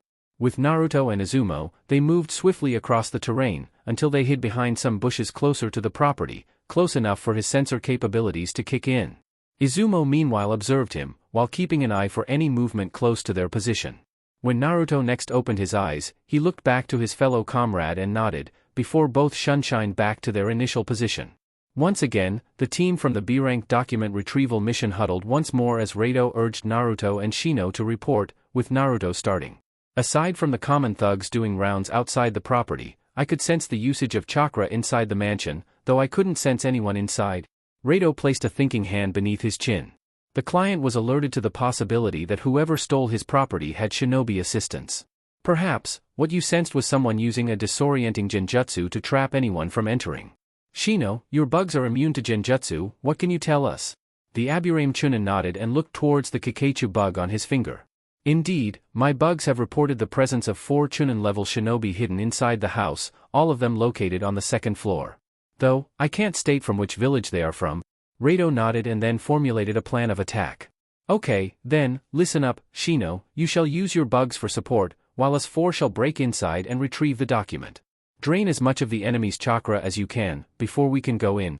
Shino nodded, before releasing the cloud of bugs that hovered above his position. Izumo and Kotetsu shall enter from the front, while I shall accompany Naruto from the back. Assume that the second we enter, the genjutsu inside will entrap us, so you'll only have a second, maybe less, to release and engage. Let's move. The mission's attackers all vanished, while Shino remained from the back, providing backup. As he saw his comrades advance, so did the cloud of bugs to drain as much of the enemy's chakra as they could. Naruto and Rado unleashed their respective swords the second they sensed their chakra being invaded. Both released it at the same time, before blocking kunai from the enemy, who showed themselves, wearing the Rain Village insignia and their breathing apparatuses. Each engaged with their respective enemy, though Rado took quick care of him. His black sword was dripped with poison and one scratch was enough to render the attacker useless, before he moved in for the kill. Naruto's enemy was taller and stronger than he was, forcing him to use chakra in his limbs to adapt to the strength. Still, Naruto had more speed and agility in his favor, so taking his fight outside, it wasn't long until Naruto backed away a little, before molding chakra. The enemy watched transfixed as the blonde Konoha Chunin moved his sword in a circular motion and he could see the sword forming an afterimage. Still, he wasn't about to let this kid do whatever it is he intended on doing and advanced using speed, while holding 2 kunai. Once Naruto finished his movement, his body moved in a zigzag motion and the enemy's eyes widened at seeing the afterimage. Naruto then got within the enemy's guard and managed to carve a great slice on the man's chest. Rado had quickly sealed his kill and then appeared to assist Naruto in dealing with his enemy, though he arrived only to see Naruto using Geku Hiate's Kenjutsu style to finish his opponent. The sword pierced flesh and blood spilled on Naruto's face. The enemy's eyes were wide, before his body hit the ground. Quickly cleaning the blood from his sword, Naruto and Rado ran back inside the house as Izumo and Kotetsu finished with their enemies, while aided by Shino's insects. After cleaning the scene and collecting the enemies' bodies, the team then went back to Konoha in order to report the mission's success. In Konoha. The hidden village in the leaves was exuberant at night with many pubs, bars and restaurants alive. Tonight, Kurenai was invited by Shizun for some drinks. More of their classmates were also invited, though many were either on missions or were otherwise occupied. Meeting inside a specific bar, it didn't take long for them to order a bottle of sake for the table, as well as a sushi platter and some dango. Ever since Shizun returned with Tsunade, she went out of her way to meet up with every one of their old classmates, at least those who were still alive that is. Asuma, Kurenai, Guy, Gunma, Rado, and many others. Tonight was another of her old dinner dates with her girlfriends and Kurenai obliged in her company. However, following Tsunade throughout her previous drunken stupors around the elemental nations, made Shizune acquire the taste, and it didn't take long for her behavior to become inebriated by it, much to Kurenai's sighing in dismay. You know, it's so unfair. So unfair. A drunken Shizune drunkenly shouted as she kept staring at Kurenai's breasts, hidden by her fishnet clothing. The illusion user could only look sadly at the display. You're so lucky, Kurenai-chan. You're so gorgeous and with a great style to boot. Shizune was practically standing on the table as she looked at Kurenai's face. Shizune, I think you've had a bit too much to drink. Shizune cared little and even inclined further on the table as Kurenai lifted her hands. So tell me, how is he? Kurenai lifted her eyebrow in question and Shizune could only giggle, completing her inquiry. Oh, don't give me that look, of course I'm talking about Asuma? What about him? The question mark was still on Kurenai's face. Come on, you were all over him when we were young. It was just a matter of time. Kurenai took a few sips of her drink and negated with a smile, much to Shizune's comic displeasure. Oh no, yes, we had a few dates here and there, but we both decided that we're both better off as comrades and friends. That only served to deflate as Shizune fell down into her chair. Oh dear, but hey, any man would be lucky to have you, Kurenai-chan, I mean, look at you. There she goes again, much to Kurenai's discomfort, until Shizune starts messing with her hair frantically. Compared to you, I'm nothing special, you know, and Gunma-kun wants nothing to do with me, that bastard. At this point, I will be alone. Kurenai became frantic, trying to control the obviously drunken woman, who was now sobbing with her face buried under her arms. Meanwhile, Uzumaki Naruto had walked inside the same bar Kurenai and Shizune were at, though he was actually dragged in here by both Izumo and Kotetsu, after their completed mission. Contrary to Kurenai, the three Chunin were just having a nice meal together, while Izumo and Kotetsu had a beer each. They were drilling Naruto about what Rado was telling earlier about him using Hiate's technique on their last mission. Of course, while it wasn't technically a secret, Naruto wasn't about to openly scream inside a filled restaurant about what he could do, nor the fact that he was being taught by Yugugo-sensei in precisely Hiate's sword techniques. Nevertheless, despite the grilling, Izumo and Kotetsu were rather nice to chat to and their constant teasing to one another was quite enjoyable. As a matter of fact, so far, many of the village's Chunin had opened up to him in their assignments, which was rather nice, compared to how it was before. After dinner, both seasoned Chunin said their goodbyes to Naruto and left together. He was about to retire for the night as well, when he heard familiar voices coming from one of the private booths. He opened up a smile as he saw Kurenai there together with Shizune. Though, at this precise time, he saw Kurenai make subtle hand signs, before Shizune simply stopped moving altogether. Quickly approaching the two, Naruto saw Kurenai sigh and get up from her seat, about to approach Shizune's sleeping form. Ah, Kurenai-sensei, is there something wrong with Shizune? The voice alerted the genjutsu using Jonin as she turned abruptly in surprise. Oh hi there Naruto-kun. She blushed slightly at being caught using a subtle genjutsu on her friend. It's nothing really, I figured it was for the best to send her to sleep for the night. Naruto took one short look at Tsunade's second in command and nodded. Do you need any help? Kurenai sighed, now wondering what to do with the sleeping medic Nin. I guess I should take her home now, could you help me? Naruto blinked a couple of times, but complied while he watched Kurenai leave to pay their tab, before returning. Once outside the establishment, Kurenai and Naruto, now both at the same height, each took one of Shizune's arms and walked throughout the village's crowded streets. Do you happen to know where she lives? Kurenai stopped walking and Naruto looked across Shizune's shoulders to see Kurenai's arms deflate. I don't, let's take her to my place, then. I can take care of her, there. It took 5 more minutes before they managed to take the down Shizune to Kurenai's house, before she was placed on one of the couches. Naruto then observed as Kurenai rubbed her forehead and passed her hand through her hair with a sigh. Perhaps, I should go talk to Tsunade-sama about Shizune's drinking problem. Naruto smiled and looked around, before figuring that the woman wanted to be left alone for the night. So, I guess I should get going, then. Kurenai looked back after placing a blanket over Shizune. Good night, sensei. Wait, Naruto-kun, there is no need to leave right now, I'll make us some tea. Naruto observed as Kurenai went towards the kitchen. You were on a mission this past week, weren't you? How did it go? The blonde Chunin took a seat on the opposite couch from the one Shizune was sleeping on as he responded. Yeah, me and Shino actually, we went on a mission with Rado, Izumo and Kotetsu. Kurenai smiled, knowing that Shino went along. She did express her opinion that Shino and Naruto would work well together on missions. With the tea ready, Kurenai brought in 2 cups and handled one for Naruto, while he gave her a detailed report about the mission, even telling proudly that he managed to use one of Hayate's techniques, just like Yugugo-sensei's teachings. They had conversed all through the night, covering many topics, both shinobi-related and even non-shinobi-related, with Naruto laughing about Izumo's and Kotetsu's failed attempts to get a rise out of Shino in their mission. Kurenai laughed as well, picturing the situation.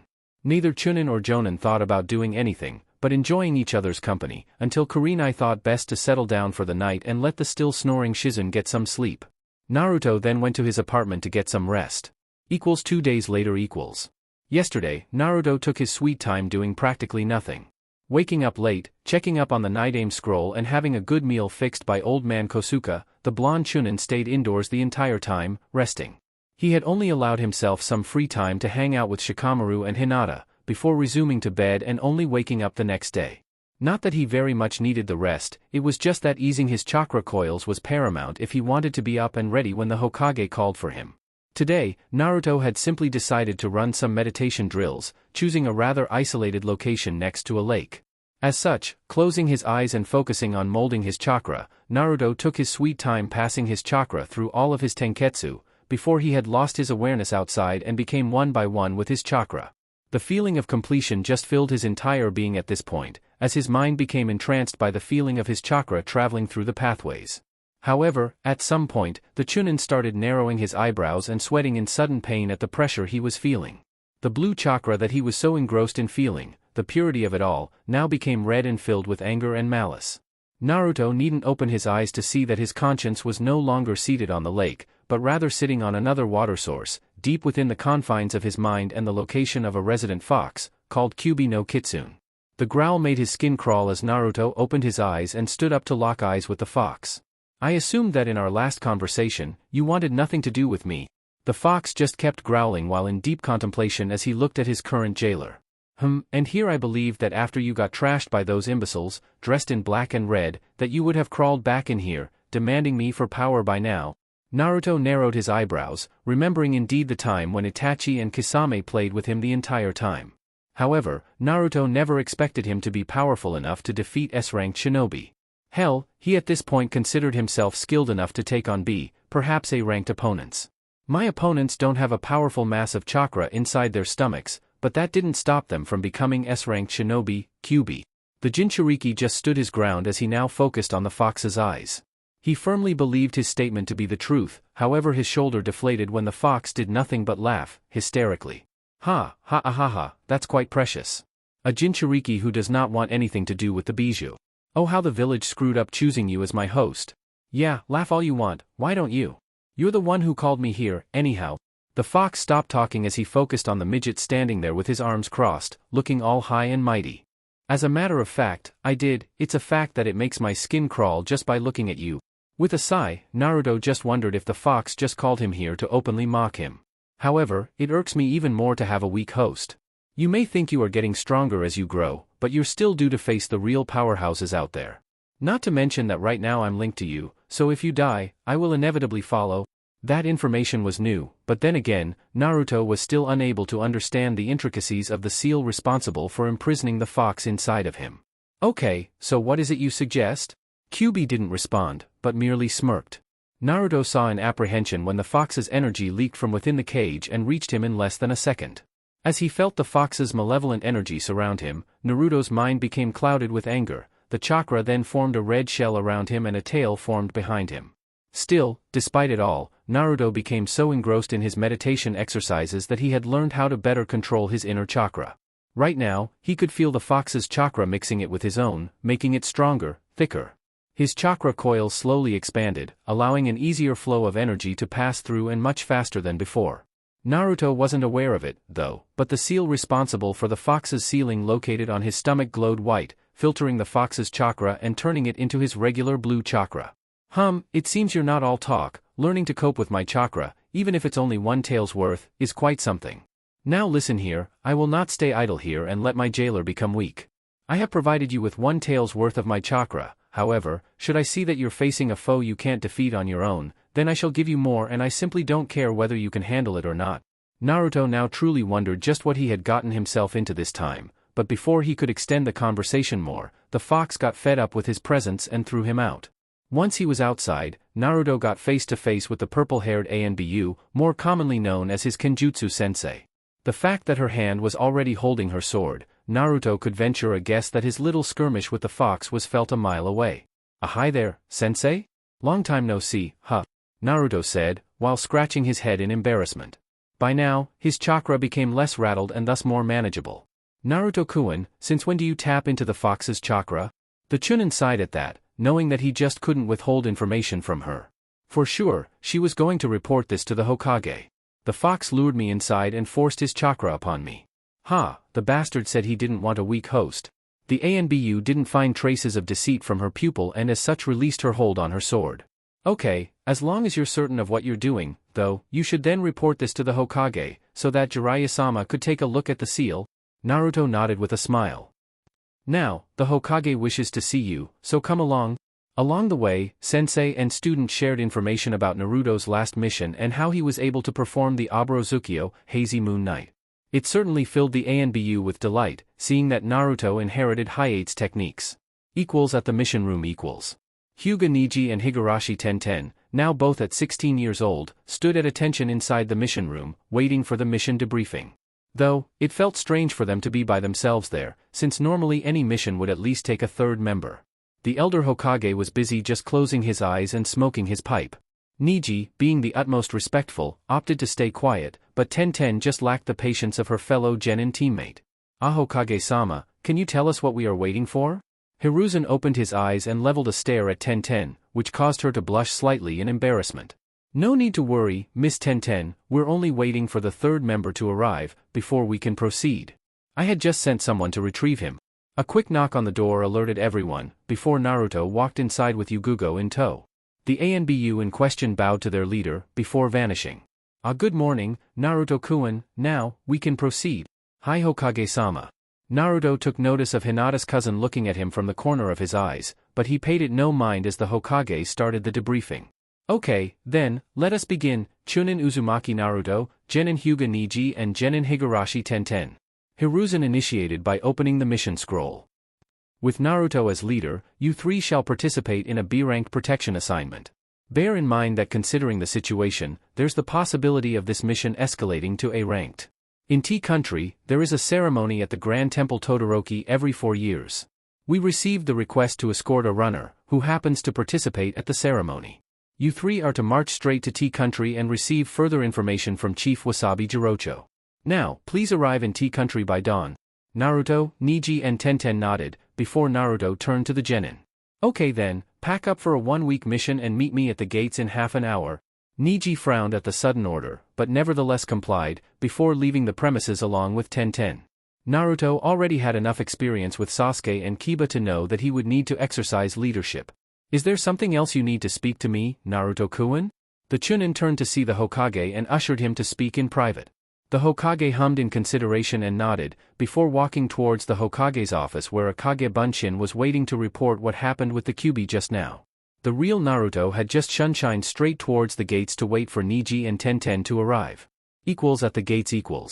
Just like Naruto commanded, Niji and Tenten arrived at the time specified and Naruto thought about ridding them of any uncertainties before the mission started. "Okay, before we proceed towards T country, we need to establish something straight here." Tenten and Niji looked at him strangely. "This is a high-level B-ranked assignment and I just can't waste time having to exercise leadership, so, out with it, you first Niji, as I believe I won't have any issues with Tenten." The girl member of the team was surprised at that and she then looked towards her Hyuga teammate, who stared at Naruto's cerulean eyes the entire time. Memories of their match at the Chunin exams immediately came to mind as Naruto practically toyed with him the entire time. But, that was not what bothered Niji the most. No, what bothered him the most was that this guy from Hinata's age was leading them. "The fact that you're a year younger than us and act almighty bothers me." Naruto snorted, but allowed Niji to continue. "We have more experience than you and yet, you got promoted to Chunin? I see, and you share his concern, Tenten?" Placed on the spot, Tenten felt torn, but she wanted to back Niji in this. I do, but, Hokage-sama has placed you as the leader, so..." Naruto smiled at them, at least understanding where they came from. "Well, it's not like I can convince you two of my experience as a leader, but I at least asked for your trust as we advance. Niji, your Byakugan shall be important on this mission to keep a constant eye on our person of interest, so I will be counting on you, and as I remember correctly from the Chunin exams, you favor long-range weapons, right Tenten? To her nod, he continued. We shall gather more data on who's the one we need to protect, so let us go. Usually, with Sasuke and Kiba, Naruto needed to be more forceful, but by the look on Neji and Tenten's faces, it looked like Naruto's words helped alleviate the situation. As such, the three shinobi started their journey towards Tea Country. Along the way, Naruto had taken the time to ask about Lee's situation, remembering the damage caused by the Suna Jinchuriki in the preliminaries. Tenten had explained that the great Tsunade-sama, in her words, had managed to treat him and Lee is scheduled to make a full recovery in no time. She had even hoped that Lee would be ready for their team to take the Chunin exams that will happen in Suna, in a couple of months. Naruto remembered his teammates talking about that. With him promoted, Team 10 would have to find a member to complete the team and Hinata was talking to Asuma-sensei about adding Yakumo to the team. They had arrived in Tea Country a couple of hours after leaving Konoha and asked directions inside a tea house about where to find Chief Wasabi Jirocho's village. Chapter 23, Raijin no Ken. Beta, Skephinator. It didn't take long for Naruto's team to find Chief Wasabi Jirocho's mansion and receive all the instructions regarding their assignment. Everything was going fine, until the runner they were supposed to protect named Idate appeared. Looks alone weren't what stood out. Average built, dark and long hair, a few years older than them, but what stood out the most was his attitude. Arrogant and self-centered, plus the second he sent a look at Tenten, he attempted to flirt with her. Though, it lasted only until the woman in question released a kunai and placed it inches away from Idate's throat for good measure. That was enough for the weapons expert Kunoichi to hate the person they were supposed to protect. Aside from that, Idate's distaste for both Neji and Naruto was quite obvious. Well, nothing they could do about it. After Idate left, Jirocho had explained that the feud between the two families, the Wasabi and the Wagarashi, has been going on for a long so-called race, which happens every 4 years, serves to settle which family shall rule over their village. The last race was won by the rival family because they happened to hire shinobi in the past. And Naruto came to know that the Wagarashi clan had once more hired shinobi for this one, though Master Jirocho couldn't tell from which village. So, after their client finished the meeting, the three roamed throughout the streets together with Idate. However, his company was short-lived as he grunted the entire time. I will take my leave now, you all better protect me in the race tomorrow or else Konoha will pay the price for this village's suffering for 4 more years. Those were Idate's last words, before he walked away, with his hands in his pockets. Man, he must have a grudge against shinobi or something. Did you see the way he looked at us, Neji? The Hyuga quietly nodded at Tenten's remark and then turned to the team's leader who was busy observing Idate's back. He was about to comment further, when all three moved at the sight of a commotion that happened in one of the shops. 2 low-level thugs, from the look of things, were holding a vendor while a third was yelling at the poor vendor, while threatening to deliver some punches for good measure. When the punch initiated, the vendor closed his eyes and waited for the pain, but Naruto soon morphed in front of the punch and caught the bully's fist, before violently twisting the man's wrist. Before his goons could help him, Tenten and Neji approached from behind, forcing the three to scatter and leave the vendor alone, but not before mentioning the name of the Wagarashi clan. I appreciate the help, Mr. Naruto got down to help the victim get up, just as the man's wife came to ask if he was okay. Husband and wife turned to the Leaf Shinobi and bowed in appreciation, before they walked back inside the tent. So, Chief Master Jirocho was telling the truth, then? Neji and Tenten turned to Naruto as he spoke. Normally, these aggressors should be punished for what they did, but no one came to the villagers' rescue. Tenten nodded as she looked around, observing the other vendors turning to their own businesses as if what transpired today was a common occurrence. There is no village police to chase the offenders, not even members from the Wasabi clan to stop the Wagarashi clan from doing whatever it is they wanted. A mere race to determine which family rules over this city. It shouldn't be this way. Idate needs to win this race, then, or else the villagers will keep on suffering. Neji, for his part, was more focused on the mission ahead as he turned to Naruto. I have a feeling, though, that Idate-san won't comply much with us. The team leader nodded. Yeah, looks that way, Tenten's right. It's clear he has some grudge against shinobi of some kind. Perhaps, we could go back and ask Chief Jirocho to see if he can shed some light into this. We are already expecting to face shinobi in this assignment. Having to babysit the client in the midst of this is just not okay. Naruto said that all in pondering, but Tenten and Neji nodded in agreement. Neji and Tenten, please find more about the race, its itinerary, all possible details for tomorrow. In the meantime, I shall follow Idate to see if I can find out more about him, before it starts. Neji and Tenten looked at each other, before nodding at the directive. We shall meet again in 2 hours to discuss our plan going forward. Let's go. Tenten and Niji looked as Naruto vanished in a shunshin, before the two walked towards the town's main hall for information regarding the race. With Naruto . Maintaining his distance, Naruto observed Idate as he went about his usual chores. He would stop at a small restaurant to drink some tea and throw his charm at other girls. After that, he had done some running exercises in preparation for tomorrow. Naruto had to give it to the guy, despite his pompous attitude. He was indeed quite fast, though it was clear that he was using chakra. Through a quick shunshin sequence, Naruto managed to follow Idate all the way towards Chief Jirocho's mansion. Normally, spying on a client would be considered frowned upon, but Naruto needed answers before going forward.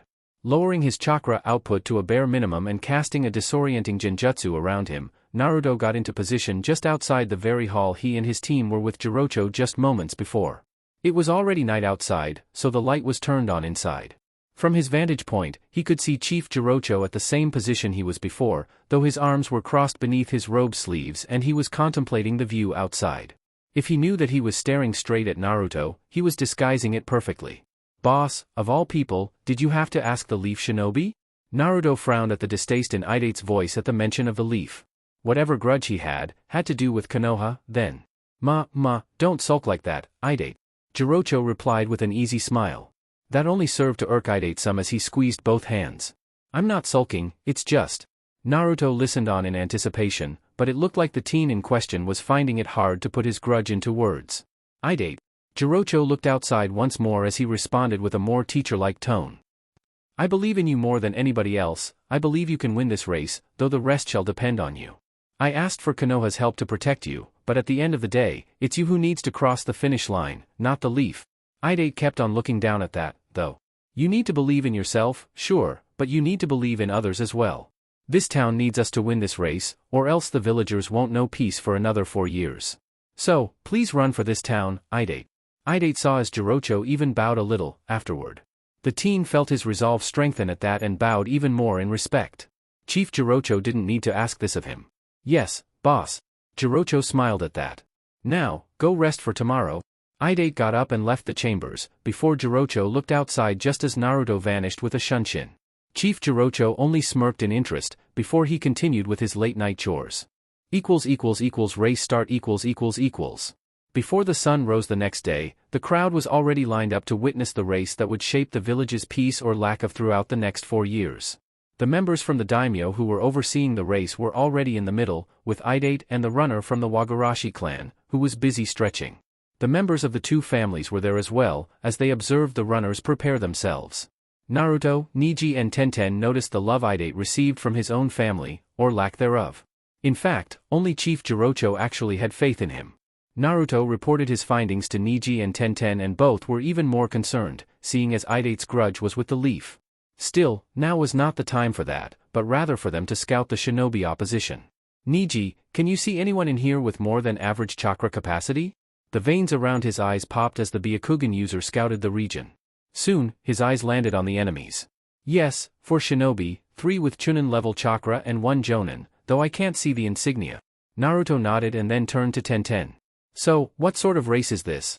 The weapon user opened the map and showed it to the two boys, indicating that the first part would be a boat race starting from Degarashi port, heading towards the Madaraoki shrine, which is the midway point. After arriving at the shrine, the runner must take one of the jewels and run towards the Todoroki Great Shrine on Ozu Island. It's a two-way race, but we can face many problems along the way. Naruto sighed as he eyed Idate now stretching with a lost look on his eyes. That lost look only lasted a few seconds, before Idate turned on them. "You guys can just relax and watch, I'll win this race without your help." Naruto snorted at that. "Sorry, but doing that would just be a waste of time. Plus, you can't expect to survive with enemy shinobi attacking you." Idate snarled at this and eyed Naruto with venom.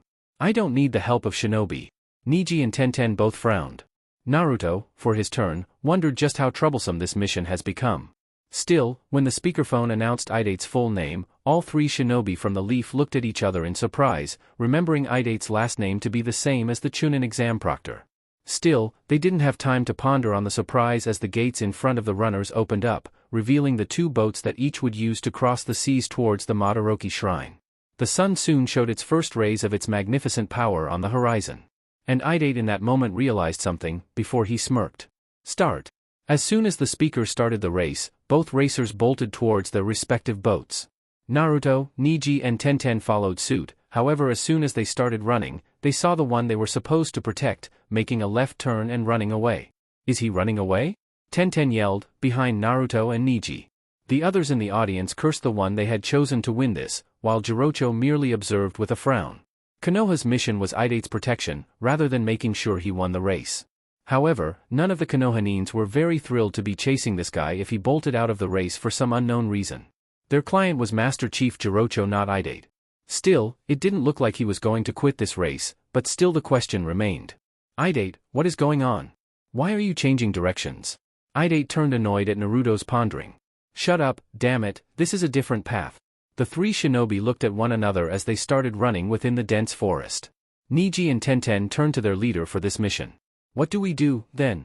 Jumping towards the trees to keep a better viewpoint, Naruto signaled for them to keep on following Idate and protect him from all threats. Niji, activate your Byakugan in short intervals to see if the shinobi are coming for Idate. I'll check up on him. Niji focused on the ram seal and instantly found 3 of the 4 shinobi that were back at the port. Naruto, for his part, kept on following up front and realized that something was off in their path onward. It didn't take 5 seconds for him to realize what was going on, and the image of a displeased Kurenai popped up in his mind about still taking too long to realize the genjutsu. Signaling for Niji and Tenten, Naruto uses Shunshin and shows up in front of Idate. Move out of the way, idiot. I have a race to finish. Naruto snarled at the guy for still making their job hard. Since I'm guessing you had shinobi training, then I believe you're at least capable of knowing when you're caught in a genjutsu. Idate at first looked scandalized, but then he realized that the blonde idiot was right. Now, how about you decide to trust us a little bit and let us do our mission of protecting you? The runner scowled, but acknowledged the request. Naruto looked around for a while, before quickly releasing the genjutsu. Niji and Tenten landed next to them and Idate was about to run once more, before Naruto grabbed his clothes. What now? Naruto looked to Niji and the Byakugan user nodded, before using his dojutsu and confirming Naruto's suspicion. Ha, a double-layered genjutsu, interesting. Releasing the second layer, the forest path just opened up for them. Idate, then, decided he had waited long enough and kept on running once more. Naruto released a sigh. Not that I was expecting a thank you, but, forget it, let's go. Niji and Tenten soon followed Naruto. It appears that he had planned ahead, after all. Still, we are still far away from the race's standard path. Idate turned to correct Niji, while running. Ha, that's why shinobi don't know anything. At this time of the year, a strong seasonal wind blows across the ocean. If I were to follow the standard path, we'd face strong winds against our path, plus at the port to the north, there is a strong current that leads straight towards our destined island. This time, Idate's grin was smug as he kept pointing at his brain, while running. Pretty soon, they saw water once more on the horizon, before Idate stopped running. At this point, they saw what appeared to be a lone house just a few distance away from the ocean. In no time, Idate had procured them with a boat and the team from Konoha had worked fast in getting the boat ready for their journey towards the first part of the race. Niji was the one controlling the boat handle in the back, while Naruto and Tenten worked in strapping the mainsail really tight for ultimate speed. Once that was done, Naruto and Tenten approached Niji at the back of the boat. So, what's the deal about this guy? He runs quite fast, knows about genjutsu and uses chakra. Naruto and Niji nodded at Tenten's question mark. Naruto followed up, afterward. Plus, he is somehow related to Marino Ibiki, the Jonin from the Chunin exams. Niji was the one who surmised for the 3. Was he a shinobi from the Leaf? Then, all 3 looked at Idate's back, wondering about it. If Idate was really a shinobi from the Leaf, then he would be considered a deserter. However, based on the skills he displayed, Idate couldn't be further from a genin-level shinobi. The boat kept on sailing smoothly for a while, as the 3 kept on their assignment, handling the boat to the best of their knowledge. Like Idate predicted, they were making progress and should see the island of their first checkpoint quite soon. However, before they could find some relaxing time, soon a lot of arrows reached their position. All 4 of them, including Idate, stood within defensive positions as they saw another boat approaching. Niji activated his Byakugan and saw the opposition. Naruto, 3 shinobi from Amigakure, by their insignia. The arrows kept on coming, though, as the 3 grabbed kunai to block the arrows. Form a circle around Idate, they will soon board our boat. Niji, Naruto and Tenten formed a protective circle around. Soon, the enemies linked the boats through kunai strapped in ropes, making Idate's boat slow down, enough for the enemies to arrive inside the boat. However, they were surprised that the enemy-aimed shinobi rose from inside the boat. They fought with kunai, but when either Naruto, Niji or Tenten managed to turn the fight and strike, all of them turned into water clones. Niji, Byakugan. Niji blocked one of the kunai and then did as instructed to see that some were actual shinobi, but most were clones. They are mixing themselves with the clones, so watch out. Naruto then grabbed his sword and used his agility to rid the boat of all clones, except one who escaped by jumping back to the water. The two opposing shinobi who were still on the other boat went through hand seals just as the second got ready a fire arrow in his crossbow. Suetun Kokuo no Jutsu, Water Release, Black Rain.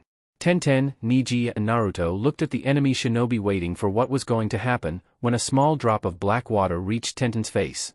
When all three looked up, the torrential black rain surged. It didn't take long for Tenten to realize that it was not rain, but oil, when the other shinobi released the fire-laced arrow from his crossbow. The arrow soon reached Idate's boat and set it on fire. One look at the fire and Idate became immersed at the scene and lost in whatever trip down memory lane. Tenten and Niji looked around, wondering what to do, before Naruto went through hand seals. Suetun Mizurappa, Water Release, Water Trumpet. The enemy shinobi watched in triumph as Idate's boat caught up in flames, however when water beams emerged from the ocean to douse the flames, they were on edge. Suetun Suishuha, Water Release, Water Shockwave. When the water beams towards Idate's boat stopped and then a gigantic wave emerged towards the enemy's boat, all three of them tried scrambling towards safety.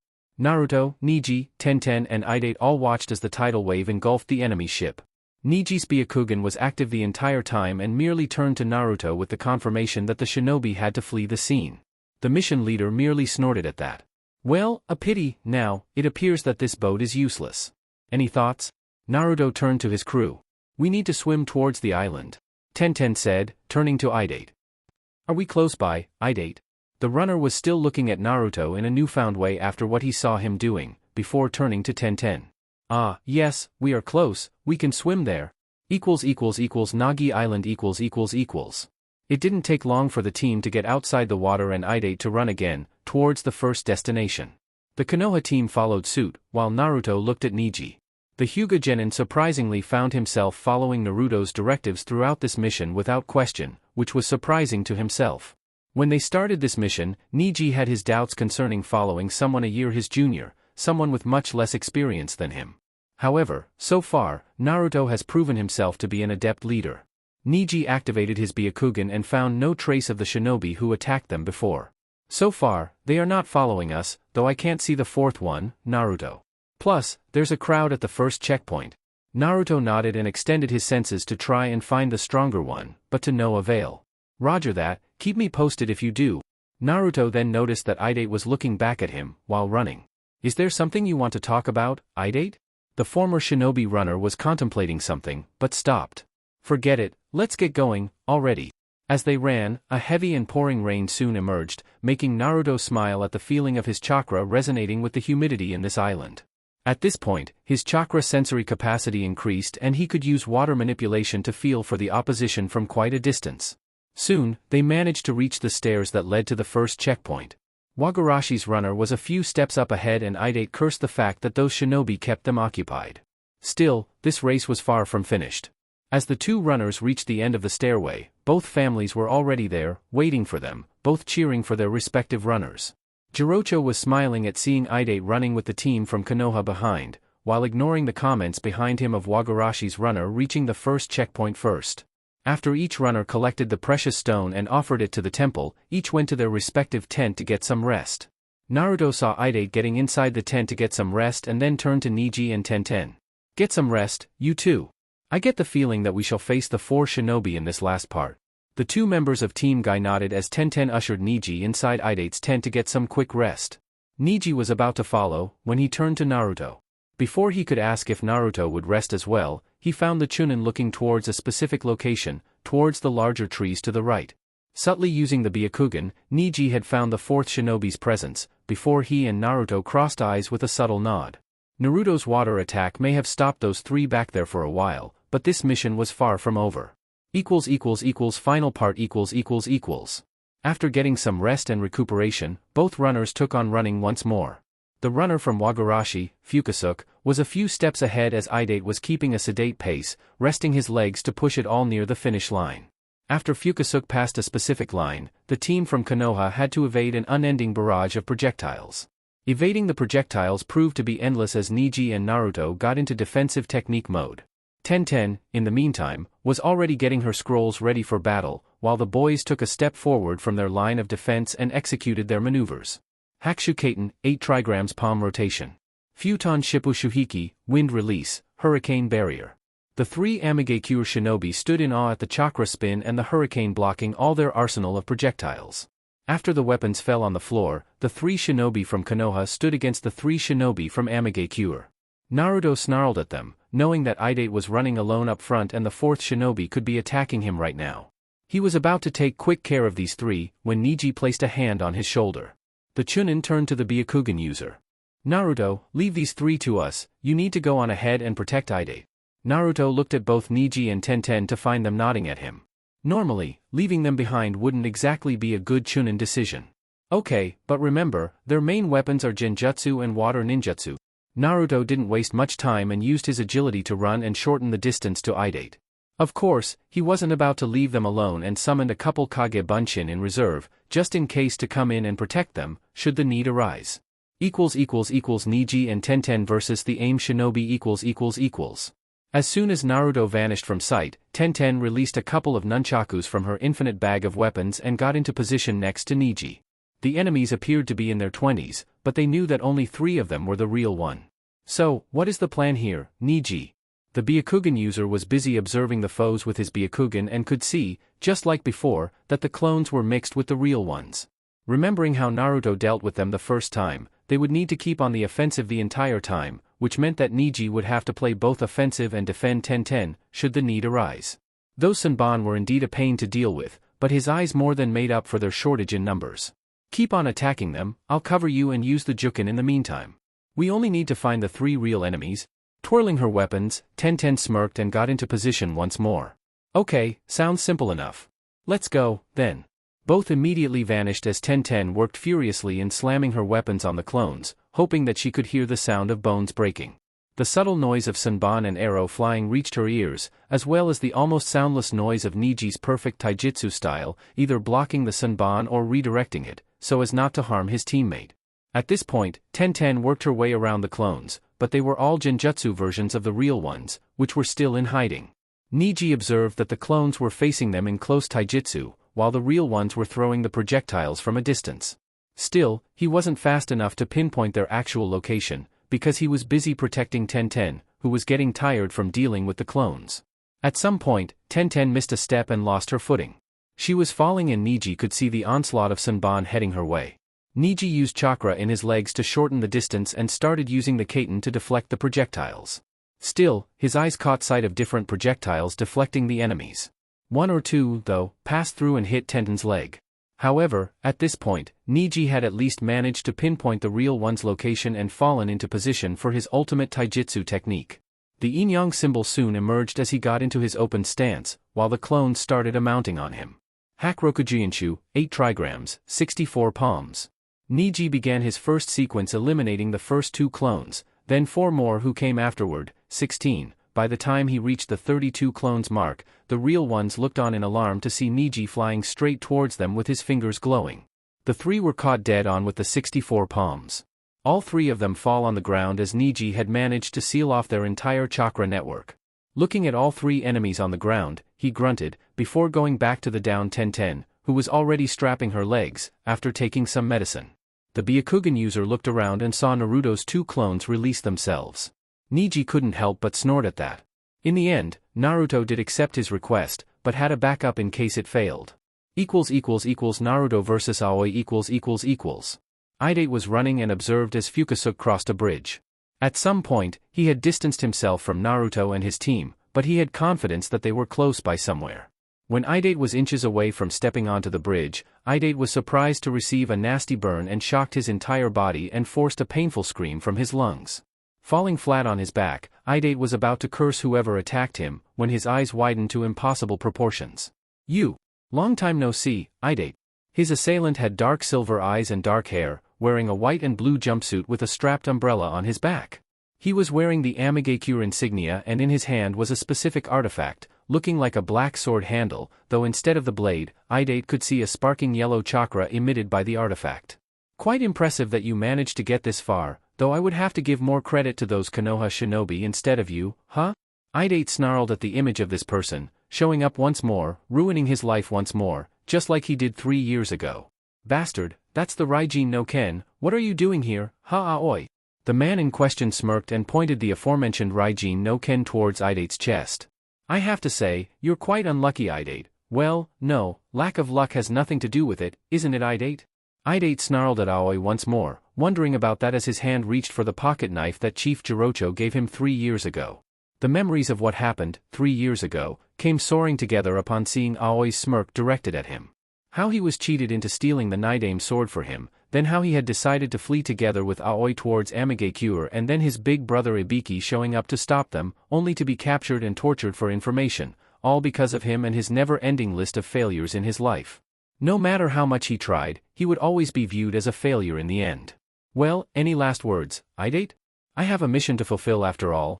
Idate cursed the man he once called his sensei and closed his eyes, waiting the killing strike, before he opened his eyes to see Naruto parrying the Nidaime sword with his own chakra-infused ninjato. Naruto! How glad I am to see you, what took you so long, damn it?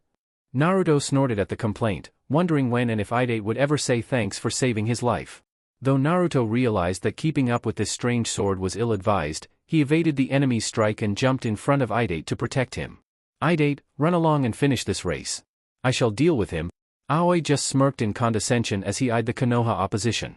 When he saw that Idate was just eyeing them, Naruto snarled. Did I stutter? Get going, already. I got it, already, I'm going. Idate soon charged towards the bridge and Aoi moved to intercept, only to stop once Naruto attacked him. The former Konoha Jonin saw Idate crossing the bridge and snarled at his mission going sideways. He then looked at Naruto and sized him up. So, this is the best Konoha's new generation has to offer, ha, not impressed. Naruto narrowed his eyes on this person, while studying his chakra and his movements. Holding his ninjato up close, Naruto wondered what was up with that strange sword this guy was using. That energy emitted by the dark handle was of lightning nature, but he could only feel water chakra from this foe. Naruto, however, frowned at remembering that prior to him arriving, this man and Idate appeared to know each other. And Idate was a former genin from Konoha. Before Naruto could ponder on this precise information, Aoi took the advantage of Naruto's supposed lack of attention and attacked with the strange yellow energy sword once more, only this time Naruto evaded instead of blocking it. Just what kind of weapon is that? Aoi smirked as he answered by attacking Naruto once more, who had to keep on the defensive in the meantime.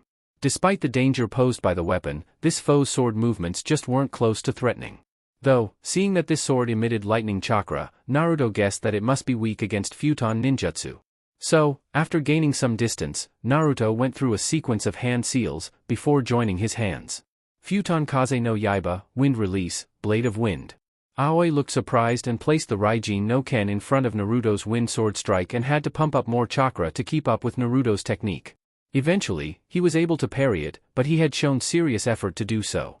Still, Naruto merely eyed the sword still active but with a clear crack mark on it. Aoi, though, kept on smirking in disdain and arrogantly considered himself superior, because he had managed to stop the attack.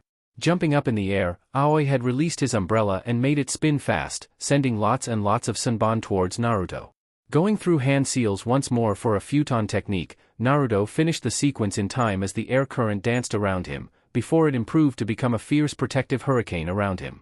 Aoi looked on and cursed this Chunin, as he landed back on the ground and charged with the Raijin no Ken. You may have some moves, kid, but against this sword, you can't hope to defeat me. This is the Raijin no Ken, the sword used by the Nidaime Hokage. The surprise was evident on Naruto's face as he moved in too slowly to evade one strike that grazed his shoulder. That much was his surprise at what this jerk had said. Never in all his training days with Tobirama-sensei, the man had mentioned having a sword, much less this one. The Nidaime, what are you talking about? Aoi, though, smirked as he eyed the sword. I guess you're still too green to know about it. Yeah, I tricked Idate into stealing this beauty for me. It said that the Nidaime Hokage used it during the Second Shinobi War. At this point, Aoi had seen Naruto's hair shadow over his forehead and eyes, understanding that this kid was overwhelmed by what he had revealed. However, Naruto was feeling quite differently right now. There wasn't much that could piss him off, nowadays. A lot of the things that happened to him were pretty much water under the bridge. However, to see this imbecile, this no-good shinobi using one of his sensei's creations, truly made his blood boil. To see this foe swing that sword with little to no skill at all, made Naruto wish that the Nidaime himself appeared to teach this guy a lesson. I don't know who you are and I really don't care. Aoi was still sneering, but stopped once he felt the immense and dark aura surrounding this kid. But I can't just see scum like you flinging that sword like an amateur. Senju Tobarama is a legendary shinobi and I shall not let you tarnish his legend. Big words, how about backing it up? Aoi was surprised when a voice whispered from his back. Gladly. That was all Aoi heard, before he felt Naruto's ninjato pierce his back, in a fatal wound to the chest. The last sight that Aoi had was of the Naruto in front of him shimmering and vanishing from view. Niji and a battered Tenten soon came into view next to Naruto as the Chunin eyed the killed Jonin. He, then, grabbed the Raijin no Ken and pictured his old sensei using it back in the day. How was it on your end? Niji looked at Tenten. We dealt with the three, they are unconscious. Tenten, though, received a few senbons.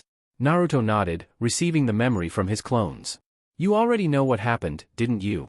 The Chunin saw Niji smiling at him and feigned ignorance, seeing Tenten's accusatory glance. Don't know what you're talking about. Are you okay, Tenten? I'm fine, I guess. These darts were poisoned, but luckily enough, I still had some medicine that Gai-sensei gave us in our last mission. Naruto breathed a little easier at that as he grabbed an empty scroll and collected the Jonin's body. His clones had worked diligently from a distance to use shuriken to take care of the Senbon that Niji couldn't block, but it was indeed too many to secure at once.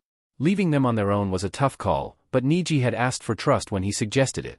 And if Naruto had opted to remain behind, then he would have to explain to Chief Jirocho and the Hokage that he ended up failing the mission, letting Idate get killed. Let's go and see the finish line. Idate must be finished by now. Niji and Tenten nodded as all three vanished towards the final destination. End of the race . Idate and Fukasook were neck to neck down the finish line, though Idate was giving it his all, focusing as much chakra on his legs as he could to finish the race. His surrogate family cheered for him, just like the crowd, who were hoping for the Wasabi clan to win and thus end the Wagarashi clan's tyranny in the area. Idate was looking towards the finish line and his eyes landed on Chief Jirocho. The man to whom Idate owed his life to, the man who gave him a purpose, the man who believed in him when no one else would. He owed it to Chief Jirocho to win this race. Pumping even more energy into his legs, Idate was already feeling the heavy strain he was putting on his knees, but he had all the time in the world to rest after this race was finished. A small part of his mind got worried about Aoi, but he needed to believe that Naruto would hold him off at least long enough for him to cross the finish line. Chief Jirocho and the rest of the Wasabi clan all watched as Idate passed Fukasook, until he was at least one entire body in front. Fukasook even tried to give in one last effort, but Idate just wasn't having it. Idate's body soon relaxed upon feeling his chest touching the finishing line ribbon, while Naruto and his team appeared atop the red gates, merely observing Idate crossing the finishing line first and the entire crowd cheering, before the T-Country's daimyo gave the win to the Wasabi family. After the race event was finalized, Naruto and his team talked with Chief Jirocho and Idate. Seeing as Tenten was somewhat injured, Jirocho offered his best medical staff to take care of her, before they could return back to Konoha. In Konoha . It took a total of 3 days for Tenten to get treated before they returned to the village. Once they arrived at the Hokage's office with the mission report already written, Naruto dismissed Niji and Tenten as he had some important business to discuss with the Hokage. Upon arrival at the office, Naruto was not surprised to see Marino Ibiki there with the Hokage. During the time of Tenten's treatment, Master Jirocho had gladly offered accommodations for the team, so Naruto took the time to communicate what happened in the mission to the Hokage. It came as much of a shock for Naruto to hear that the man he killed was one of Konoha's B-ranked missing Nin Rokusho Aoi, the man who stole the Nidaime's Raijin no Ken. The Chunin had handed the scroll containing Aoi's remains to Ibiki and the man bowed to the Hokage, before leaving the office. However, before leaving, Ibiki stopped by the door as Naruto called up to him. Ibiki-san, in our mission, we happened to meet your BR. Ibiki stopped Naruto before he could finish his sentence, though. I believe you're mistaken, Naruto-san, my brother passed away 3 years ago. Naruto merely lifted his eyebrow at the heavily scarred man, as they crossed eyes for a while, before Ibiki left the office. What was that all about? Hiruzen merely observed it with a smile as Naruto questioned out loud. Don't worry about that, Naruto-kun, now I understand you want to resume the conversation we had prior to you leaving. Naruto nodded, remembering the memory of the clone he left to communicate to the Hokage about the fox. Yes, when Aoi showed me the Nidaime sword, I got angry. Hiruzen hummed, urging him to continue. Angry that this man was tarnishing Sensei's memory by the way he was swinging that sword. Seriously, Yugugo-sensei would be ashamed to see such displays of swordsmanship, and I just couldn't let it go. I'm not saying that the fox completely overruled my thinking, but...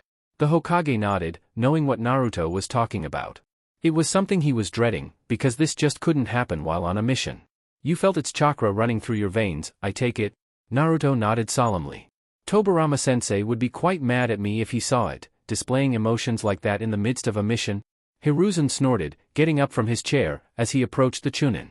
Naruto-kun, while indeed we must control our emotions in the middle of a mission, we are still human at the end of the day. Right now, Hiruzen was in front of the solemn Naruto as he placed a comforting hand on Naruto's shoulder.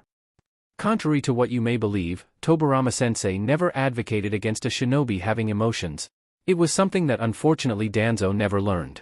What is important is that we do not let emotions dictate our decision, while on a mission. Keeping a level head is always important.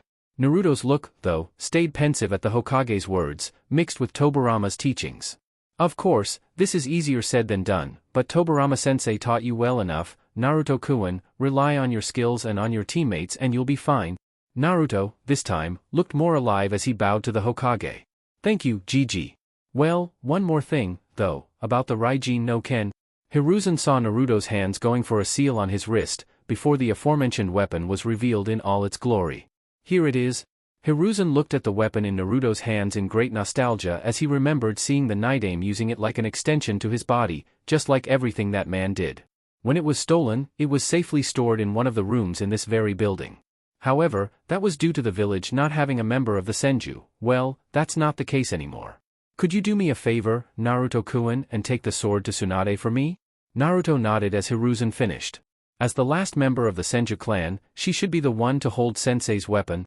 With Tsunade .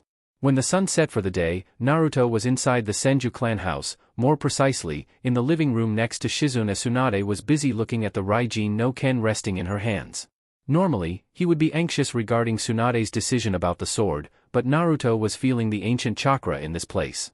Senju Hashirama's nature chakra resonated in him long after he had perished. The dense nature outside the house felt similar to the cave where he first met with Tobirama-sensei.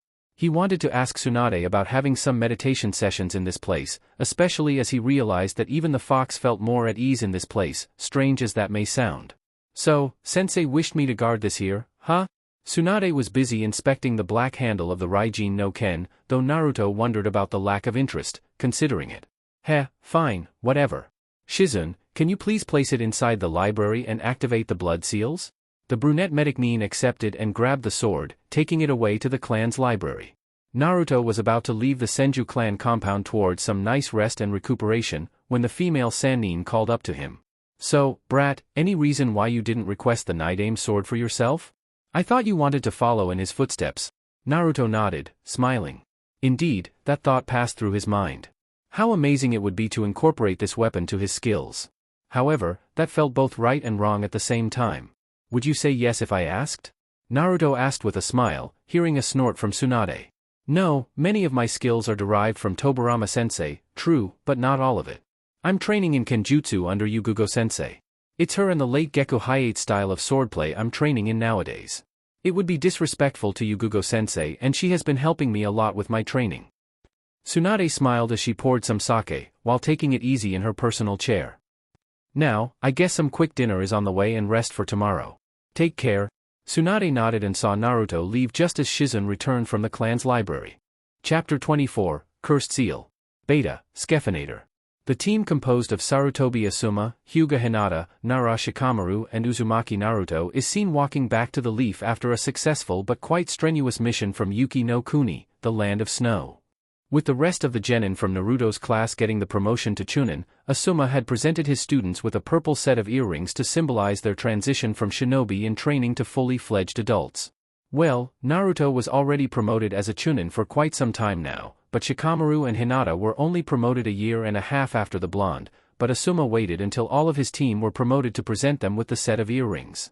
There were even talks amongst the higher-ups that Naruto had already earned the respect and reputation to become a jonin, because of his skills. In fact, the Hokage was considering it, together with the clan prodigies Shino and Niji, even if Niji had become a chunin not so long ago. Sakura had officially become Tsunade's apprentice in the hospital, so her field work would have to be put on hold. Back to the team, they all sighed in relief moments after crossing the gates to Konoha. Well, I'm glad we're over with this mission. How Koyukiheim could stand living there, I don't know. Naruto sighed in dismay the minute the name came out from his mouth as both Asuma and Shikamaru snickered at him and Hinata blushed like bloody crimson. Every time, Shika, Asuma-sensei? The Nara heir merely chuckled, while Asuma decided to comment, while all three of them not checking to see the blushing look on the grown-up Hinata, despite her looking down this entire time, after what happened in Yuki no Kuni, precisely between Naruto and the princess. The image of them kissing like that still made her cheeks burn. Sorry Naruto, it's just that few of us ever get the chance to gloat about making out with a princess, you know? Naruto groaned immediately afterward Asuma's comment, prompting both males to laugh even more. It wasn't anything like that, sensei, I was just playing a part in her movie. Though, if he was honest with himself, it was quite difficult to internally regret saying yes to the surprisingly enthusiastic princess's idea. When the mission started, she was bitter and did nothing but shun everyone out of her life, going as far as to betray them in the middle at one point. After the mission was over and her uncle was killed by a combined assault from his team, it was like she became a completely different person, especially around him. Hence why she had, strangely so, requested him for the part instead of Asuma-sensei, who, by the way, was still enjoying himself at the expense of his student, the bastard. And judging from his grin, Naruto knew that another tease would come. Oh, I wouldn't expect you to be so modest Naruto, I did remember the princess asking for you, directly. Who knows, perhaps, she used the movie as an excuse for what she really wanted to do. That comment made him blush slightly, though the most logical part of his mind dismissed it. However, like a genjutsu, he took a second or two longer to recover from it, making Asuma and Shikamaru even more amused. There was simply no way that Naruto could say it wasn't an exhilarating experience. And the princess did extend the act for more than Naruto thought it would, which only served for him to experience things. Returning to the task at hand of trying to defuse the situation of being the teasing focus of Asuma and Shikamaru, he did the only thing he could at this moment.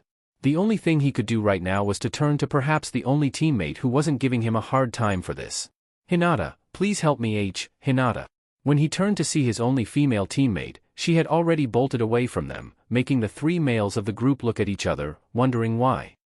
Strange. Well, you two can go and enjoy some rest or do whatever it is you please, I shall report to the Hokage. Asuma soon shunshined away from Naruto and Shikamaru, before Naruto turned to his partner in crime, who at this point was already yawning and scratching his ear. Yeah, I had enough amusement for today. I'll be heading home, then, Naruto. See ya. Naruto snorted at the notion, seeing as the sun was about to set. Yeah, I didn't expect you of all people to want to do something tonight, good night Shika. The Nara heir had briefly waved goodbye with a smile, before casually walking towards his house with both hands inside his pockets.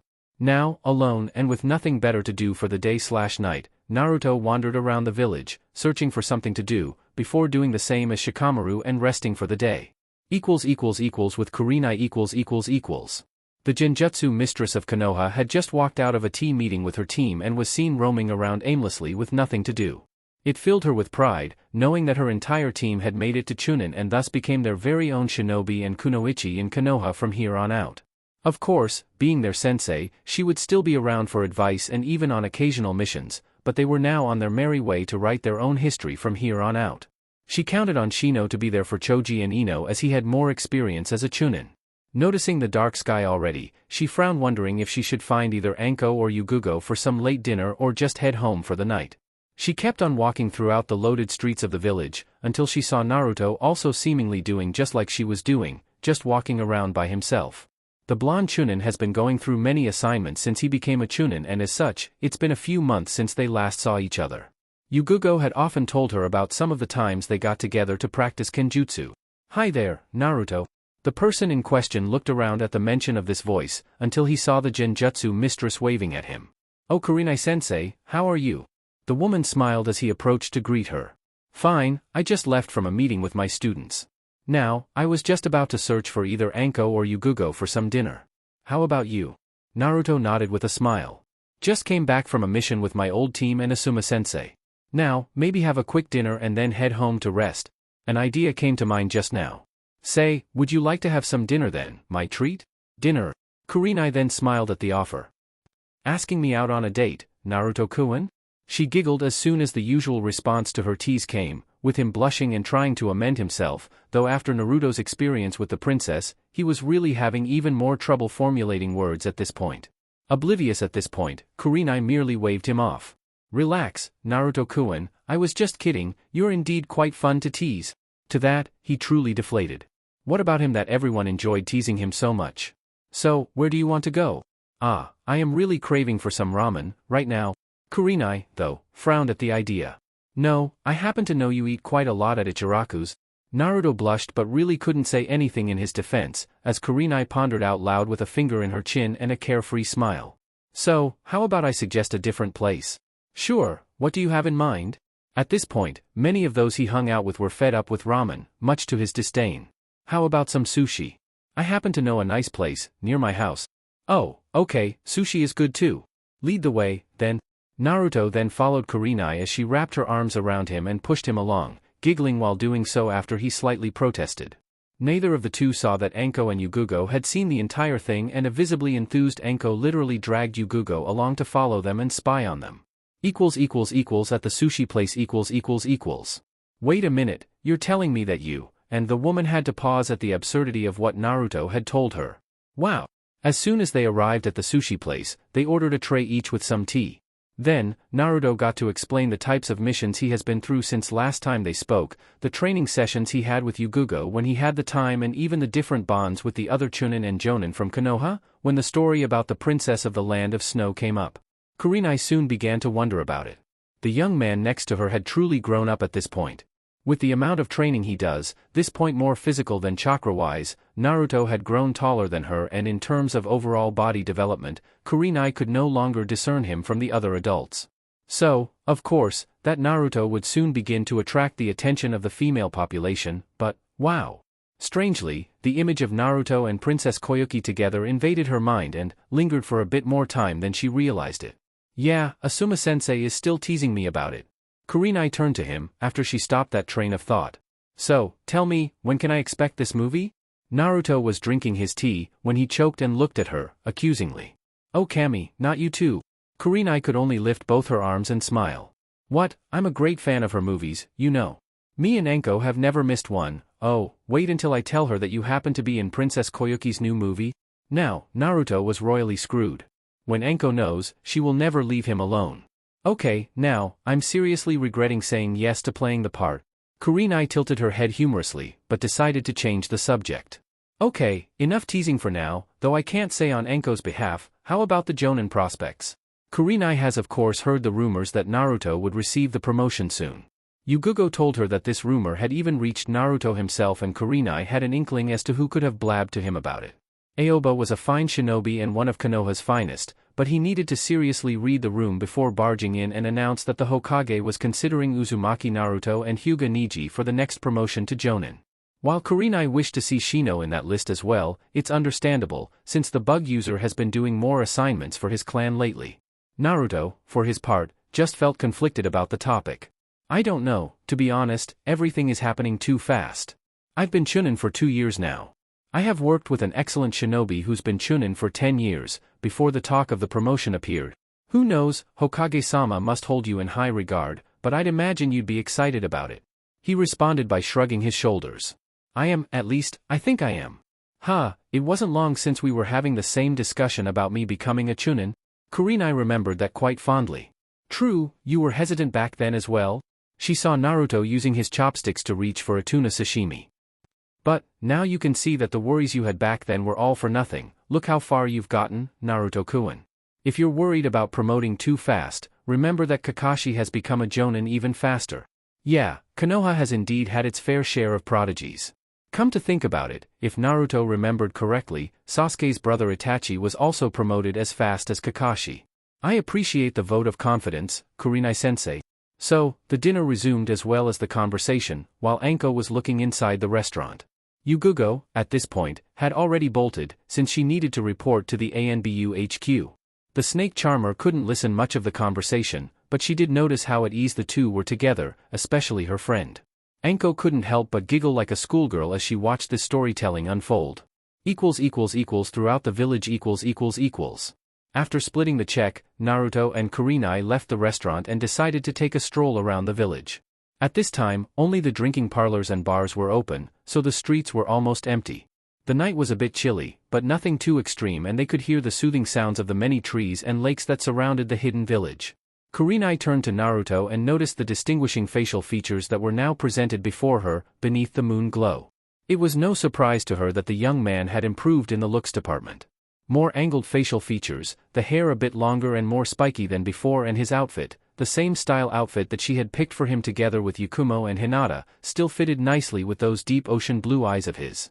Overall, Kurenai found that Naruto's event with Princess Koyuki wasn't so surprising. Say Kurenai-sensei.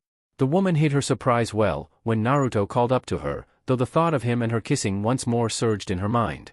Yes, Naruto. Do you happen to know why Anko is following us? The question itself jolted Kurenai out of her musing, but Naruto was still smiling and not looking back. Though, the slight spark in Anko's chakra at being caught was a dead giveaway for a censor. How can you tell that she's following us? Oh, right, I forgot. Now, she was smiling as well as both kept on walking. Who knows, I've been friends with her for many years and still can't figure her out. Well, she is gone by now, must have realized that she was caught and bolted. Kurenai saw him smiling and shared the humor. I can see you have improved your sensor skills. Anko is quite the infiltrator. She can sneak in pretty much undetected in most places. Naruto smiled. Feeling the water particles in the atmosphere around him has become easier than breathing.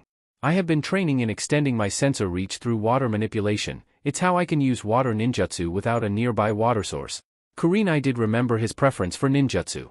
I see, and how's your genjutsu training? I hope you're not slacking on that front. Naruto smiled, as this time Kurenai chided him. Kenjutsu training with Yugugo and all that talk about your ninjutsu, I'm starting to wonder if you're no longer interested in illusions. Don't worry, I have been practicing that as well. It helps my chakra control after the fox tampered with my chakra.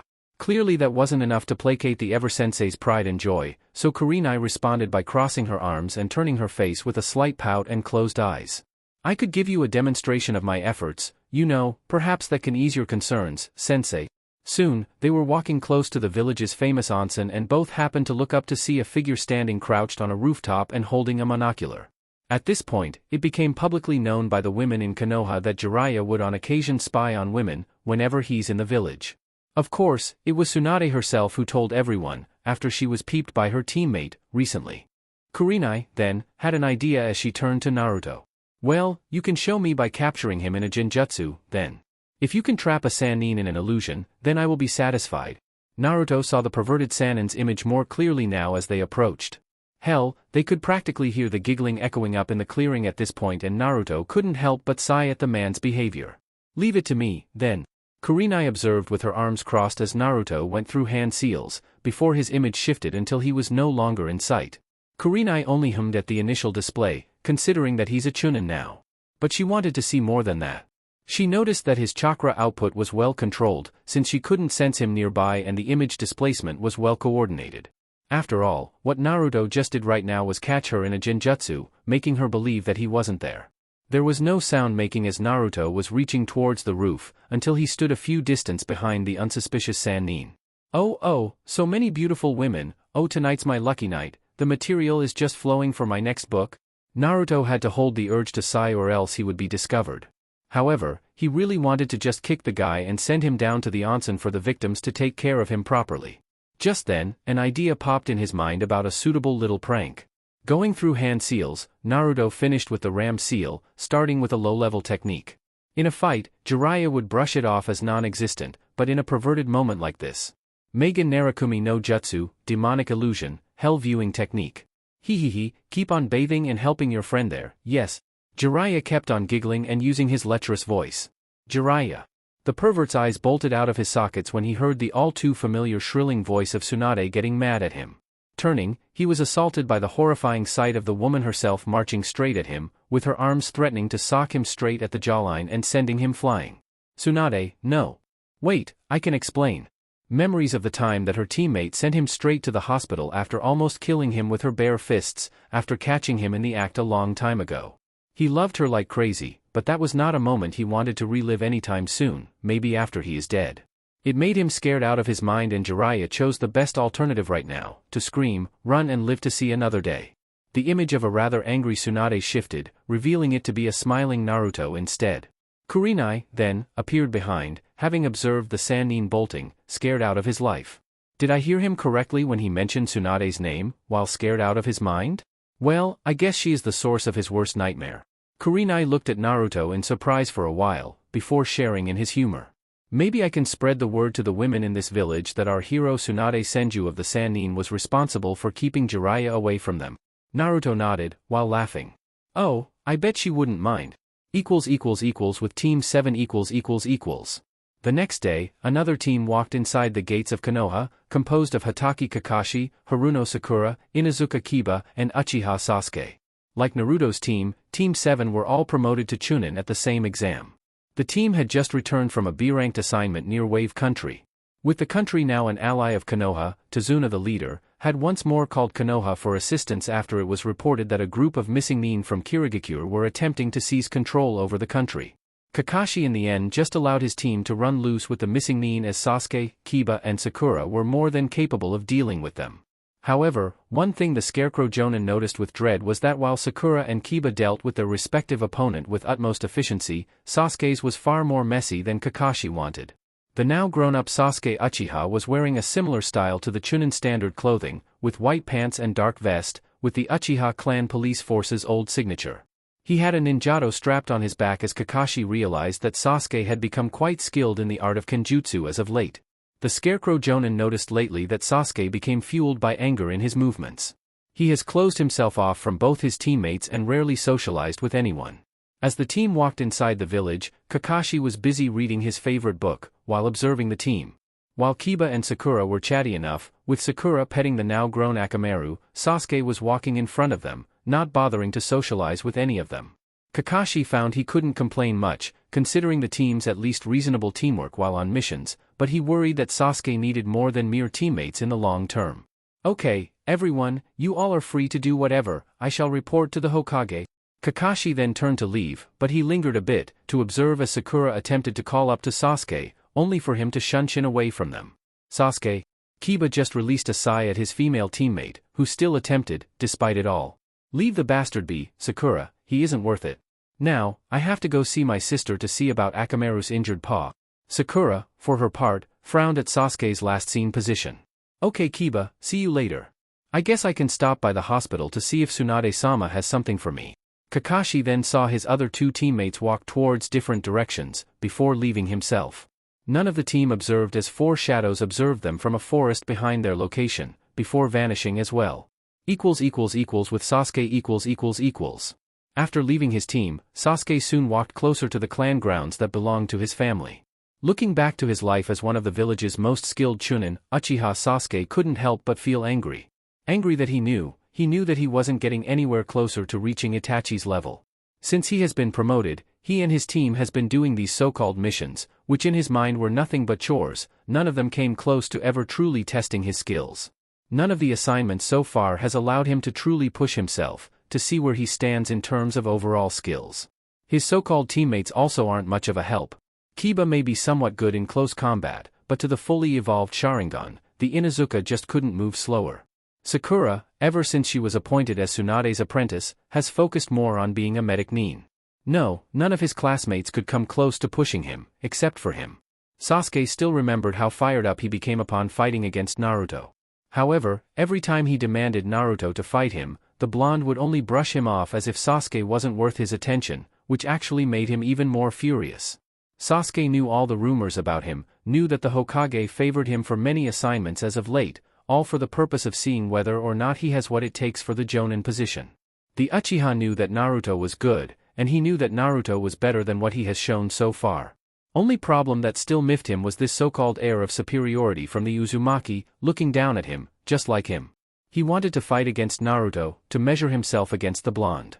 Naruto was someone he could use as a stepping stone to reach Itachi in the future. He was about to make one more step before he stopped and placed both hands inside his pockets. Just how long are you planning on following me around? Show yourself. The wind picked up after he said those words, before Sasuke heard someone chucking somewhere. For shadows then surged out of nowhere, surrounding the Uchiha. He looked around, noticing that there were 4 opponents total, all of them having the sound headband. At this point, the cursed seal flared up in his neck, making his hand reach for it, with a painful snarl. Who the hell are you all? All of them were wearing similar outfits, but one quick use of the Sharingan and he was able to pinpoint just about everything from these 4, in terms of overall chakra capacity and skills. With the exception of the red-haired girl, all 3 males surged forward with plain taijutsu, but he was quick in facing them all, starting with the man with gray hair, followed by the one with multiple arms and lastly the fatso who tried using brute strength against him. All of them were quickly gathered in one place and Sasuke pushed forwards, with the intent of finishing these goons. He was surprised when he heard a flute playing and his footing became disoriented for a second. The one with multiple arms then shot what appeared to be a web at him, trapping his arms and dragging him towards the fat guy who was preparing a strong punch. Sasuke, though, quickly maneuvered himself in midair and with a quick use of his sword, slashed the web and dodged the punch from the fat guy. He was about to kick in retaliation when a hand grabbed his feet and started spinning him, until Sasuke was thrown towards the wall. Once more using his agility, Sasuke flipped and landed his feet on the wall, before using chakra to propel him towards the enemies once more. The tune reached his ears once more, but he had a few shuriken in hand to throw at the red head that stood at a distance, forcing her to stop playing. That is becoming quite annoying. So, please tell me who you are, before I start getting serious here.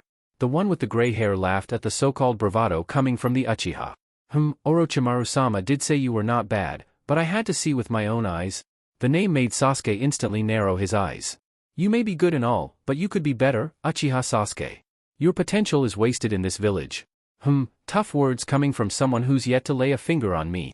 Well, we shall see about that. Sasuke then saw as black markings started spreading over the enemy's body, before he vanished in speed and appeared right in front of the Uchiha. Still, the Sharingan was active and allowed Sasuke to block. Even so, he was somersaulted straight towards a tree and his back smashed into it, drawing some blood. Somehow, his speed and power increased out of nowhere.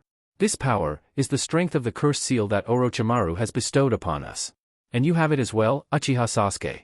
This village may have placed a seal on it to prevent you from using it, but we can break it easily. Imagine this strength at your disposal, Uchiha. Sasuke snarled at seeing the other 3 now showing the same cursed seal, but with different shapes. I happen to know your true objective and you know you won't get it, staying pampered in this village. You know nothing about me. This time, his cursed seal flared and the one with gray hair only smirked. I'll beg to differ. Everyone knows about your desire to kill your brother, Itachi. You shut up this instant. Don't ever mention his name in my presence. The nerve of these losers to mention his name. Face it, Sasuke, with the level you are at, you will never come close to beating Itachi. But with Orochimaru's guidance, you shall have the means to do so. The cursed seal then retracted from everyone as Sasuke stood at attention, waiting for a surprise attack, which never came. We are not here to force you, this is something you have to decide for yourself. Cut ties with this stupid village and come meet us outside the village, before the sun comes up. Sasuke was still looking skeptical about it all, though. What I have shown you is a mere glimpse of the power you can possess, Uchiha Sasuke. So, choose wisely. Those were his last words, before all 4 vanished in a dance of leaves amid the full moon. The Uchiha just observed them leave, before looking at his palm in deep contemplation. These 4 may be all losers in his mind, but they all presented a scenario in which Sasuke could benefit in the future, face his older brother and finally bring his family to justice. Getting training from a Sannin as Orochimaru would definitely make him stronger. Just seeing how much Sakura has improved was evidence of that. On the other hand, Sasuke didn't trust the snake Sannin. Giving that power of course came with a cost. The memory of Orochimaru toying with him at the Chunin exams and then placing the cursed seal on him played on and on in his mind. Soon, you shall seek me out, it's in your blood. With one last snarl, Sasuke went back to his house, in deep thought. All the while, one Hatake Kakashi just stood behind one of the trees with his arms crossed, observing it all, before deciding that he needed to talk about this to the Hokage, at once. With Naruto . Later on, Uzumaki Naruto was seen going through a few sword katas, as instructed by Yugugo. It was a beautiful night overall and Naruto has chosen a secluded training ground for his late workout. The movement wasn't so strenuous as he still needed to rest somewhat, after his mission to the land of snow. Fighting those armors was quite the pain in the ass. Naruto's own techniques would be used against him, which forced him to sometimes overload his techniques, until the armors cracked under pressure. The bastard Dodo's armor was even more advanced, forcing everyone's chakra to the brink, until his armor broke, and then, only then, were they able to defeat him. Because of this, Naruto had to hear the fox bitch about having to ease his chakra coils. Their relationship had slightly improved. Before, the fox absolutely loathed his very existence and wanted nothing to do with its jailer. Now, at least, they were on relative talking matters, but mostly the fox talking and Naruto having the honor of listening. And most of what the fox spoke about was to berate him for pretty much anything and everything that he did, said, and acted so far in his life. But, it was an improvement, compared to what it was before.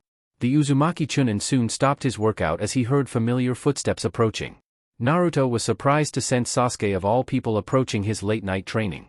"How's it going, Sasuke? Great weather tonight for some training, wouldn't you say?" If the Uchiha was surprised that Naruto knew it was him, he didn't show it. The fact that this late at night, Naruto was still focused on training, showed Sasuke a good and positive image. Naruto was easily considered one of the best Chunin in the village, and Sasuke surprised himself by conceding that Naruto was perhaps better than him. It certainly allowed him to be more at ease with what he was pondering at the moment, after the altercation with Orochimaru's lackeys. "You do this often?" Naruto looked at his fellow Chunin in wonder at the question. "What, training?" "Yeah, on occasion. It's not like I have people waiting for me at home, you know." "Yeah," Sasuke knew and understood, better than most. "I do." Sasuke admitted to knowing next to nothing about the Uzumaki's life. Though, now that he remembered from the academy, Naruto was an orphan just like he was. The only difference being that while Sasuke had a family and then lost it, Naruto never had one. It was quite tough and quite subjective to measure which life was the worst. However, Naruto didn't seem to suffer from the same illness as him. Naruto doesn't appear to be angry, often. He is not ruled by emotions like Sasuke normally does. Hell, Sasuke even felt a strange sense of peace, while next to him. Naruto, for his part, turned to study the Uchiha, wondering what he could possibly want, right now. "So, is there something I can help you with?" Sasuke subtly nodded, while maintaining an eased breathing. "I have to make a tough decision with my life, Naruto. One that I hope you can help me with." A look of wonder still remained in Naruto as he turned his face sideways, while observing the Uchiha. "Okay, what is it?" Naruto had barely less than a second to widen his eyes in surprise, before drawing his sword and parrying Sasuke's sudden attack. Naruto had made the mistake of looking straight at Sasuke's fully evolved Sharingan and was caught instantly inside a Genjutsu. He felt his body catching on fire and kneeled on the ground. Naruto took a heavy breath as he released the illusion from Sasuke, while seeing the Uchiha a few meters away from him, with his sword posed to strike. Allowing a couple of seconds to understand the situation he was in, Naruto took an eased breathing and got up from the ground. "I could ask if you had truly lost your mind, but then I'd be wasting my time, right?" Sasuke blinked and another Naruto appeared next to him, before landing a powerful kick on his chest. The Naruto he was observing almost a second ago simmered as if Sasuke was observing a distorted image. "Indeed, I don't wish to talk." Sasuke then back-flipped and Naruto noticed the number of shuriken hurling straight at him.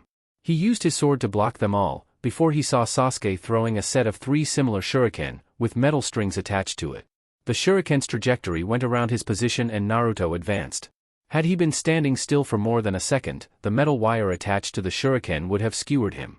Using great agility, before Sasuke pulled the metal wire that would have become threatening, Naruto had reached the metal wire and slashed it with his sword, before advancing on Sasuke. Using a sequence of shunshin and random shuriken throwing, Sasuke was kept on the defensive and couldn't use the Sharingan to anticipate Naruto's position. He couldn't tell if his Chunin opponent would close the distance or use long-range techniques. His fully evolved Sharingan caught onto Naruto doing hand seals, fast. Futon, Daitapa, wind release, great breakthrough. The gigantic gust of wind lifted a couple of trees next to him and Sasuke had to evade the technique, or else he would be catapulted. The technique wasn't new as Orochimaru had used a similar tactic. Naruto had then watched as Sasuke's body lifted from the ground and couldn't handle his technique. He stood at attention as he landed close to Sasuke's original location. Sensing the Uchiha's position, Naruto soon dodged Sasuke's sword that would have decapitated him and created some distance. Sasuke took the opportunity and went through hand seals. Katan, Housenka no Jutsu, fire release, Phoenix Sage fire technique. Naruto had to evade the small but no less dangerous fireballs that came at him in random directions. Sasuke took the opportunity and attempted to catch Naruto once more in a Genjutsu, but it wasn't enough to hold for long. Caught by surprise at the speed in which Naruto released the genjutsu, Sasuke was caught by surprise as Naruto went through a quick series of hand seals, while water drops hovered around him. Suiton, Suidan no Jutsu, water release, water bullet technique. The water projectile technique hit Sasuke straight in the chest, forcing first blood coming from his mouth at the impact. Sasuke snarled at the fight not going his way and went through hand seals, before his hands burst into electricity. Slamming both hands on the ground, Sasuke had sent the electrical current fast at Naruto, who had to jump away. Naruto's eyes widened in surprise at seeing Sasuke appearing in front of him, with his sword drawn and about to thrust his sword through Naruto's chest. The Uchiha was sure of his victory when he thrust the sword through Naruto's stomach, but he frowned once. Instead of blood, his sword was met with water as the Mizu Bunshin dissolved. Landing on the ground and looking around, Sasuke wondered where the attack would come when he heard it. Suiton, Hahanryu, water release, tearing torrent technique. Sasuke had less than a second before his body was dragged by a powerful water current. The Uchiha looked quite surprised at the sudden appearance of this amount of water, enough to drag him below water, for cry's sake. Naruto merely observed the Uchiha getting dragged by the current, as he'd sked in dismay. Looking to his left, he saw Sasuke lifted from below ground, using a basic earth manipulation escape. The Uchiha appeared winded, but Naruto saw that he had that look on his face. The Uchiha was enjoying himself. I take it that Sakura had taught you that, huh? Sasuke smirked, taking his time to recover some of his breath, while wondering just how much stamina his foe has to throw around as much ninjutsu as him and not look winded. Yes, Naruto, this is what I wanted, this is what I always wanted from you. The Uchiha was cackling like mad at this point, while Naruto just observed with a lifted eyebrow. Just fighting you makes me feel so alive. You push me like no other before. I want more, Naruto. Fight me. Sasuke vanished and Naruto blocked the opponent's sword with his own, now observing the mad look on Sasuke's face. The two danced in a kenjutsu fight, while Naruto focused on his sensing capabilities, so as not to lock eyes with the Sharingan. If he did so, Sasuke would catch him in a genjutsu and it would be the end of it. Something about this fight had convinced the Chunin that Sasuke would definitely go for the kill, if he had the opportunity. And he couldn't use Hiate's techniques, since Sasuke could copy it with his Sharingan. Yugugo-sensei would be quite pissed if she knew about it. Soon, the speed and strength of Sasuke's technique intensified and Naruto remembered their previous fight in the preliminaries of the Chunin exams. The black markings had already spread throughout his body, forcing Naruto to call at least half of the fox's one-tail worth of chakra to compensate. Naruto needed to finish this fight fast and blocked Sasuke's sword, before pushing him with nothing but force, surprising Sasuke, despite him using the cursed seal. Naruto, then, went through hand seals and his hand glowed in white. Futon, Senpuken, wind release, whirlwind fist technique. The rather short distance was enough for Naruto to advance and slam the whirlwind fist straight on Sasuke's stomach, shredding his wardrobe, Chunin vest and even caused quite the damage to Sasuke's abdomen. The attack was enough to take every bit of Sasuke's breath, until the pain was too much and he collapsed on the ground, unconscious. Naruto had released a sigh in dismay, at least relieved that he didn't have to use stronger and more destructive techniques against the relentless Uchiha. Plus, seeing the cursed seal active, meant that Kakashi-sensei's seal has weakened over time. As such, Naruto had grabbed Sasuke's unconscious body and thrown it over his shoulder, before using a shunshin towards the Hokage's office. At the Hokage's office . As soon as Naruto appeared with Sasuke on his shoulder, he was about to knock, when he heard the Hokage and Tsunade shouting at each other, before Tsunade angrily slammed the door and stomped away.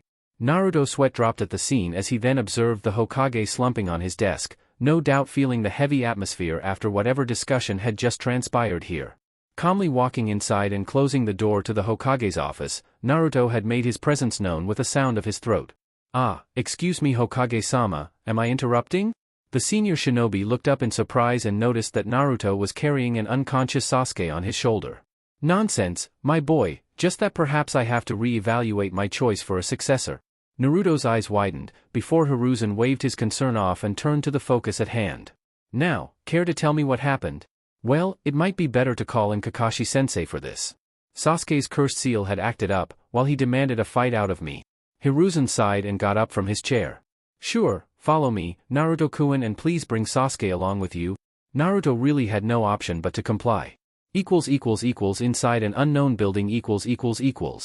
In no time, Naruto and the Hokage had reached their destination and Naruto looked around to see just where he was at this point. It was a tall building, that's for sure, but he couldn't see much else inside. Just a flat surface they were in with pipes on the ceiling. There was almost no light inside, but Naruto could sense hidden presences inside, such as his sensei Yugugo and 3 to 4 other hidden ANBU. Then, Kakashi made himself known, next to them, with both hands inside his pockets. Should I even ask, Naruto? The Chunin merely shrugged his shoulders, trying to placate whatever responsibility he had in Sasuke's state right now. Saying he started it would be quite juvenile, wouldn't it? Hiruzen chuckled, before turning to the Scarecrow Jonin. Perhaps, after meeting with his guests, Sasuke had decided to pay a visit to Naruto. Kakashi hummed in acknowledgement as Hiruzen continued. Problem is that in the midst of their fight, Sasuke ended up using Orochimaru's cursed seal. I see, Kakashi said with a sigh in dismay. But then again, Kakashi admitted to underestimating the effect of his prodigy's emotions. Then, I shall reapply the Fujihoin, evil sealing method. Hiruzen nodded as Naruto placed the unconscious Sasuke on the ground, before he saw Kakashi take charge and draw the many lines of seals for the sealing technique.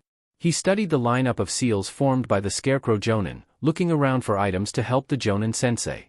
Taking some steps forward, Naruto observed the lineup of Kakashi's sealing drawing, earning curious looks from both Hiruzen and Kakashi. Perhaps, I could add another layer of protection, Kakashi-sensei? Kakashi's eyes widened and Hiruzen smirked, remembering just who first taught Naruto. Your technique represses the evil aspect of the cursed seal, but fighting Sasuke, I learned that perhaps there is a trigger to the cursed seal's activation. Sasuke's own negative emotions flared the cursed seal into existence. Allow me. Then, Kakashi and Hiruzen observed as Naruto's finger glowed black as he then drew another sealing sequence that went around Kakashi's design. The Scarecrow Jonin was caught speechless, observing Naruto growing before his very eyes. Hell, his eyes only saw another blonde doing the same thing, a long time ago. It took a total of 5 minutes for both sealing designs to finish, before Kakashi and Naruto turned to Hiruzen for approval. The Hokage nodded and Kakashi started going through hand seals, before placing both hands on Sasuke's cursed seal. Fujihoin, evil sealing method. Kakashi's sealing drawings then moved from the ground, toward Sasuke's body, crawling on his skin, until it formed a formative drawing around the cursed seal. The Scarecrow Jonin then observed as Naruto went through a long series of hand seals, before doing the same thing over Kakashi's own design.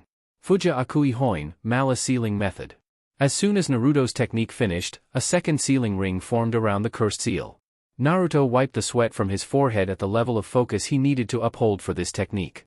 Focusing on much of Tobirama-sensei's scroll on Fuinjutsu these last months, Naruto had rarely been able to practice this much. And keeping the technique active like this took a lot of his chakra coils, so of course the damn fox now screamed inside his mind, bitching about having to ease his chakra coils. At this point, the Sannin Jiraiya appeared with a knowing smirk on his face. Oh, that was quite impressive, Gaki. Since when were you able to do that? Naruto had sensed the pervert's presence a couple of minutes ago and smiled. After seeing you seal Itachi's black flames in our mission to find Tsunade, I had decided on another side project of learning Fuinjutsu. Jiraiya crossed his arms, looking quite impressed, both at the kid's skills in Fuinjutsu and the kid's ability to come up with a cover story for Kakashi's sake. I see, well, color me impressed.